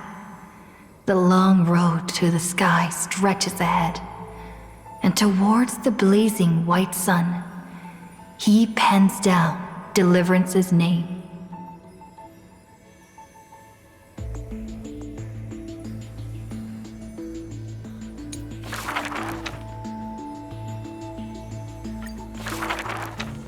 Final? Perhaps you're more suited to being a teacher's assistant. There was once those who misunderstood his alias. Final.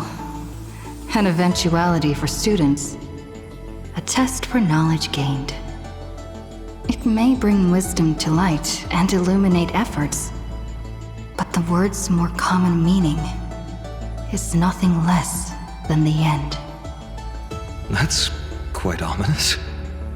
The man pretended to be surprised and responded with a smile. Though it does dovetail with our destiny. Laughter resounds. The man walks the land, leaving footprints filled with joy. Despite the weight of the past, he can always laugh it away. Those nearby glance at each other, unsure of how to respond. Perhaps I was just born easygoing. His explanation is just as carefree. Look at Mighty and Professor Anaxa. Boys all grow up into serious adults.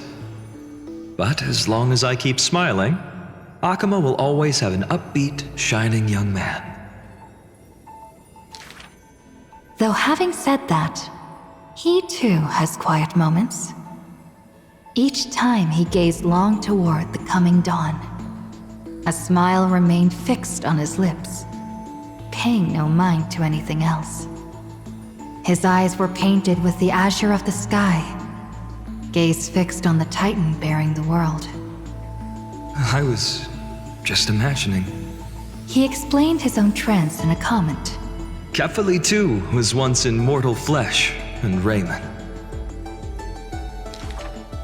Now, when the man comes with sword in hand, there is no need to doubt he will swiftly win victory. But his smile is pure. Ever since the start of the journey, he is still called a youth in this story. Youth is always ambitious, with lofty goals. But it seems that in the man's heart, only the wishes of others are held. Apart from the ideal of deliverance, what do you have left? The golden-haired friend once asked him so.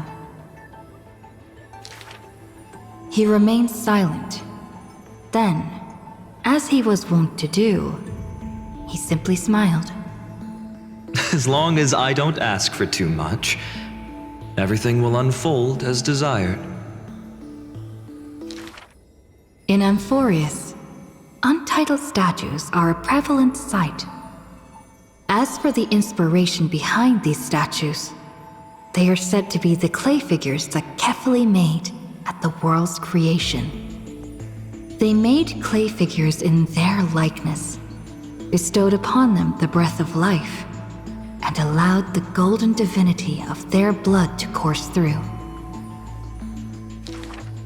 Thus, the very first mortals roamed the earth, receiving the gods' mercy, while realizing the sorrows of this world. But that sorrow was, in the end, only the sorrow of the world. Nobody ever cared what lay behind the smile, what the clay figure thought.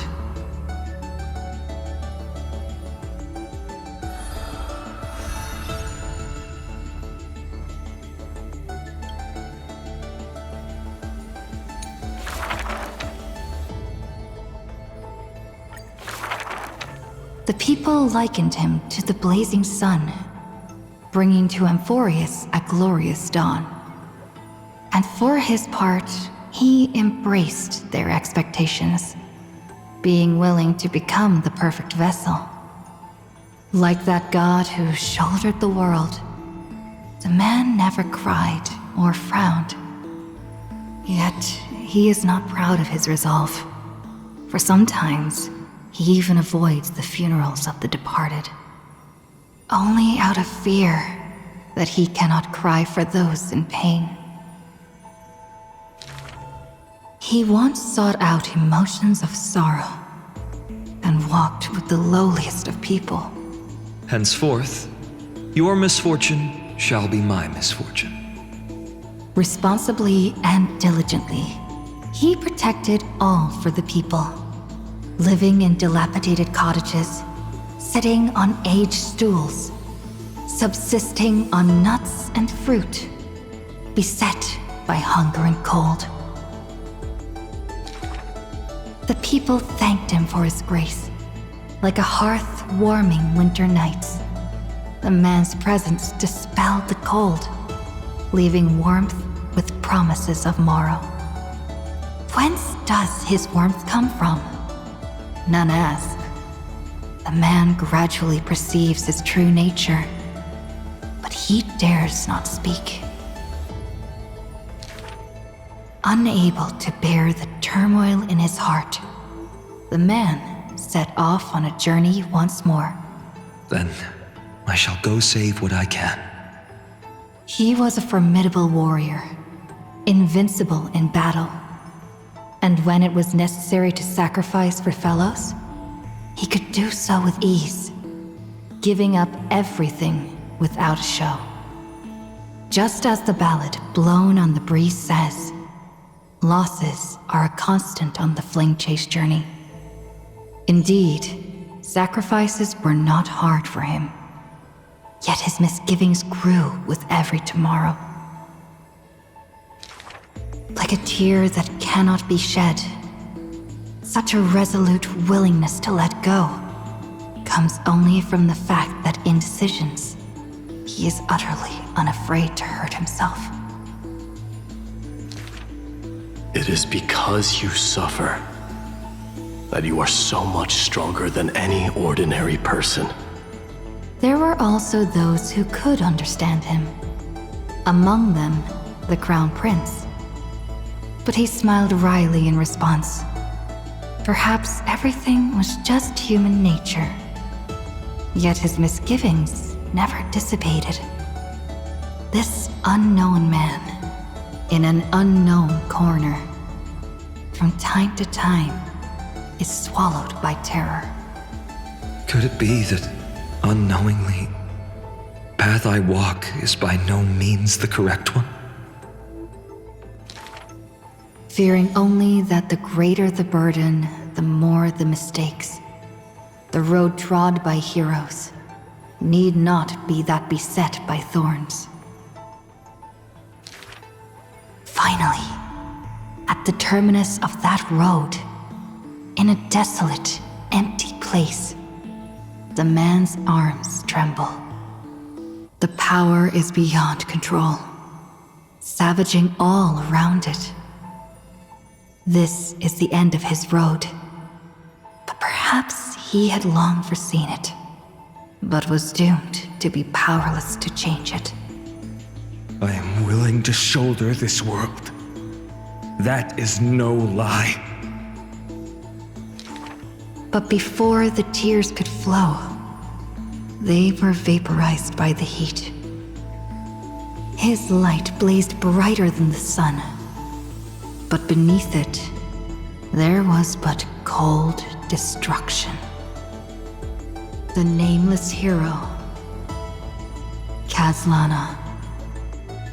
He had never loved himself. Why would he love this world?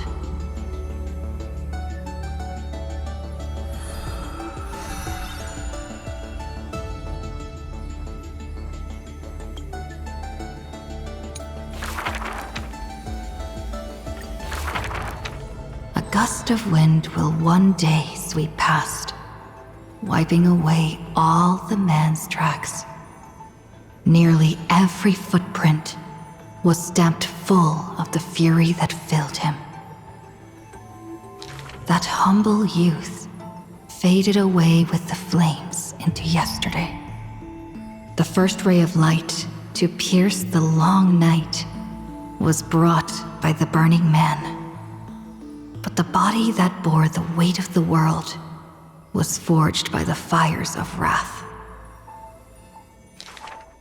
Rage is a crafty emotion. It changes its face, concealing itself within the man's life. His friend fought blood-soaked battles, so their people would need fight no longer. But every victory in battle he gained left him neither satisfied nor proud, only with the indifference of emptiness. You must be careful. Duty does not drive you to wield your blade, but hate. His teacher kindly reminded him thus. And behind that hatred, you seem to desire the destruction of the self. But what about his joy? Was that too merely a phony disguise? He who once laughed amidst the crowd, day after day, as though it were second nature. No. Even though he knew not the meaning of love, that happy past was not a lie someone wove. But now, even those memories have melted into fury. His hatred is such that he cannot hold on to what he cherishes, though all is precious to him. Fueled with lone courage, he attempted to resist fate. But the burning sun that shines upon all creatures, once fallen, will incinerate the land, becoming golden death. But what of his sorrow? Indeed, the man could shed no tears. But at the moment the cycle manifested, when all that was familiar was now remote, the world collapsed, becoming empty in an instant. But the stabbing pain in the man's heart, was it but the residual warmth of his wraths? The truth no longer important. The man simply took another step forward. He wasn't willing to believe it, but was willing to acknowledge it. There is no need to question your heart. No need to crave victory. If I am born to be a vessel of sin, then I shall roar at evil, and together with it burn. In the endless cycles, there were some moments when the man felt everything dissolve like a dream. In that dream, he would awaken again and become once more the boy who loved to laugh. But were he to open his eyes, the fury would cast a shadow. He saw the creators choke his throat, gurgling and gasping, and in that boundless dream, he mistook them for his own jest.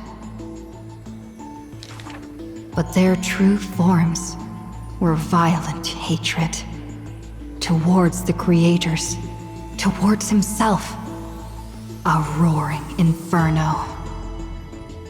The prophecy departed. Amphorius was unable to usher in the dawn. What rises in the distance is not the morning sun, but a ball of all-devouring fire, setting the universe in conflagration, searing till the end of time.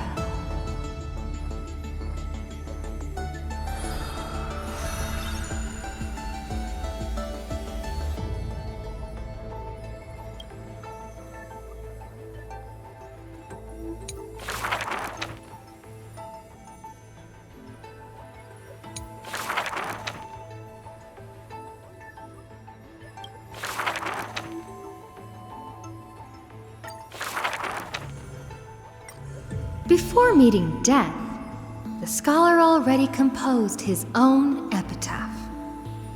This person's name was seldom mentioned by others. Incomplete, just like his fate.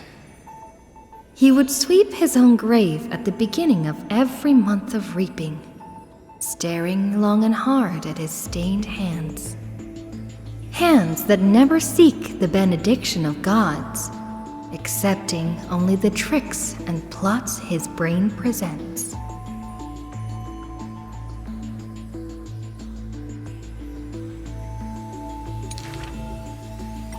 Keep your distance from that blasphemous one, lest misfortune follows you like a shadow. People warned each other thus before his lectern.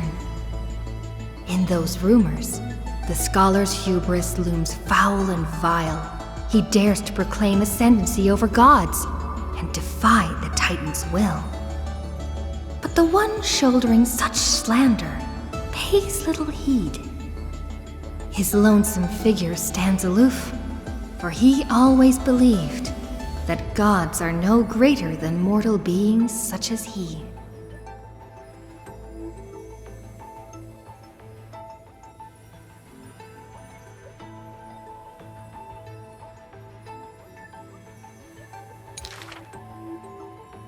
Grove of Epiphany, the paradise of the wise, yet harbors one shouldering the name of a fool. He calls himself a clear-headed teacher, leading lost students, yet he rarely guides or teaches, apart from gifting a single saying. Yet, for the rest of the student's life, that saying often proves to be more valuable than gold. Pupils often praise his words as divine utterances, to which the teacher replies with sharp retort.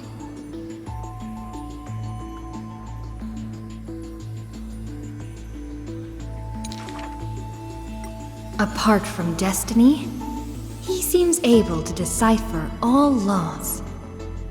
And now, even destiny may also be within his grasp. It was not so in the beginning, as he silently recalls the past under leafy shade. Faced with the god's edict, even I cannot resist. With no guidance given, he reaches enlightenment for the first time. Yet, I sincerely believe this is not to be my destiny. That became the cause of the blasphemy.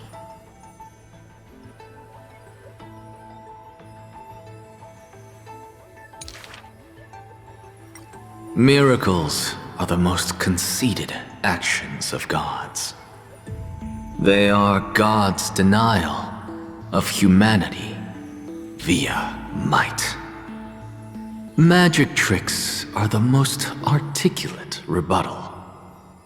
They are humanity's imitation of godhood via intellect. He habitually describes the feats of mankind as magic tricks, proving that the enlightened can step beyond the boundaries of reason. But magic tricks cannot afford to fail, even after 1,000,000 times. And for that, the blasphemous co-conspires with a god.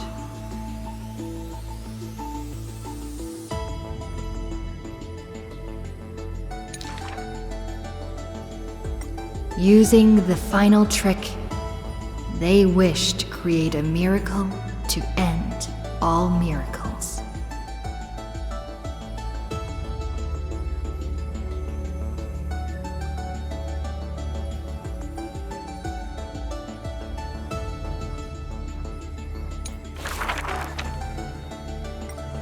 This is a tale buried in history. One day, a student elated in victory dashed around the Grove's territory. I saw the spell the professor carved on his body. The youth with white hair was beside himself in joy. It must be a power most secret, a means for one man to stand against 1,000. That spell was rare indeed, for it was a secret way to overturn a cart of hay.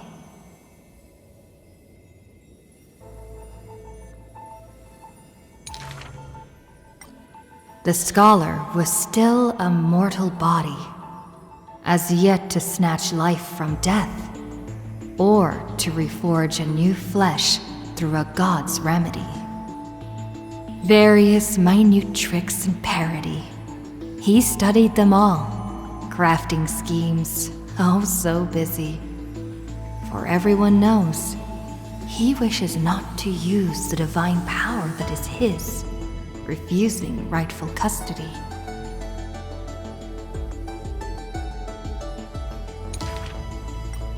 And in that unwitnessed moment of his death, final tragedy, he still held the hay cart spell steady, standing alone, facing the evil enemy.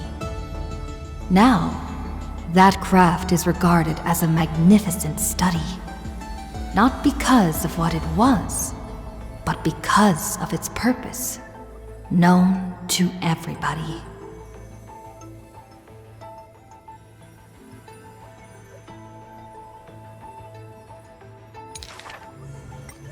In fact, he once crafted miracles, forging silent servants using soil as vehicle. Though no sentience, they do their job without obstacles, rivaling Titankin in spectacle. However, one day he suddenly changes his tune. Creation is the Titan's work, and slavery is the Titan's manacle. When imitating divine evil, there's no need to invest reason, most pinnacle.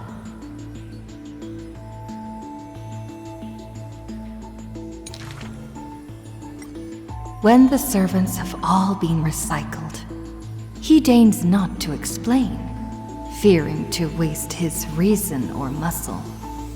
So he jokingly concludes the questioning with a chuckle. If it's just for odd jobs, students are a better gamble.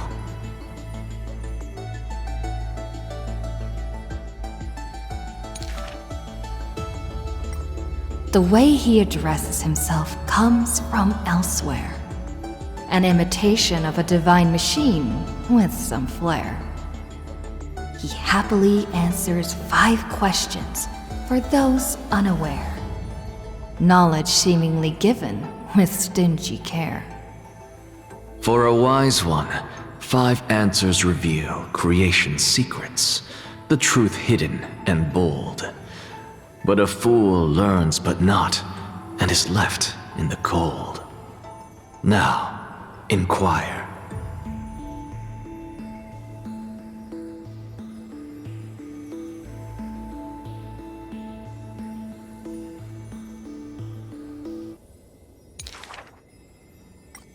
That is in fact the scholar's crafty snare. He hides the answer he seeks behind questions posed by those unaware, doling breadcrumbs as bait to lure and compare, whether the inquirer may be worthy of his wisdom to share.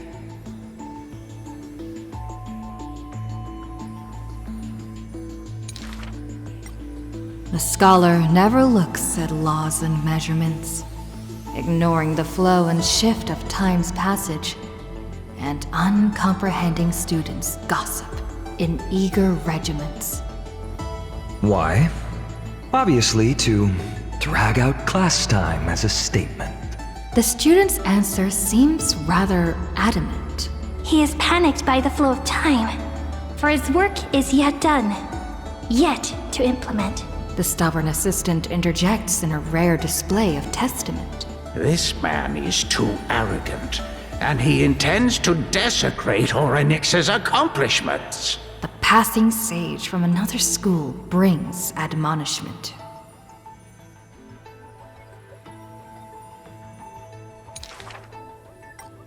Outside the courtyard, the gossip flows into the scholar's ear.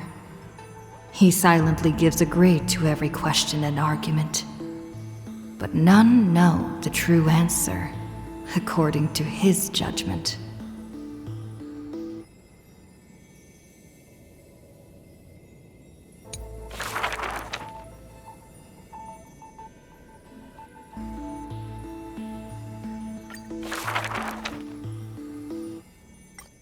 Do not make him your enemy, even though he may seem frail and weak. When a valiant warrior from afar assaulted the grove, he shattered their strength with only his eyes and pointing stick.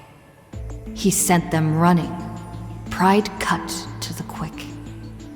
He may seem cold and unkind, but he sees through human emotions with just a peek. A student was troubled by love's trials and aches.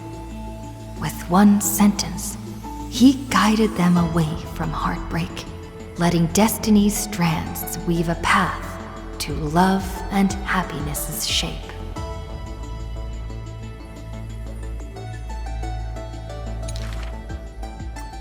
All is science, and human wisdom knows no bounds. Both martial prowess and emotions are knowledge that can be found. He firmly believes that all things can be deciphered, bared to those who peek. Those that cannot be solved are not mysteries infinite, but only questions waiting to be answered, not obstacles bleak.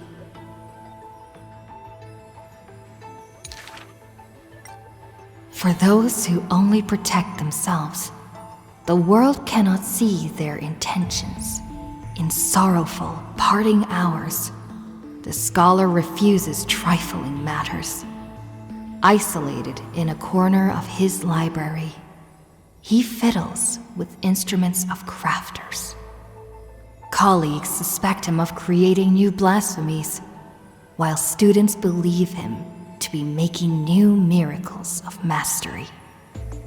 The curious one's gaze through the window beholds, seeing a small wooden bird on the table, wobbling in comfort, swaying in the scholar's hand, an endearing cohort. I ask him, seeking his motive for this effort. The scholar, usually so quick to retort, refuses to answer, seemingly coming up short.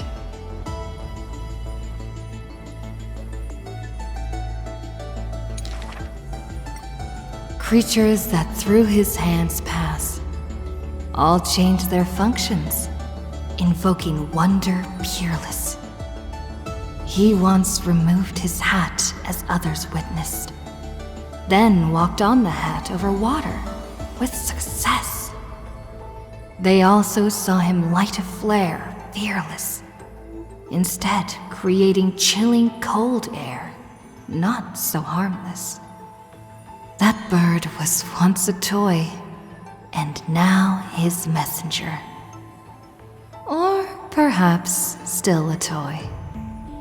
That is the magic trick of his success, and one of his teachings that he will profess. Nothing in this world is ever born fixed.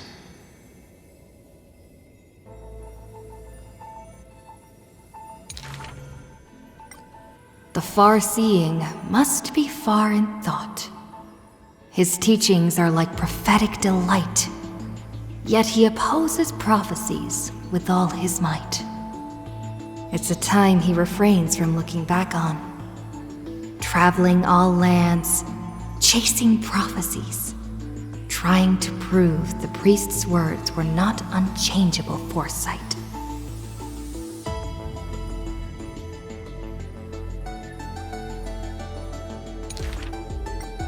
Countless times, he exhausted his crafty sleights, wanting to rescue the doomed and resurrect whites, wanting to shame the prophesized heroes of magic and might, wanting to sway promised villains to a course more upright.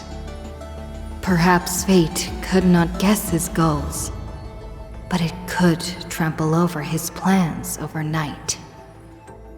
At the end, all his challenges flicker out, but he persists still in endless plight.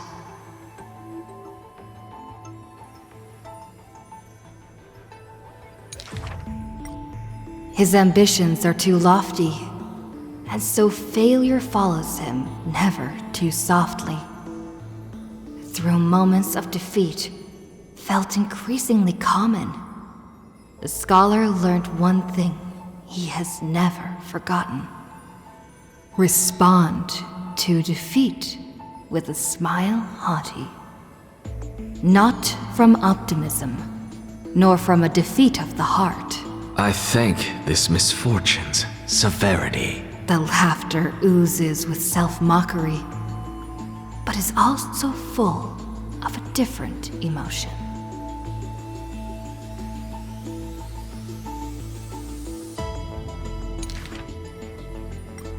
If this road is easy to walk, then future generations will not praise my name in piety, says his ambition.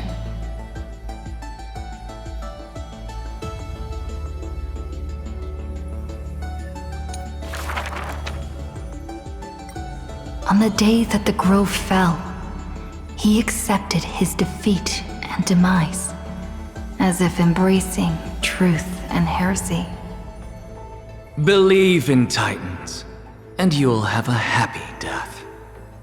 Deny the Titans, and you'll have a fulfilling death. Yet as the lightened soul bids farewell to its heavy shell, a Titan made an untimely call.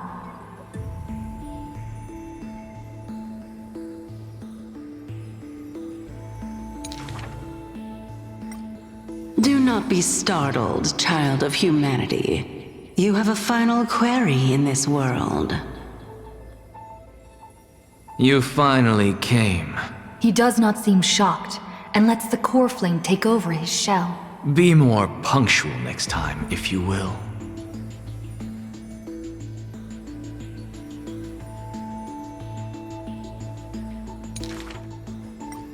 Upon his first meeting with the Titan, the blasphemer is already on his best behavior. And towards the suggestion to reforge his body,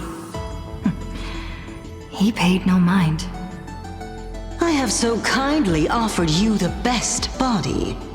So why do you insist upon your mortal imperfection? The scholar replies in candor. Only by retaining the various flaws can my humanity be preserved in rigor.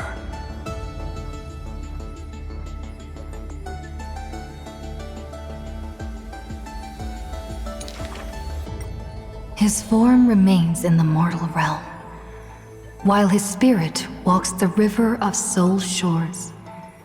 Between life and death, he fatigues. Dwelling in the child of humankind's thoughts and senses, the Titan cannot bear to remain a mere spectator. Why not ask me your questions, child of humanity? I am rich in wisdom, and shall speak with no ambiguity. As though an unspoken pact, the scholar asked the god about all things, feigning a humble quest for knowledge. Do you treat me just as a way to answer questions? A mere machine? The Titan got what they asked for. You should thank me, for good questions are rarer than good answers.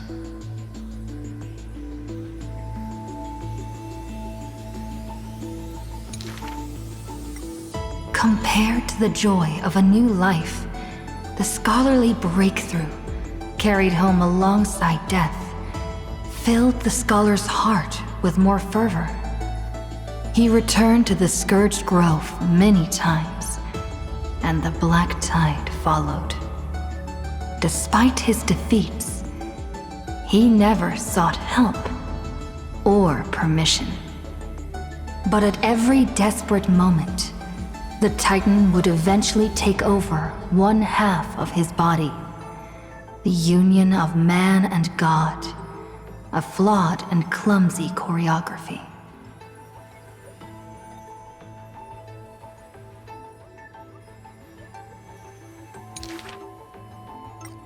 It happened but once, a perfect harmony.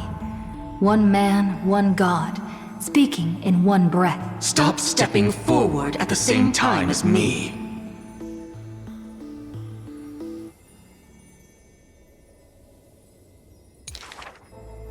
The Titan once revealed the secrets of mixing life, a boon seemingly a blessing, but full of malice. What a tempting bait.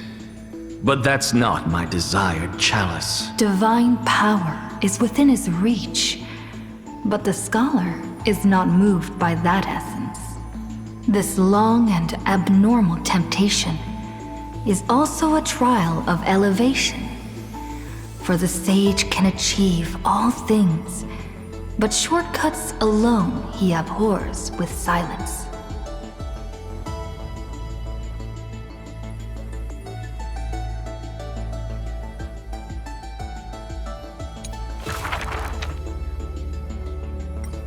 Teacher, in this tumultuous world, have you thought about your will? It was just a joke, but the scholar still at the grove answered with extreme caution. He has much to say about his posthumous affairs, exhausting all, fearing the smallest omission.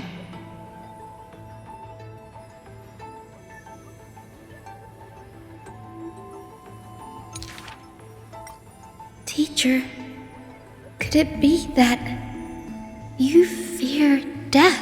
The assistant asks in concern. It was a question needed, yet he gave no direct reply. Philosophy is the inquiry into death, and I have always considered myself a philosopher.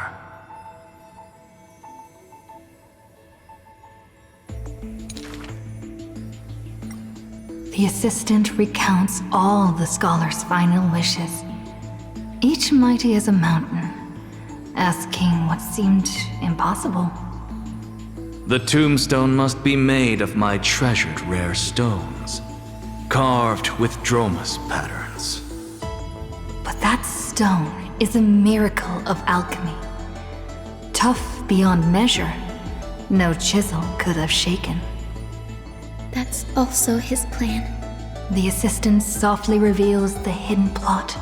He hopes that instead of shedding tears over his death, we will find it in us to smile, even in a moment of sorrow.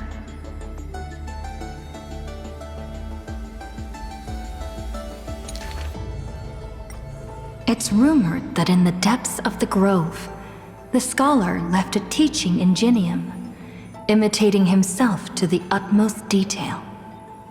Go back. The living have not exhausted their thoughts.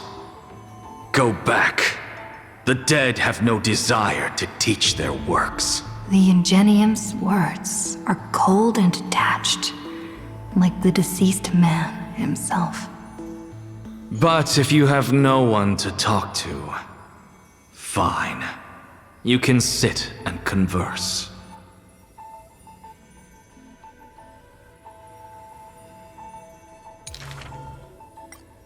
Now, the grove is no longer bustling, and the scholar has returned to dust.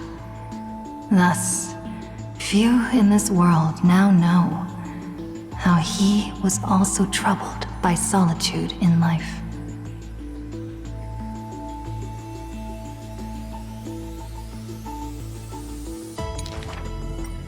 Someone once suggested, perhaps your ambition should also find its place among your final wishes. Pointless notion. He dismissed in derision. Unveiling the countenance of the gods is a task for the living. Perhaps that is his haughty position. Such a melancholy topic. Yet he insists on feigning a twist, avoiding it altogether.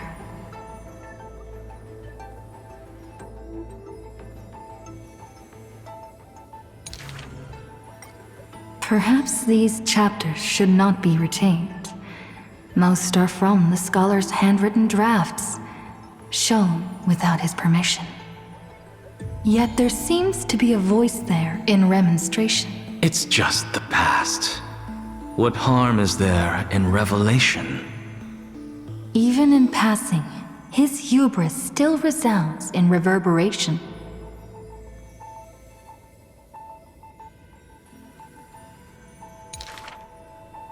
The smaller a thing is, the more it shows its weight. The more foolish my name is, the more glory my achievements will be in comparison.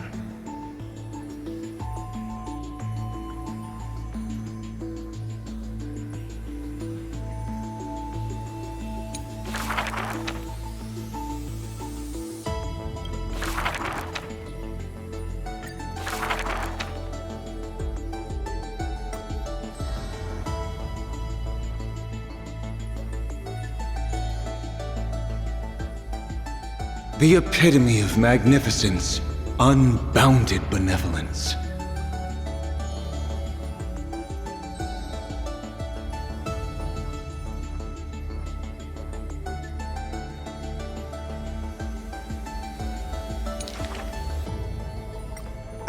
But there's one thing she'll never be able to achieve. She will never be able to produce something seamless. Lady Aglaya, grace our eyes with your most elegant creation.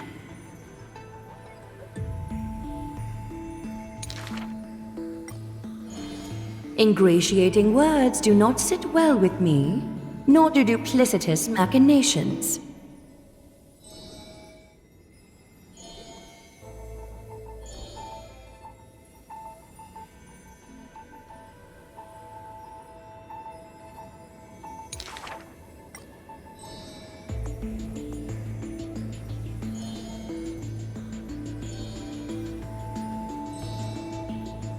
As long as the thread has form, It is enough to craft seamless finery.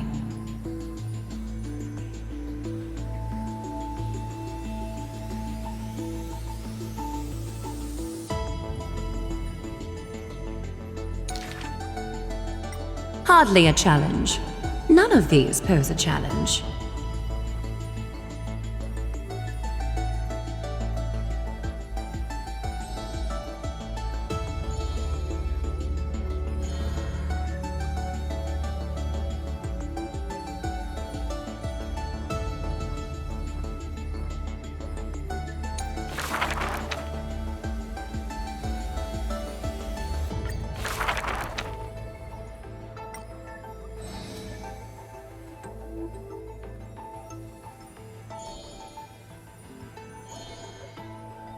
She's about to get rid of her failed pieces!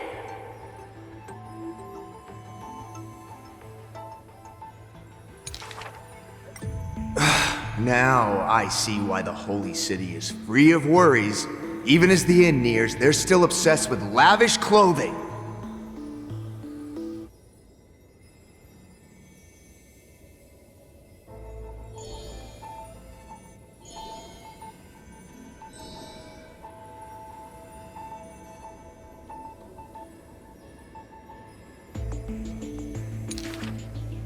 Are flawed creations really still worth the people's adoration?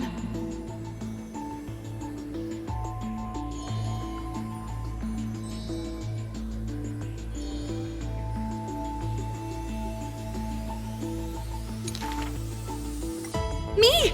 I want to be showered with a thunderous ovation and lots of flowers.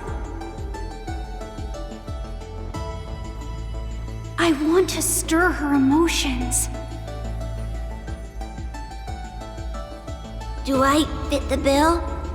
My sister and I are refugees from the Abyss. I want to get a pair of shoes for her.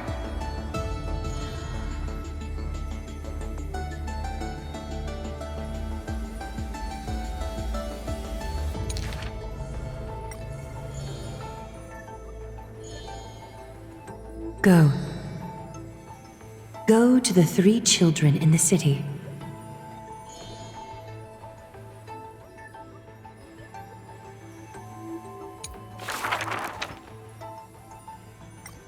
A solo lyre's sound flows along the streets.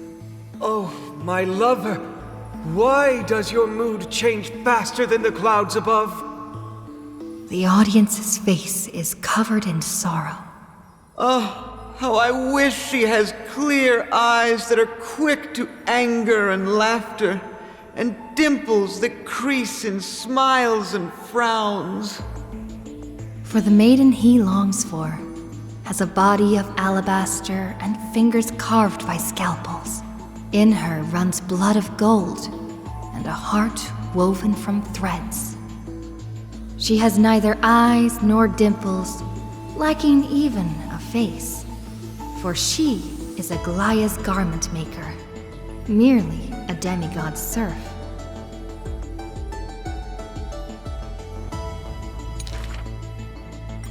The gilded dressmaster, the executive of romance. How resplendent would her mansion be above the radiant, dawning clouds? Nervously, the visitor opens the doors, like parting curtains at a theater.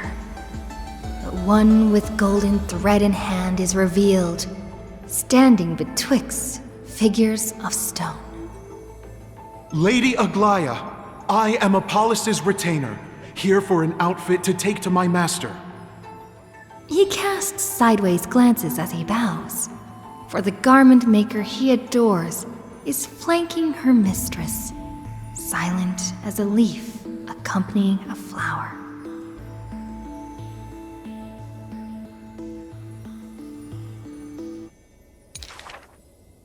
Slender hands sculpted of ivory pull up the dress's train, as if with one breath alone, the maiden will be revived.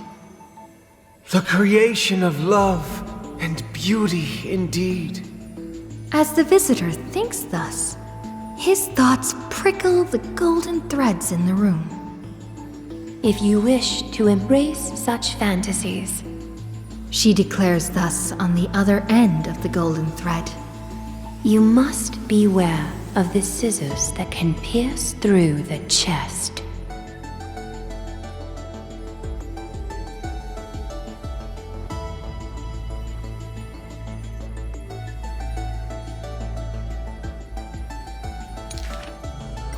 In the ancient theater, there are thousands of plays, millions of shows, where even the god of romance was once an actor.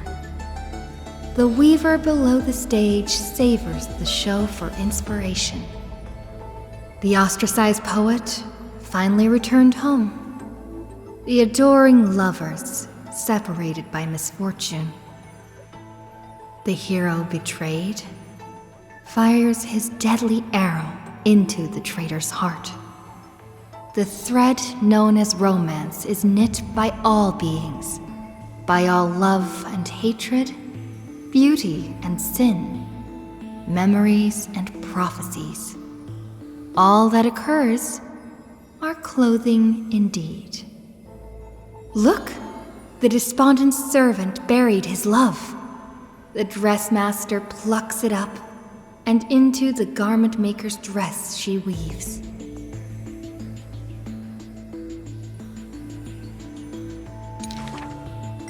The elegant garment makers once had beautiful faces, some as knights with swords, some as impassive priests, and put on pantomime after pantomime in the golden thread's light, till the stage shook in the storm, and the black tide tainted the dancers' skirts.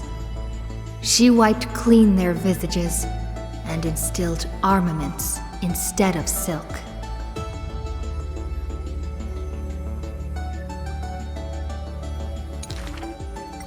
Use the needle and thread as your sword. She requests the servants who cannot answer. The garment makers are elegant still.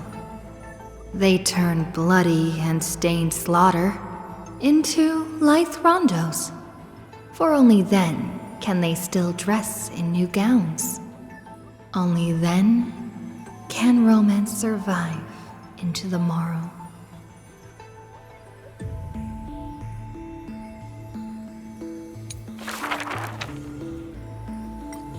In the past, when strife swallowed the earth, and schemes disrupted the hearts of friends, the maiden who was yet a weaver was wrapped in a cocoon most grand, untouched by the storms sweeping through the land. She spent her youth in a palace of romance, surrounded by treasures, with even maids beautiful beyond belief, often bathing in the praise and admiration of wealthy nobles.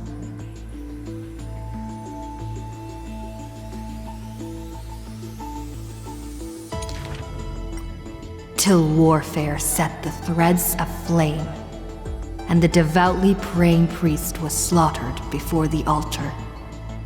The family, adored by all, perished before their courtyards, and the blood of her maidservants dyed her golden mantle red. The golden threads covering her eyes snapped, and the concealed truth finally appeared firsthand. Before a strong wind, a weak nobility cannot stand.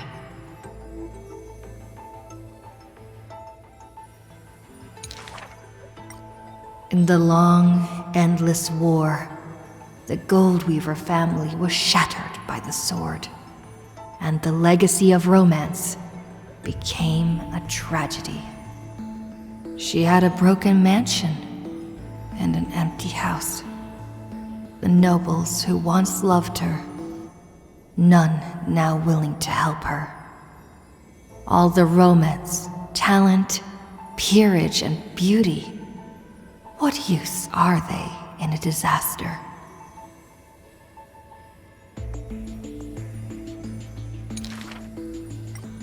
As she closed her eyes in melancholy, The maidservant pushed a broken loom to her earnestly.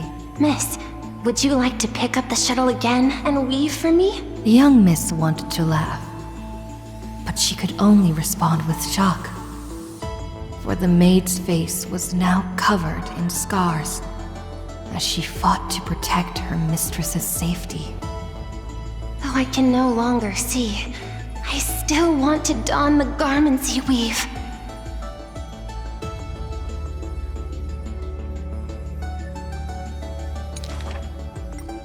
And yet, when she heard this, the desire to weave overcame her fears.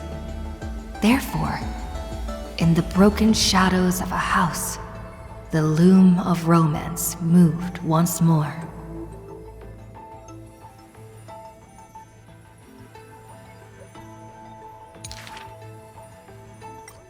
The garments were exchanged for copious gold, buying back her renown of old. Yet beside this mistress most noble, there was always a blind maid in tow, dressed in luxuries unfitting. As the weaver attended banquets, the praises of her youth returned. That majestic lady must be Nestia in the flesh. But harsh words also joined. The mistress's beauty is quite reduced by a maidservant so unsightly.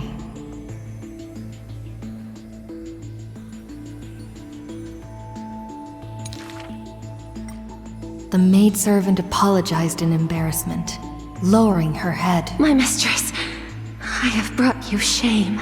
Yet her mistress brought her to the middle of the ball, having her garbed in the latest dress, as the model.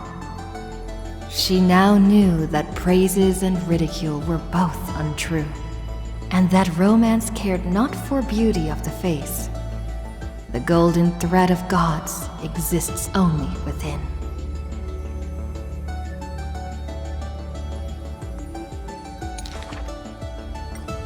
She is no longer that helpless girl. She already carries the god's authority and walks the hero's route. But she still cannot hold back the calamity of strife. The unsightly maidservant blocked the dagger aimed at the mistress's soul, and blood once again dyed red something she wove. That was the last time in her life the maid's face she clearly beheld.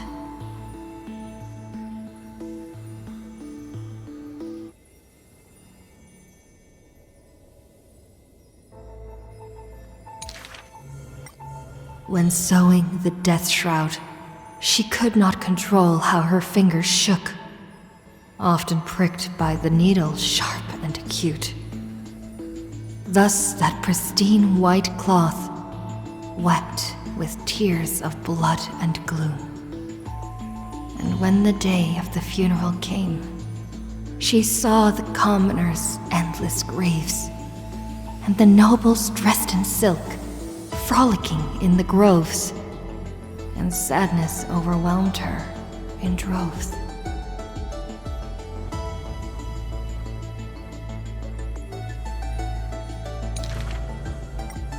Is this the destiny unleashed for their act of chasing God's core flames?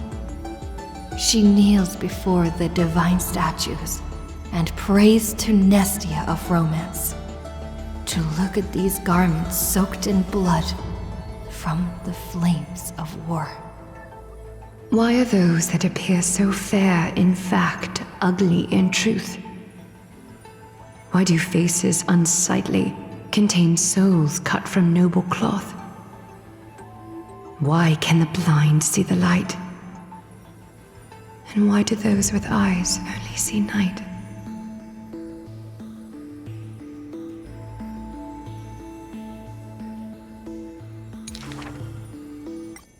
The dying god remains silent. If you no longer have the power to see, then with my destiny, she grasps the burning core flame. I'll exchange for eyes that can see everything. Warm liquid flows from her eyes that now see all. In that instance, she is sure that she saw the manifestation of beauty.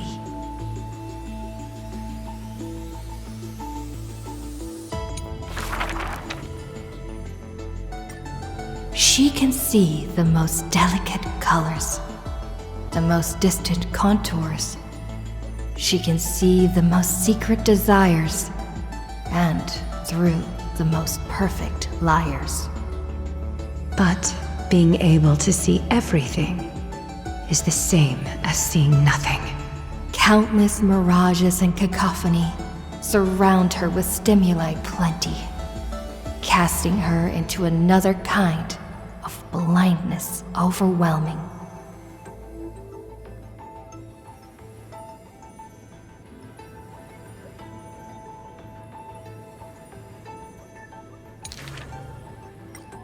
So she soaks herself in the bath and lets her golden thread go beyond the palace.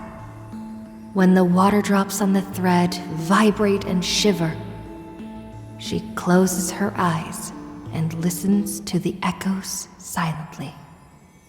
She hears how a mother's feet were wounded for treading over too many stones, and is soaking her feet in the hot water bath. She hears children playing next to the pools, and someone is saying loudly, I heard that the Golden Goddess also likes to visit the baths.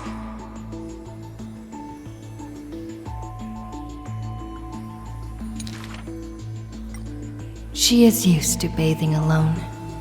At the start of the hours of lucid or parting, her golden hair spread in the water like a throne, like the scattered golden threads, wrapping her again in a cocoon. Yanis's holy maiden silently walks over, scooping up water to wash the weaver's hair, as if cleansing the bough of a laurel tree. That is when the one who sees the core flame finally knows. There's no difference between a demigod and a true deity.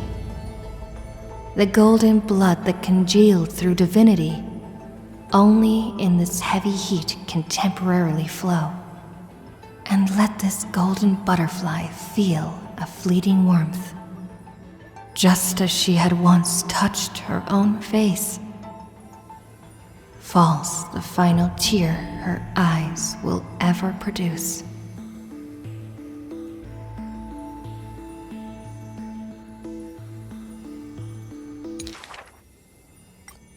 Teacher, I had a dream, she recounts, like a young girl on a whim. The sound of the water repels all disruptions and speech. Such peaceful rest, such sweet dreams. She dreamed of how she was a naive noble girl, ignorant of the world. She dreamed of the countless nights when she worked, in the courtyards she weaved. She dreamed of being before the vine-covered temple, where the wind blew by in a violent stream. Lastly, she dreamed of the prophecy that she heeded, how the ancient sound came through the 1,000 waves and could not be heard clearly in her dream. Casade.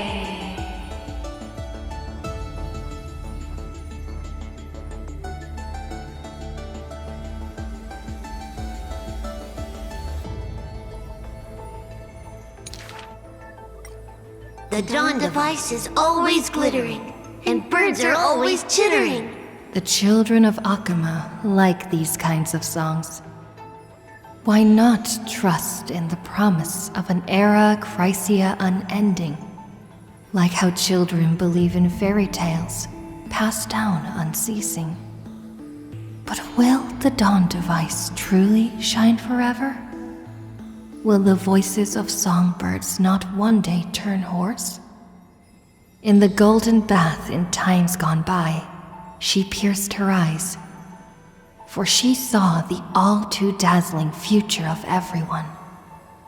That future was nothing compared to false promises.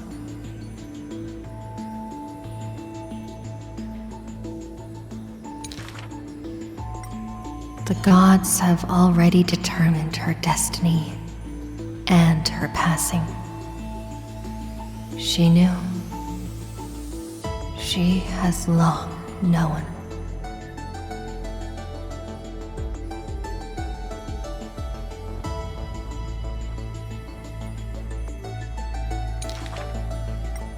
The red-haired child appears worried. You are aware of everyone's fate, yet never speak of your own future.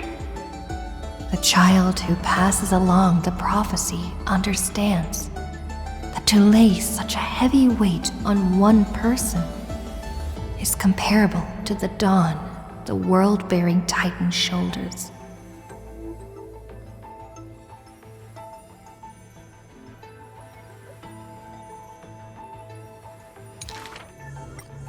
There's only one future for silken threads. That is, to weave magnificent clothes for others. She takes the children's hands, inviting them into the pools, intending to use warm water to wash away their concerns. Yes, before the toll of the bell that announces the hour, before the meeting to judge the flame chase begins. Do not waste the rare good dreams, or the languid waves warm as tears.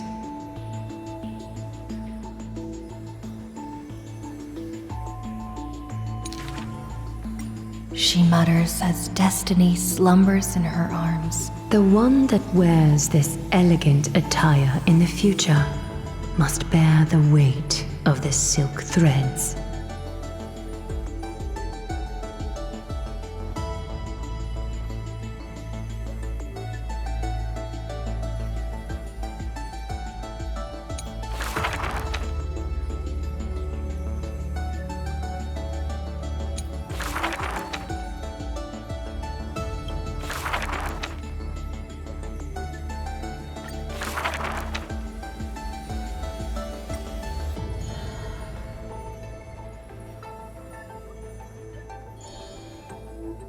There's no glory to be found in an accolade, only obtainable through slaughter.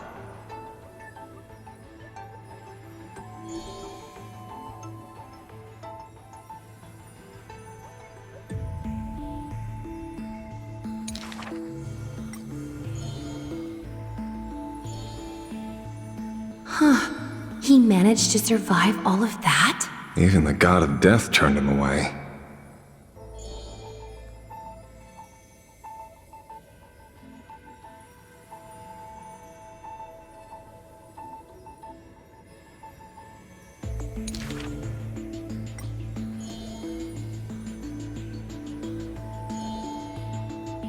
Arrogant amateur historian.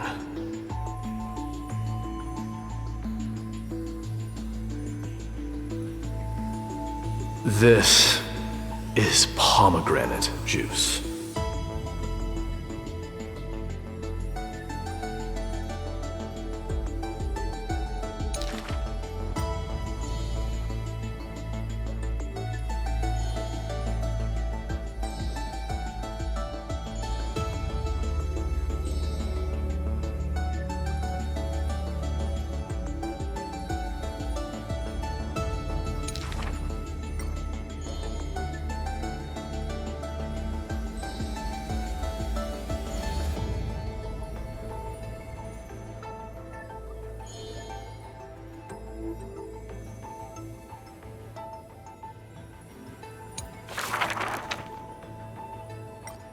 Since which day did he become known as mighty? His strength rivals all lands, but the man pays it no heed. For only the authority of a king can end another king, and only strife can end strife. The torrent of conquest crosses the barrens, yet with homeland's blood, it is destined to be stained.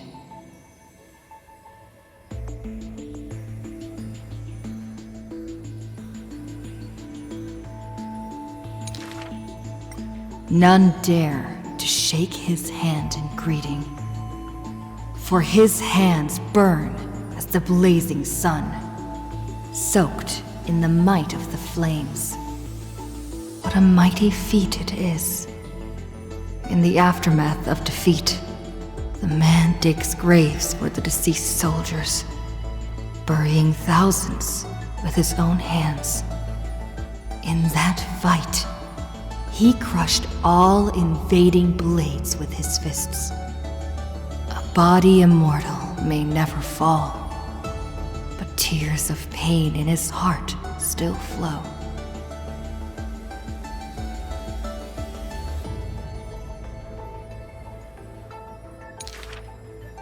His years of drifting made him detest water's waves.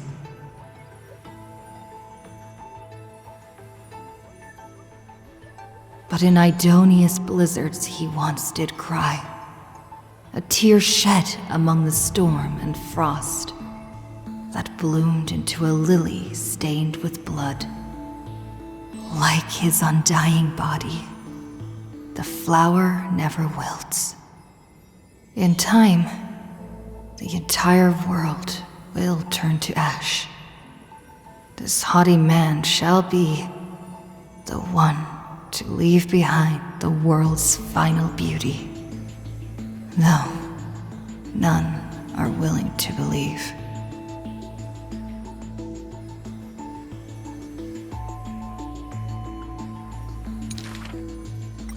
Unlike his kin, those patterns are carved with his blood. A matter so suspicious, it stirs the ambitions of the mundane. A blade that can cut through the mighty must be enough to slay gods.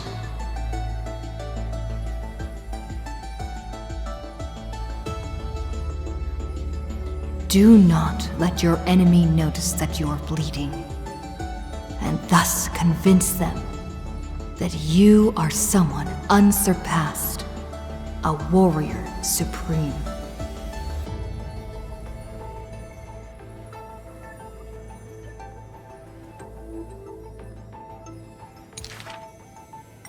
Apart from Kremnos' traditions, what do you have left?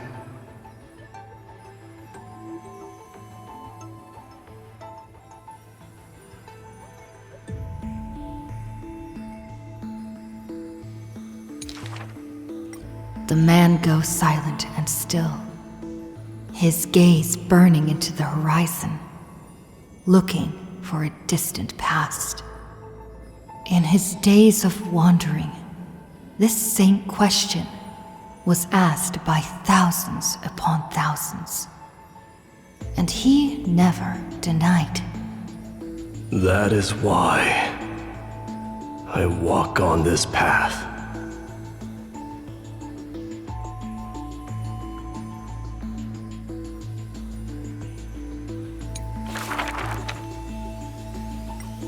None may approach that battlefield. The lone army of Kremnos, an obstacle on the flame-chase journey. He ordered his troops to stand aside. That was the first meeting between hero and prince. The two men fought for 10 nights unceasingly, till the combat drew to its end. Neither scored a single victory, nor conceded a single defeat.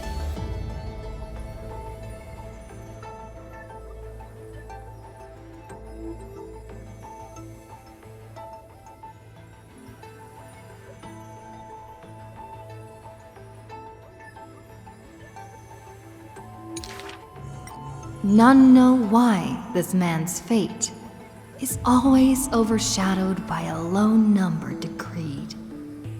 Just like how none can ascertain how the flame-chasing heroes convinced this man. It was not mutual appreciation, nay. For in his memories, 7 sentences were all his mother to him ever spake. Yet somehow, that leader who weaves the golden threads recounted one of the 7 with ease.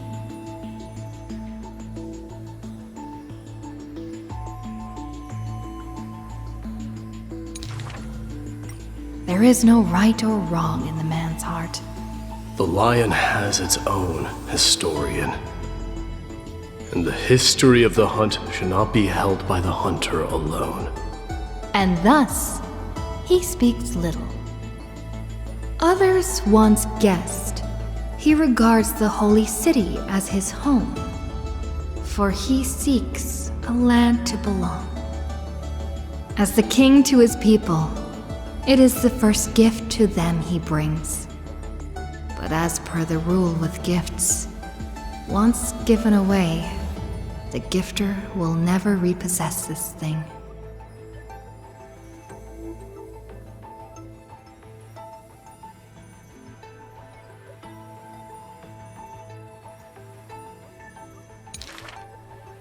The journey is long, yet none ever dared to anger the man. Not because of his unrestrained manners, but because every meal the heroes partook in were all cooked with his peerless skill. One sight serves falsehoods in the woods. He has relied on scent since young to distinguish guests and obtain gains. Yet there are always exceptions. The man's arch enemy often puzzled why their food was always borderline nauseating.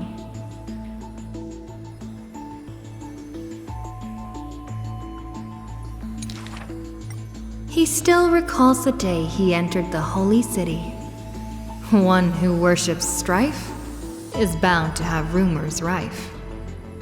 Even insects consume each other, and he's no less than the Mad King's kin. It matters little, for the man always considered himself an enemy to the world. He paves the road so that one day his peers would match his anger within. Yet, until the prophecy turned true, none in the holy city he ever did ruin.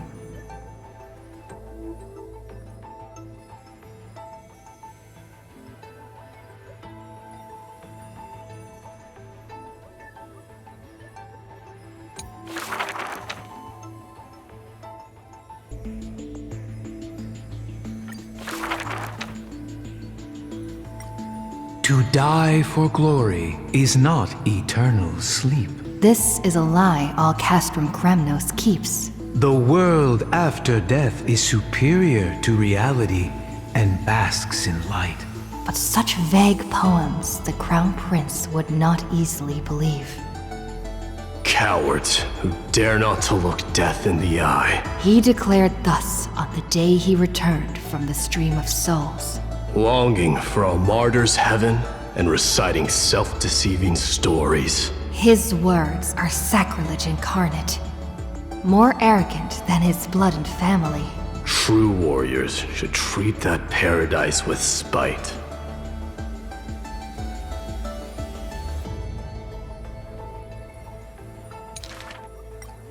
Many followers thus stop, no longer following his steps. For they feel this young man's words, compared to poems, are even more absurd.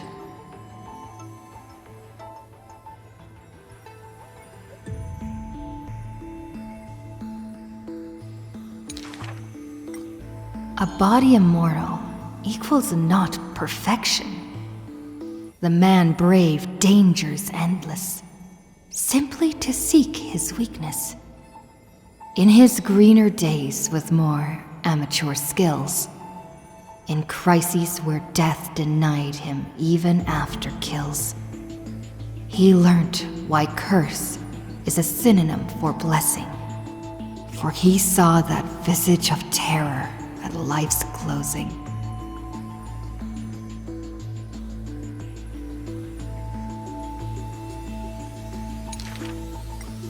The man seems unmoved when this past is mentioned.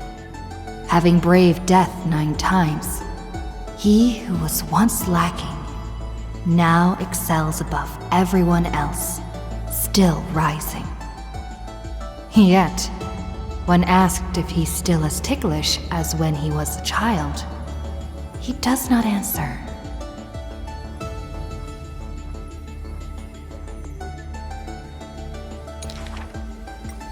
It's a wild tale he won't care to opine. It's said that Castrum Kremnos has secrets divine, through which the king's power has passed. A one-man army, by strength in their bloodline.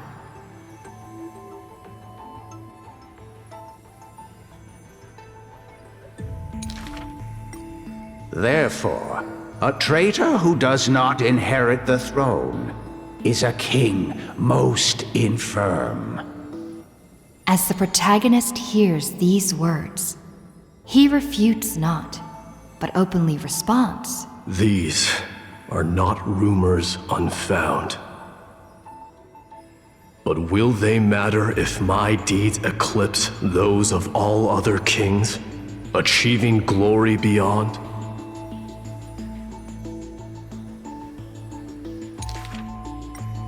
Never turning back in war, he seizes all our glory. That rumor in the war camp of fury often casts a shadow on the man's heart, indestructible and fiery. When campaigns become mired in terror, he sends his army to places safe and secure. Yet alone he goes to fight, knowing death can touch him ne'er. The Kremnoan detachment who follows him in livery all die in bed, devoid of glory. They have their share of grudges upon death, but the man has no regret, none necessary. Your glory lies not in death, but in my hands.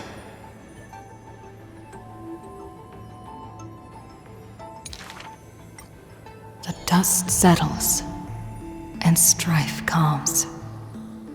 A deathly quiet covers his father's realm, and the man, alone, returns home.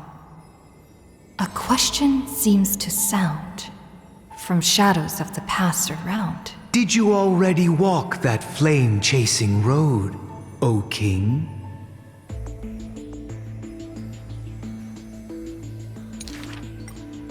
Atop the throne, the man mutters alone. There's nothing else worthy of the hunt, for I am the blazing fire at the journey's end. As it has been foretold, he killed the king to become a king, and killed the god to become a god. His eternal destiny is to be crowned in blood.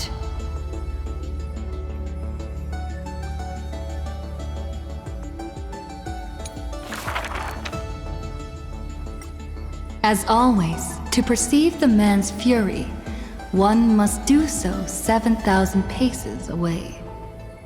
The Kremnos he guards is once again shrouded by mist. Rust, blood, and fire are the ceremonial ode to the demigod. There is no one to witness or to give cheers of glory. The final Kremnos festival goes on without end.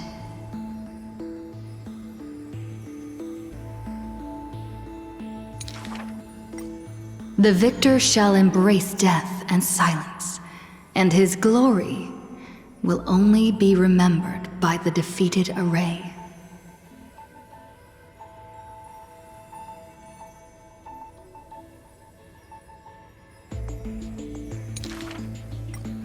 For that man, laws and seals no longer have meaning. War and battle never cease for a single minute, each passing day indistinguishable, morning and night entwined.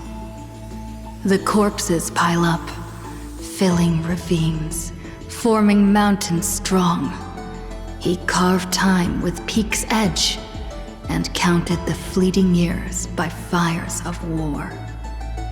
Sometimes the lion would climb to the hilltop to look down on the world and search for friends in longing. The distant heavens and earth stretched vast and boundless, but their endlessness felt ever more remote.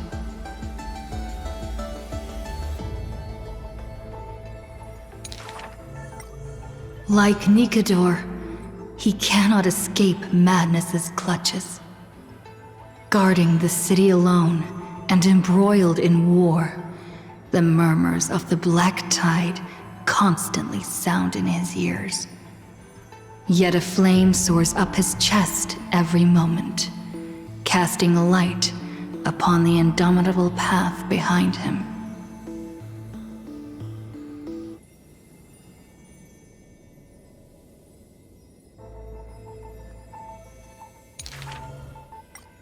Memories seal the echoes of the past as the man strides into battle, fists clenched fast.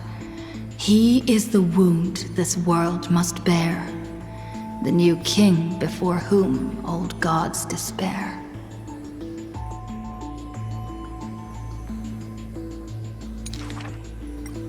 As stated in Idonia's poems, humans are born with eyes closed to accustom to this world's light, and their sight fades in old age to reacquaint with night's anthems. But the man did not bow to the decay of time, rejecting the lure of death's call. With each return from the brink of death, his eyes burn with fury, fixed upon his foes, until everything suddenly faded away, like a surging black tide, swallowing all into nothingness.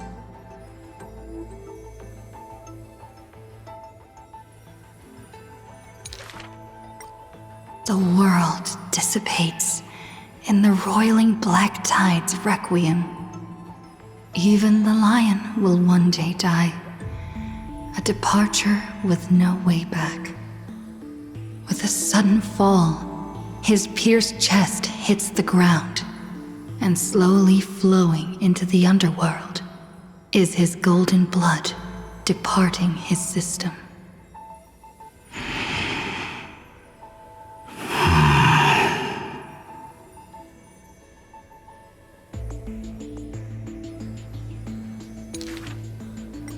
But that gaze, fierce as flame, never dimmed, not even in death. Looking beyond those flame-seeking figures, reaching far toward the endless horizon. In the morrow's sky, the stars will chant. The lone king of Kremnos is called Mighty. His journey was one of ceaseless, eternal warfare. And behind him, he left a world ablaze with glory.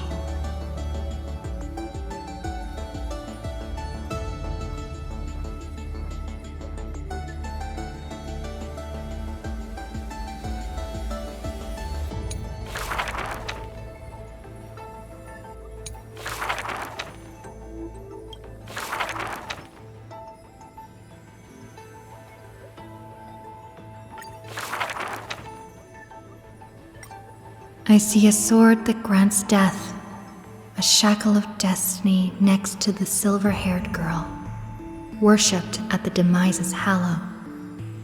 The sword stained with unknown blood, lying shattered and snapped. The shackle chained pale wrists, dotted in thickening rust.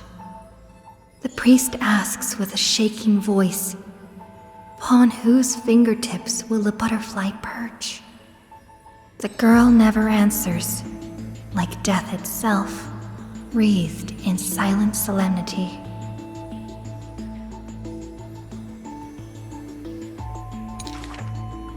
People often say that dying is to meet the palm of the hand of shadow, and dreaming is to be brushed by its fingers a little. In the mirages when the girl petted death, she sees black waterfalls foaming and bellowing, pouring down from a chasm in the sky, where a solitary tower withstands the mighty torrents. When she wakes, She can still feel the water's freezing touch and the cacophony's billow, like the wail of the dead, the howl of beasts, in confusion, delirium, and clamors hollow.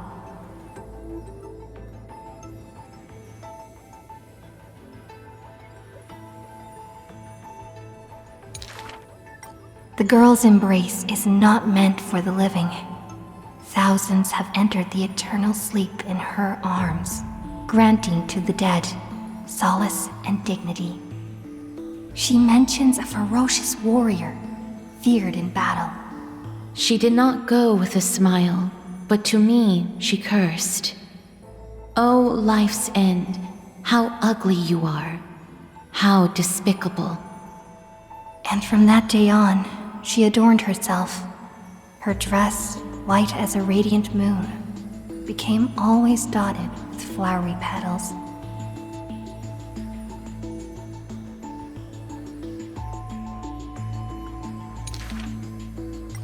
For if death cannot be avoided, so says the girl, I wish it could contain beauty more plentiful.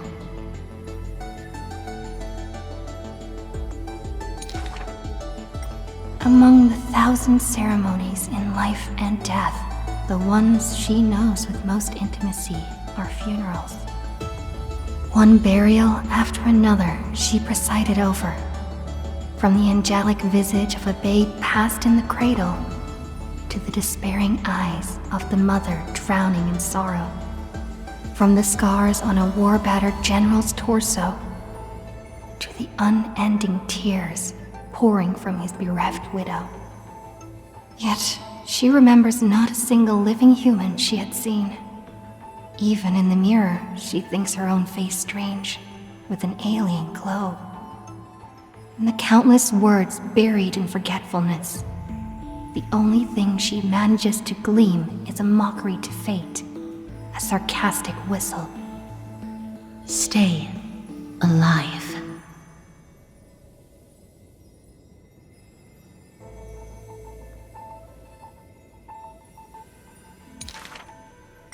When she cast aside the shackles and stepped beyond Idonia, a déjà vu most violent seizes her whole.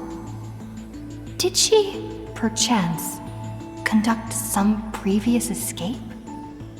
Illusions dance across her eyes. She had once drifted in an endless river, then drove her single boat out of the deluge. She had wandered in the battlefield, covered in corpses, then recovered the path back to life.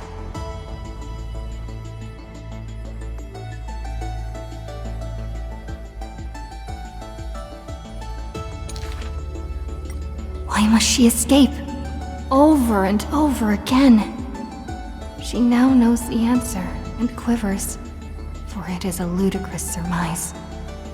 The woman embodying death walks this world only because she knows she must stay alive. But alas, at that time she knows not that death is not the end. It is only a butterfly landing on a withered branch, utterly meaningless, profoundly trite.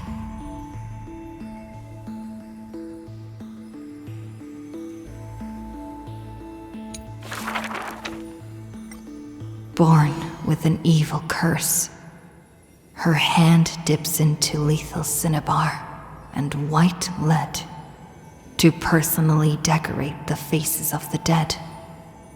Her skills are said to bestow beauty on anyone, even transforming their appearance completely.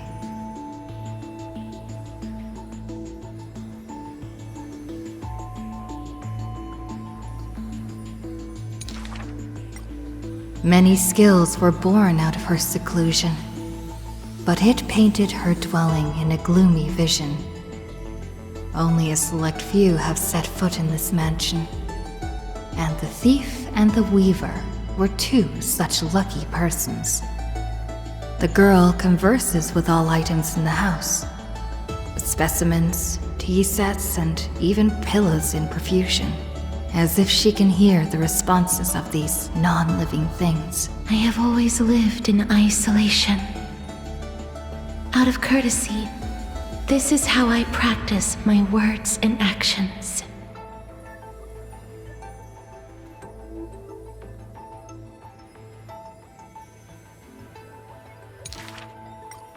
"'Tis hard to believe her explanation.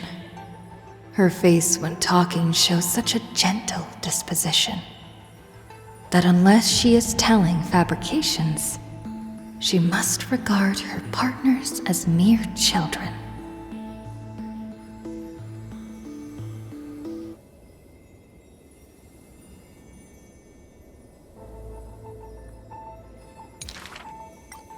Thus, people pass these rumors down.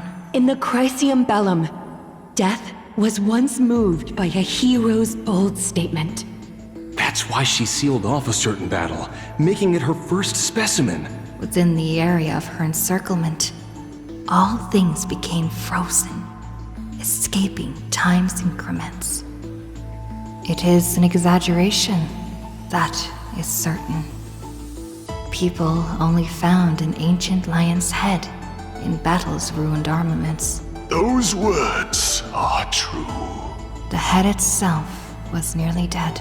Though they won in fierce battle, the warriors were powerless to turn the tide. It was the embrace where death dwelled that gave early release from their pain.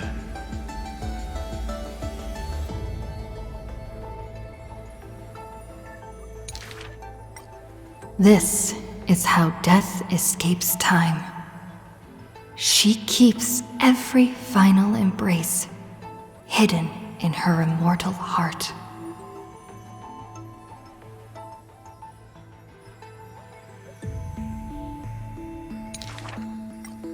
Out of her numerous works, butterflies and flowers often stand out stark. Ignite them, and you can almost hear the maker's remark. Even in death's silence, her sound can still be heard. It is a gift greatly treasured by the maiden. Few have the honor to be graced with such work. Only one has the heart to burn such a gift, and the reason she gives is rather far-fetched. I must peer into all fates unknown.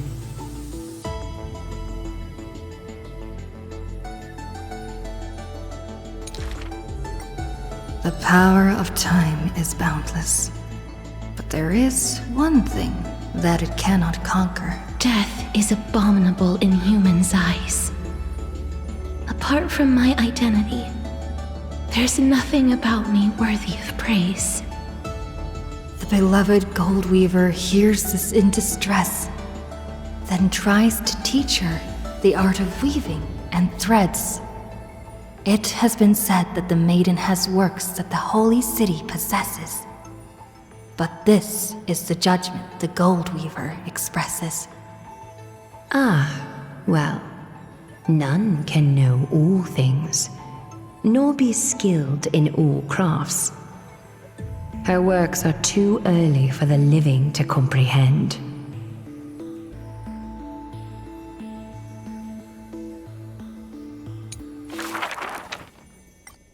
To the dead, when she bids farewell, she casts this slate into the fire, an act futile. I have never heard of lands with such customs. At this time, something drizzles down the slate, full of colors, seemingly tears for the reaper of chills. It turns out the slate is inscribed with poems, and every phrase is diligently colored with skill.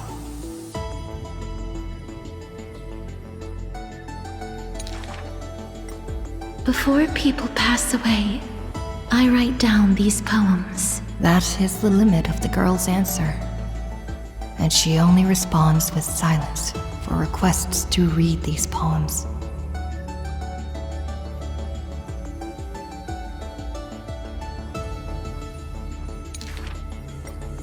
As time goes by, she finally opens her petal-veiled heart. And the reason behind her reluctance to show her work is finally clear. My poems are still too green. Not worthy to be art. It stems from the girl's shame and discomfort. It seems the girl once also loved to imagine with effort, and many wild tales were written on her part. A misunderstanding was what made her cease this art.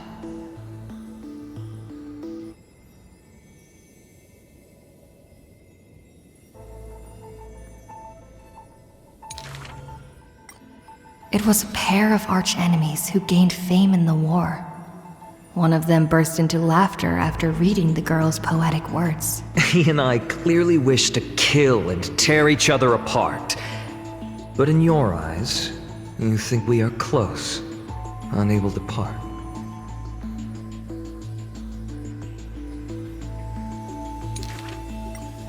She did not write poetry as a pastime. It is said that she left great works under hundreds of names. In different times, she even criticized her previous beliefs, making her identity even harder to assume.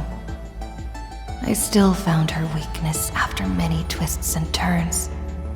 No matter how fickle her thoughts, she never lost faith in those words regarding the value of fragile mortal lives.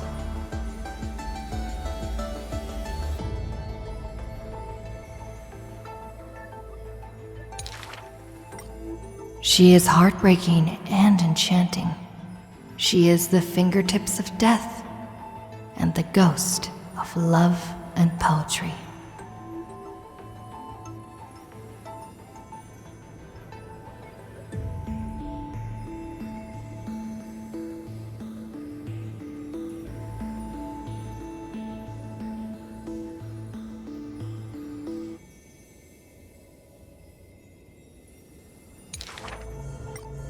However, those poems have brought her many complaints. The poems that her hands composed all lack an ending of any kind, and the Maid of Death has no desire to continue them. This is truly difficult to write. The girl excuses herself. My duty is to lead the living to the end. I cannot think of a fitting end for a poem to the dead.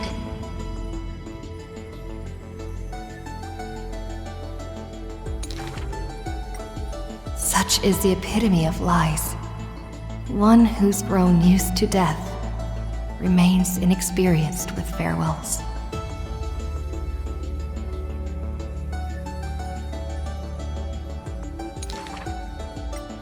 Therefore, I extend her an invitation.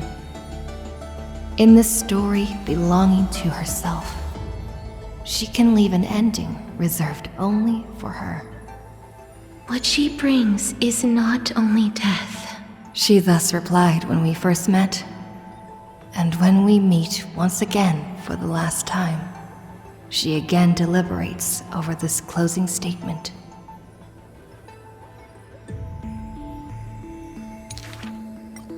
Apart from death, there is something else that is worth remembering. That is the journey she walked.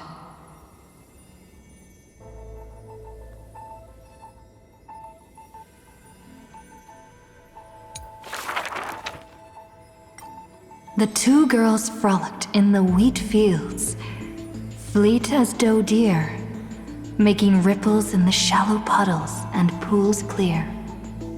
As dusk approaches, the exhausted girls collapse over the wheat heaps, talking about their longings and dreams of literature, love, and a journey through a world dear.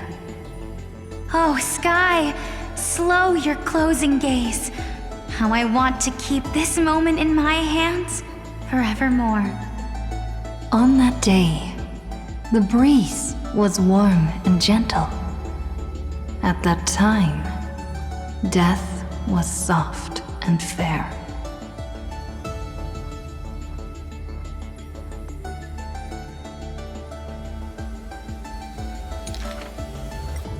The broken winged butterfly falls by the window, bringing with it a scent of melancholy. The girl looks outside. The golden wheat fields rolled endlessly, stretching to the horizon. Holding to the chair, she tries to stand, only to find her legs trembling and feeble.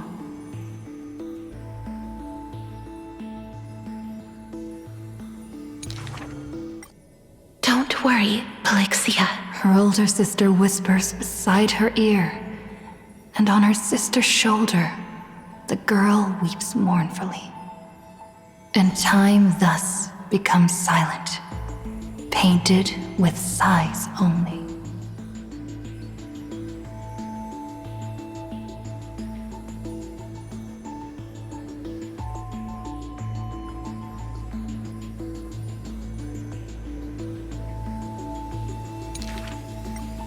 When hearing the healer's diagnosis, the girl remained deathly still. Her eyes were already drained of tears, and her heart a wilted grave. Every time she has something on her mind, she would tilt her head and look outside. Her sister follows her gaze, seeing a barren field turned by wind into a desolate gray expanse.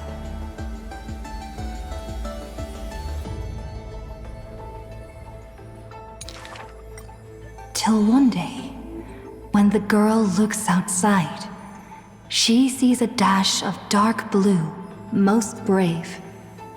It's a flower my sister planted.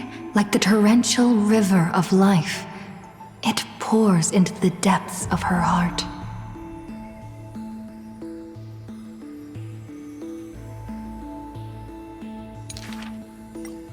The flower is called Antilla. Even in the Netherland, it's rumored to thrive. You are the quiet in my heart, amidst the chaotic choreography. That seems to be its floriography. When the days are warm, the sister would take the girl on long journeys, through the flower fields, gazing upon rivers, napping amongst the grove. A discussion hardy. After I die, I want to become an Antilla flower and become the quietness in your soul. A thoughtless word from the girl gains her a wrapping on her forehead most dainty.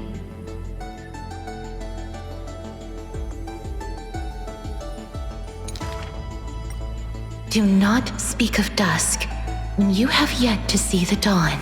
Dew drops from the petals as wind pulls on the leaves, and the two of them sit in quietude.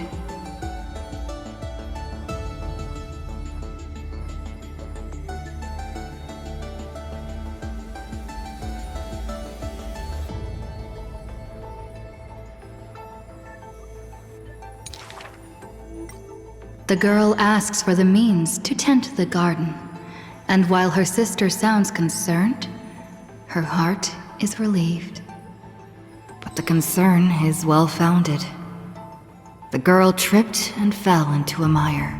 She gazed directly into the eyes of death, in that dark pool bottom unperceived.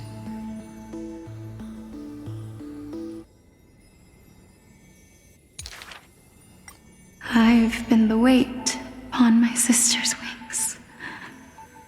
Let this be where it all comes to rest. The girl gives up her struggles, only to see a figure pierce through the water's surface.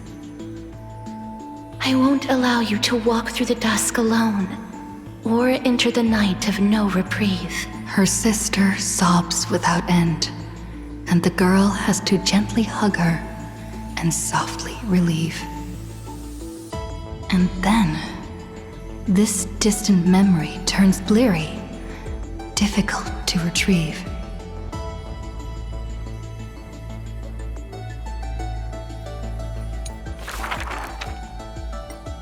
The river of souls flows to the other side, wrapped in the land's night, broad, slow, an eternal and silent sight. It belongs to all in this world that has life, all of which flows downstream, converging as one. The master of the Netherrealm, Thanatos, enshrouds themselves and the souls within the moon cocoon. The dragon, born from the cocoon, carries the girl, soaring upstream the river of souls, defying its eternal flow.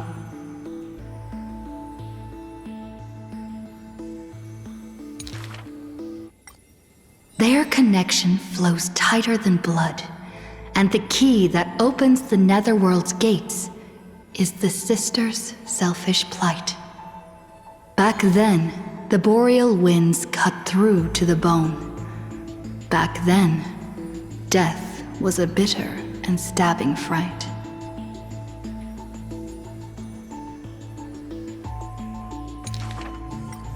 In the Netherrealm, without an earth or sky, a flower named Antilla blooms, its beauty witnessed by but one soul.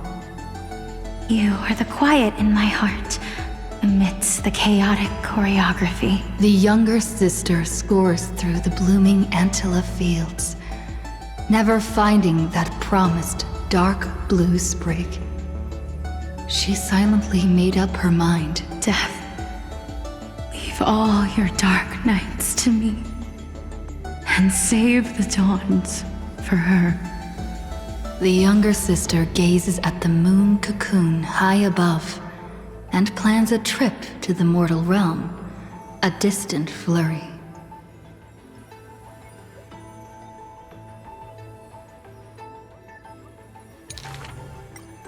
A bard once sung to musical notes. Do not turn back. Oh, do not turn back. The long hand of shadow will retain the dead behind their gates. The giant dragon born from the moon cocoon willingly offered itself as the enduring barge of the River of Souls. No need to turn back. Oh, no need to turn back. That price had long been paid for you by someone else.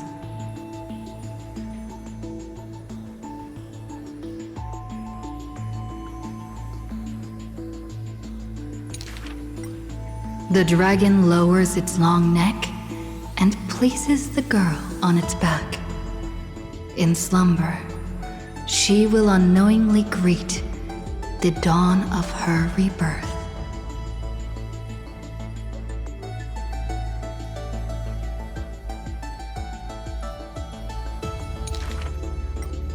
The dragon flaps its wings in the chilly gloom of the floating dead upstream, ferrying from purity into grime, going from silence into roaring boom.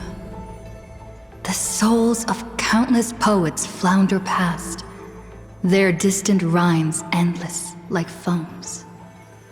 Do not turn back, for to look toward the land of mortals is in itself turning back.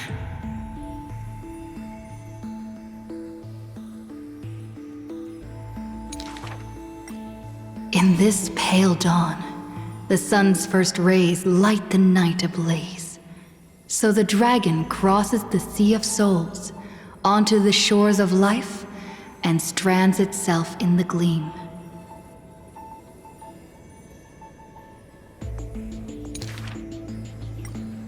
We know not where these stories arise. They are scattered across the shallows with the waves.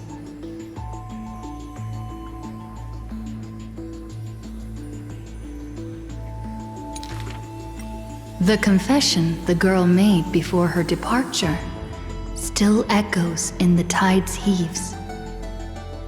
If there is anything for me to leave behind, may it find a soul to remember.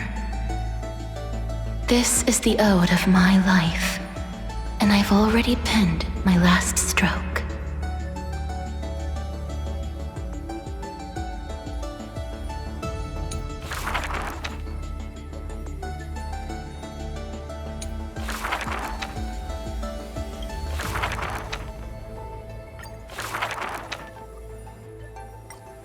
A thief tells a few stories. The first story is titled The Golden Apple. It doesn't have to go to the fairest. That city is named Paphos, where the golden light of Nestia shines. The golden apple tree sits in the city's middle. Only the fairest can pluck its apples.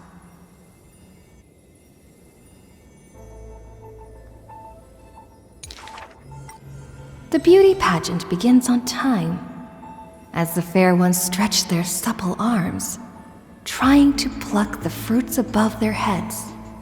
Yet every time the apple comes within reach, a breeze blows the fruit away without a trace. The audience in displeasure disbands, with only one girl left standing there, her features bland. Yet to her surprise she finds her arms full of golden fruits, a harvest grand.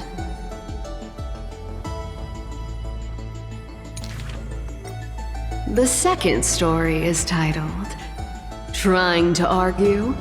Don't trick yourself, please. That city is named Idylia, where Circe's roots bury deep and wide. The sophist scholar holds a tortoise aloft, but his theories? Common sense bereft.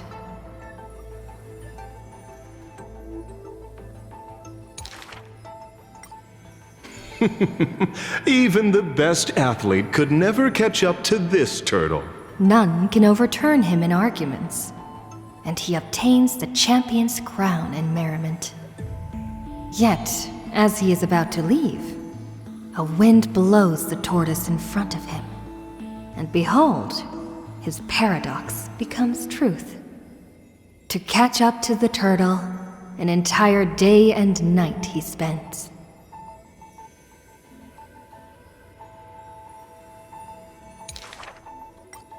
The third story I will tell is titled A Competition in Trickery. Who do you think is the Grandmaster? That city is named Dolos, where even Zagreus was once tricked. The king promises to reward the perfect lie, wishing to recreate the deceit of the Titan, his grand feat.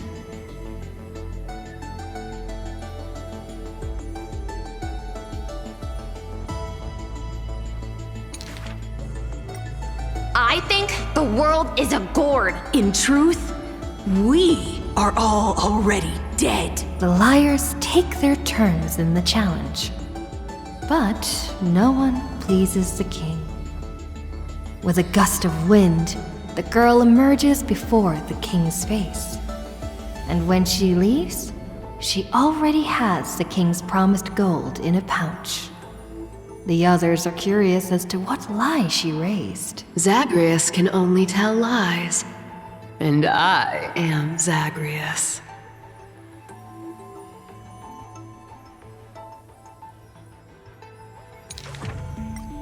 The fourth story is called You Like Money? Good.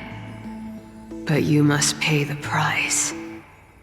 That city is called Mythimus, where the sea breeze intoxicates the people with delight. A wealthy penny pincher prays to the Titan. Please give me the power to turn anything into gold.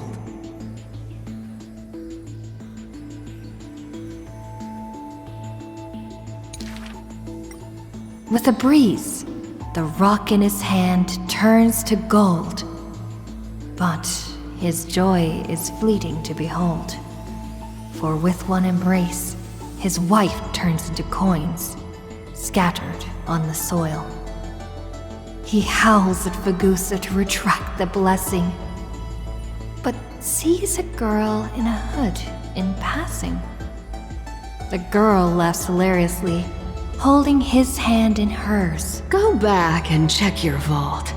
Some gold may be missing, but your beloved is right there, waiting.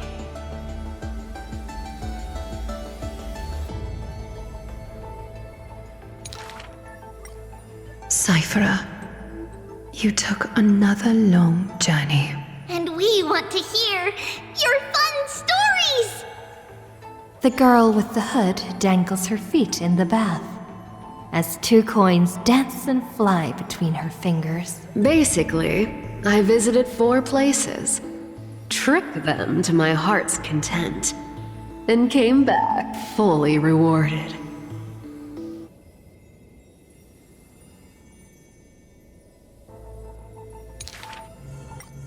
The girl pauses her words and looks out the window as the light above the Titan's shoulder casts her right cheek aglow. The dawn will never cease, and the thief star wanders in foreign lands. How would you know that I am not lying right now?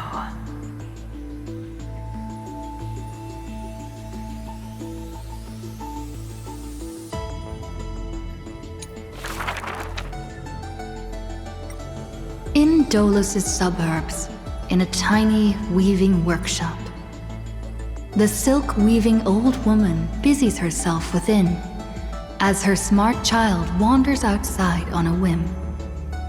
The silk pours from the loom, some bright as the dawn, some dark as the night.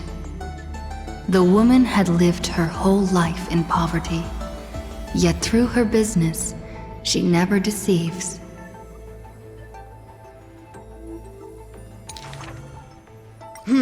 Good child, listen to me. Never lie and speak deceit, for people like you only do to honesty.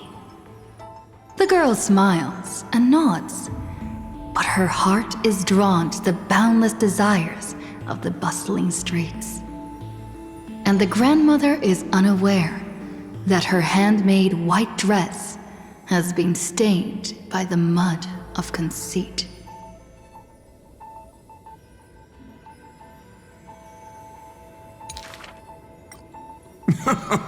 Madam, what is a bundle of white silk's price? Sir, only 2,000 balance coins. An honest price tag can only meager profit obtain. If we keep selling cloth like this, we'll stay poor for the rest of our lives! The girl complains to her grandmother, while sprouting countless plots and petty tricks.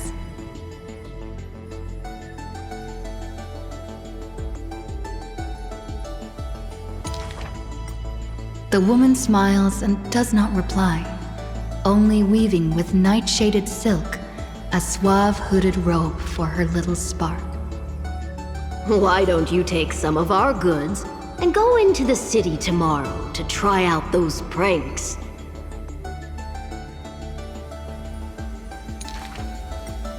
The mesmerizing moneyed charm of Dolos City turns minds and tongues into a whirlwind of confusion. Even the girl who prided herself on sharp ears and a clever tongue could not contend with the myriad shifting face before her. She returns penniless and furiously seethes. I vow to the god of thieves that I will eventually empty those people's pockets! Smiling, her grandmother stops her silk work and offers some dinner with humble dish. Silly child, don't let Titans hear such vows and promises. Yet, when the moon rises, a magnificent pin graces the old lady's pale locks. The girl smiles at the old woman, now stunned in shock. I actually did return with some catch.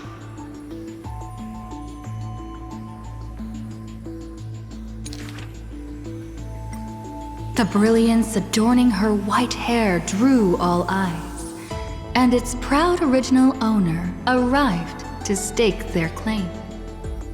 The bet that the girl won with a brilliant trick is described as a thief's loot through lying schemes.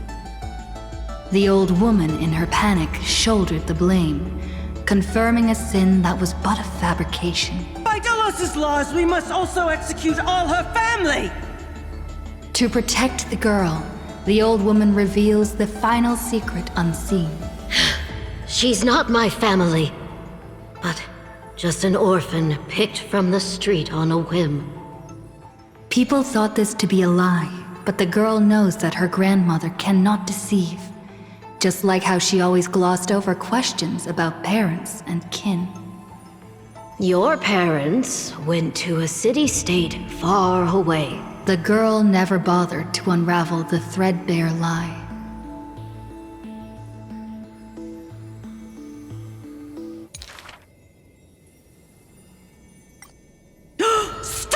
Stop right there, you thief! Run! Run as fast as you can! Cyphera! The lies overthrow the shop and tear apart the good woman's good name, leaving the girl with guilt and grief. The hearth of her home was a lie, doused by another conceit. But if her sleight of hand had better skill, would it have made that fire burn forever?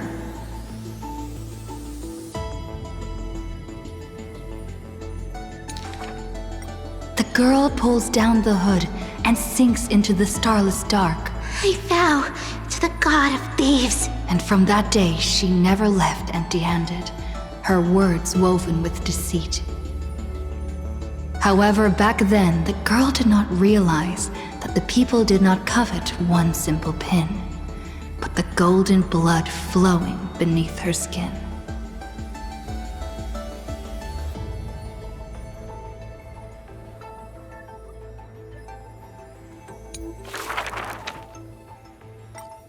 If every single scar equals a coin, then the girl, always pursued, would be worth her weight in gold. Deception, theft, and night heists, but her nerves failed her when it mattered most. The girl clutches meager loot to her chest and escapes, muttering curses bearing her pain.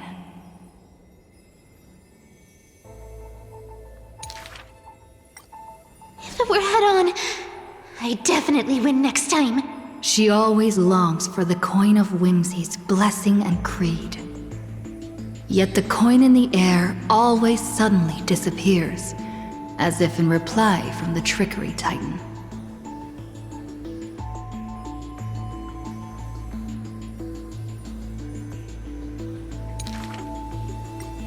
Day and night flow, and the thief star makes circles across the sky, while time molds the girl into an adult. The cloak once used to conceal her entire body now only suffices as a hood that barely covers her fringe.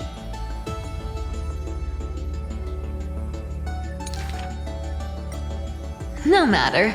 These days, I have no need to hide. With a confident stride and a silver tongue, her perfected fraud, thieving every opportunity as a result. And at curtainfall hour, those treasure-seeking steps fade into the moonlight. When she appears again, her arms are laden with money's weight.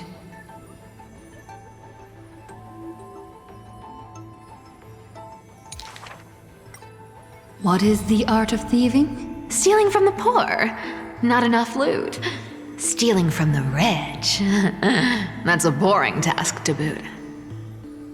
The girl narrows her eyes of greed towards those called the Chrysos heirs.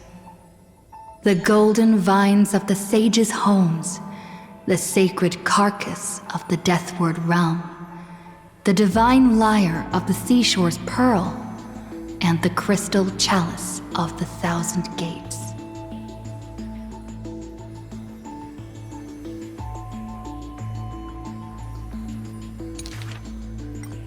The girl knows not the treasure's origins, only that they are all valuable beyond measure. To have something priceless is the true art of thieving.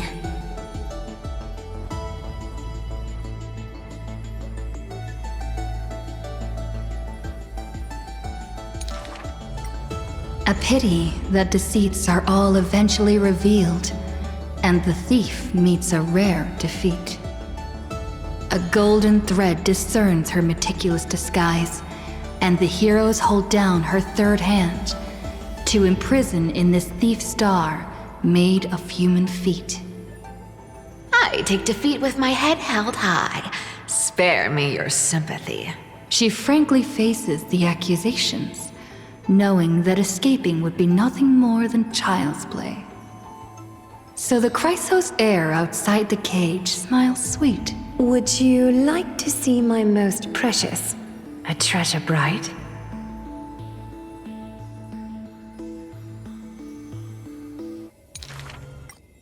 It is a dress, like the beauty god Nestia's divine body. More blinding than the sun, rivaling the moon in its glory. It is woven by divine threads. It captivates even the gods.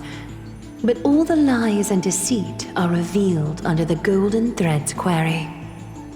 The world-famous thief is stirred by such grand words into a flurry.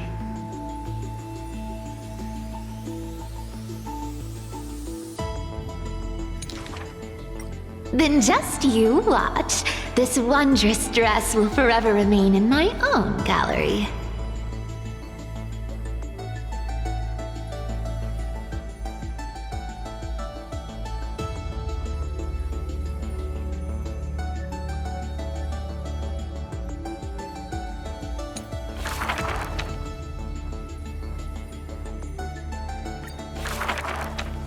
This is an age of ruin. The Chrysos War ignites once more, while Zagreus' taunts ripple through the city streets. This is also an age of splendor. 300 thieves spring forth from Dolos, each scheming to conceal the truth from prying eyes, robbing the rich to give succor to the poor. Every one of them deceives gods and men alike, righteous and valiant. The fling chase journey has been cut short midway. Yet the girl pounds her chest at the gold weaver, not afraid. The core flame of trickery is near. If now isn't the time to risk it all, then when?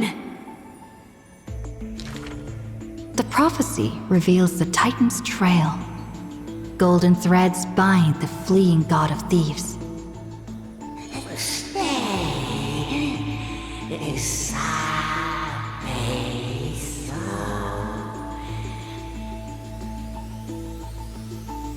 The young girl flashed a grin and walked towards the god who was pretending to smile.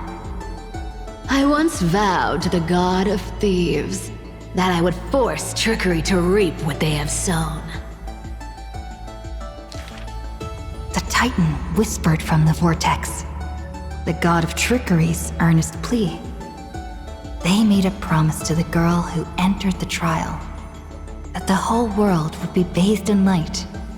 No more lies and deceit.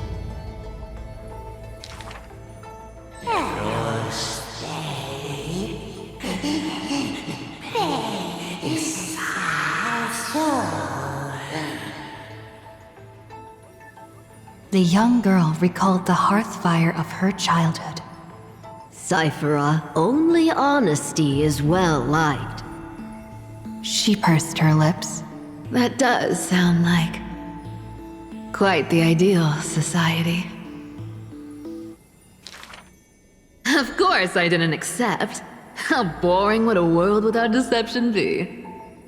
The young girl demonstrated her newly acquired divine power, molding lies into reality. The defeated Titan is now not but a wandering soul. But somewhere far away, a purple spirit thief opened bleary eyes. They had forgotten their previous life as a Titan, and remembered only the girl's crafty message. Go! Collect treasure, you greedy little grape. Once you regain the memories of trickery from chests, then I will claim the reward for saving your life. In the days spent away from Akima, the girl grew accustomed to traveling alone. In a certain city, she heard of a spirit thief. Rumors aplenty. I, Bartolo's master thief, shall take all you've labored to gain. So saying, the spirit thief steals the girl's coin pouch and fled without a trace. But a gust of wind brushed past, and the girl had already caught them. Running for it? Your life was saved by my trickery, you know. The old god and the new finally reunite. The two rivals who, from that moment on, became thieves and companions both. It's just that the spirit thief's companion was always scaring them. Hey, the fish in the River of Souls are starving, you know.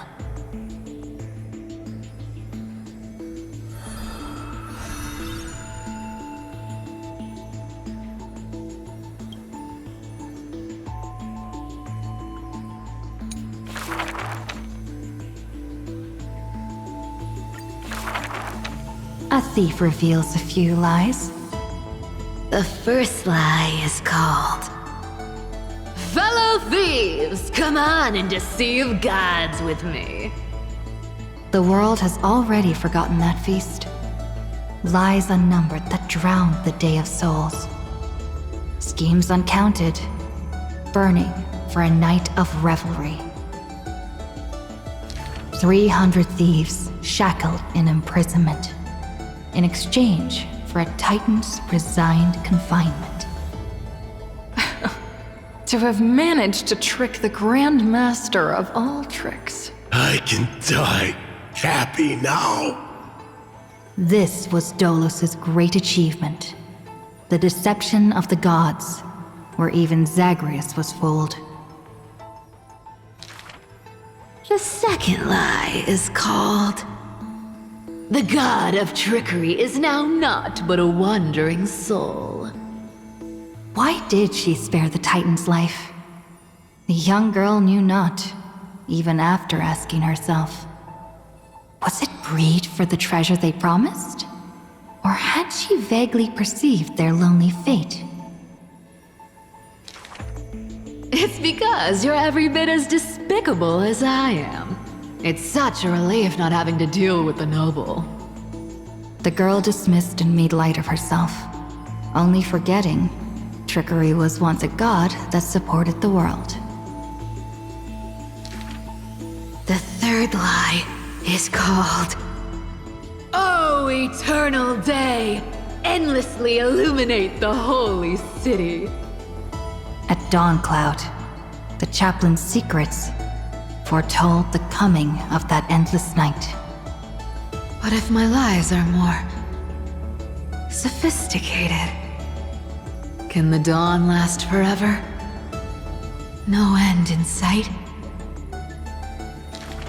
Bearing the fate of the Thief Star, the girl was long used to walking in shadow.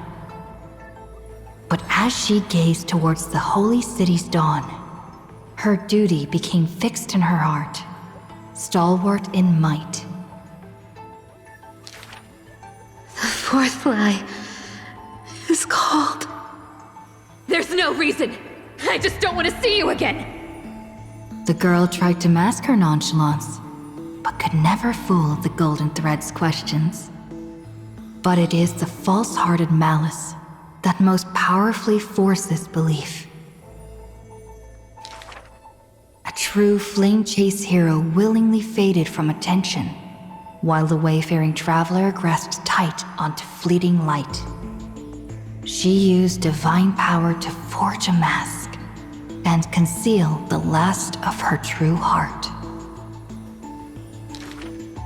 The fifth lie is called... No.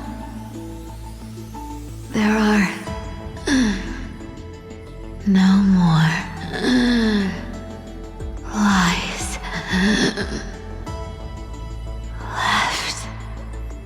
The whimsical coin fell to the ground, telling the tale of fate fulfilled. Travels unwitnessed, roses unknown. To whom may these now be told? Lies are always but lies. that you can make them more beautiful than the truth. Under the somber sky, golden blood soaked the thief's cloak. Like a golden thread tailored just for her, an exquisite robe that she never stole.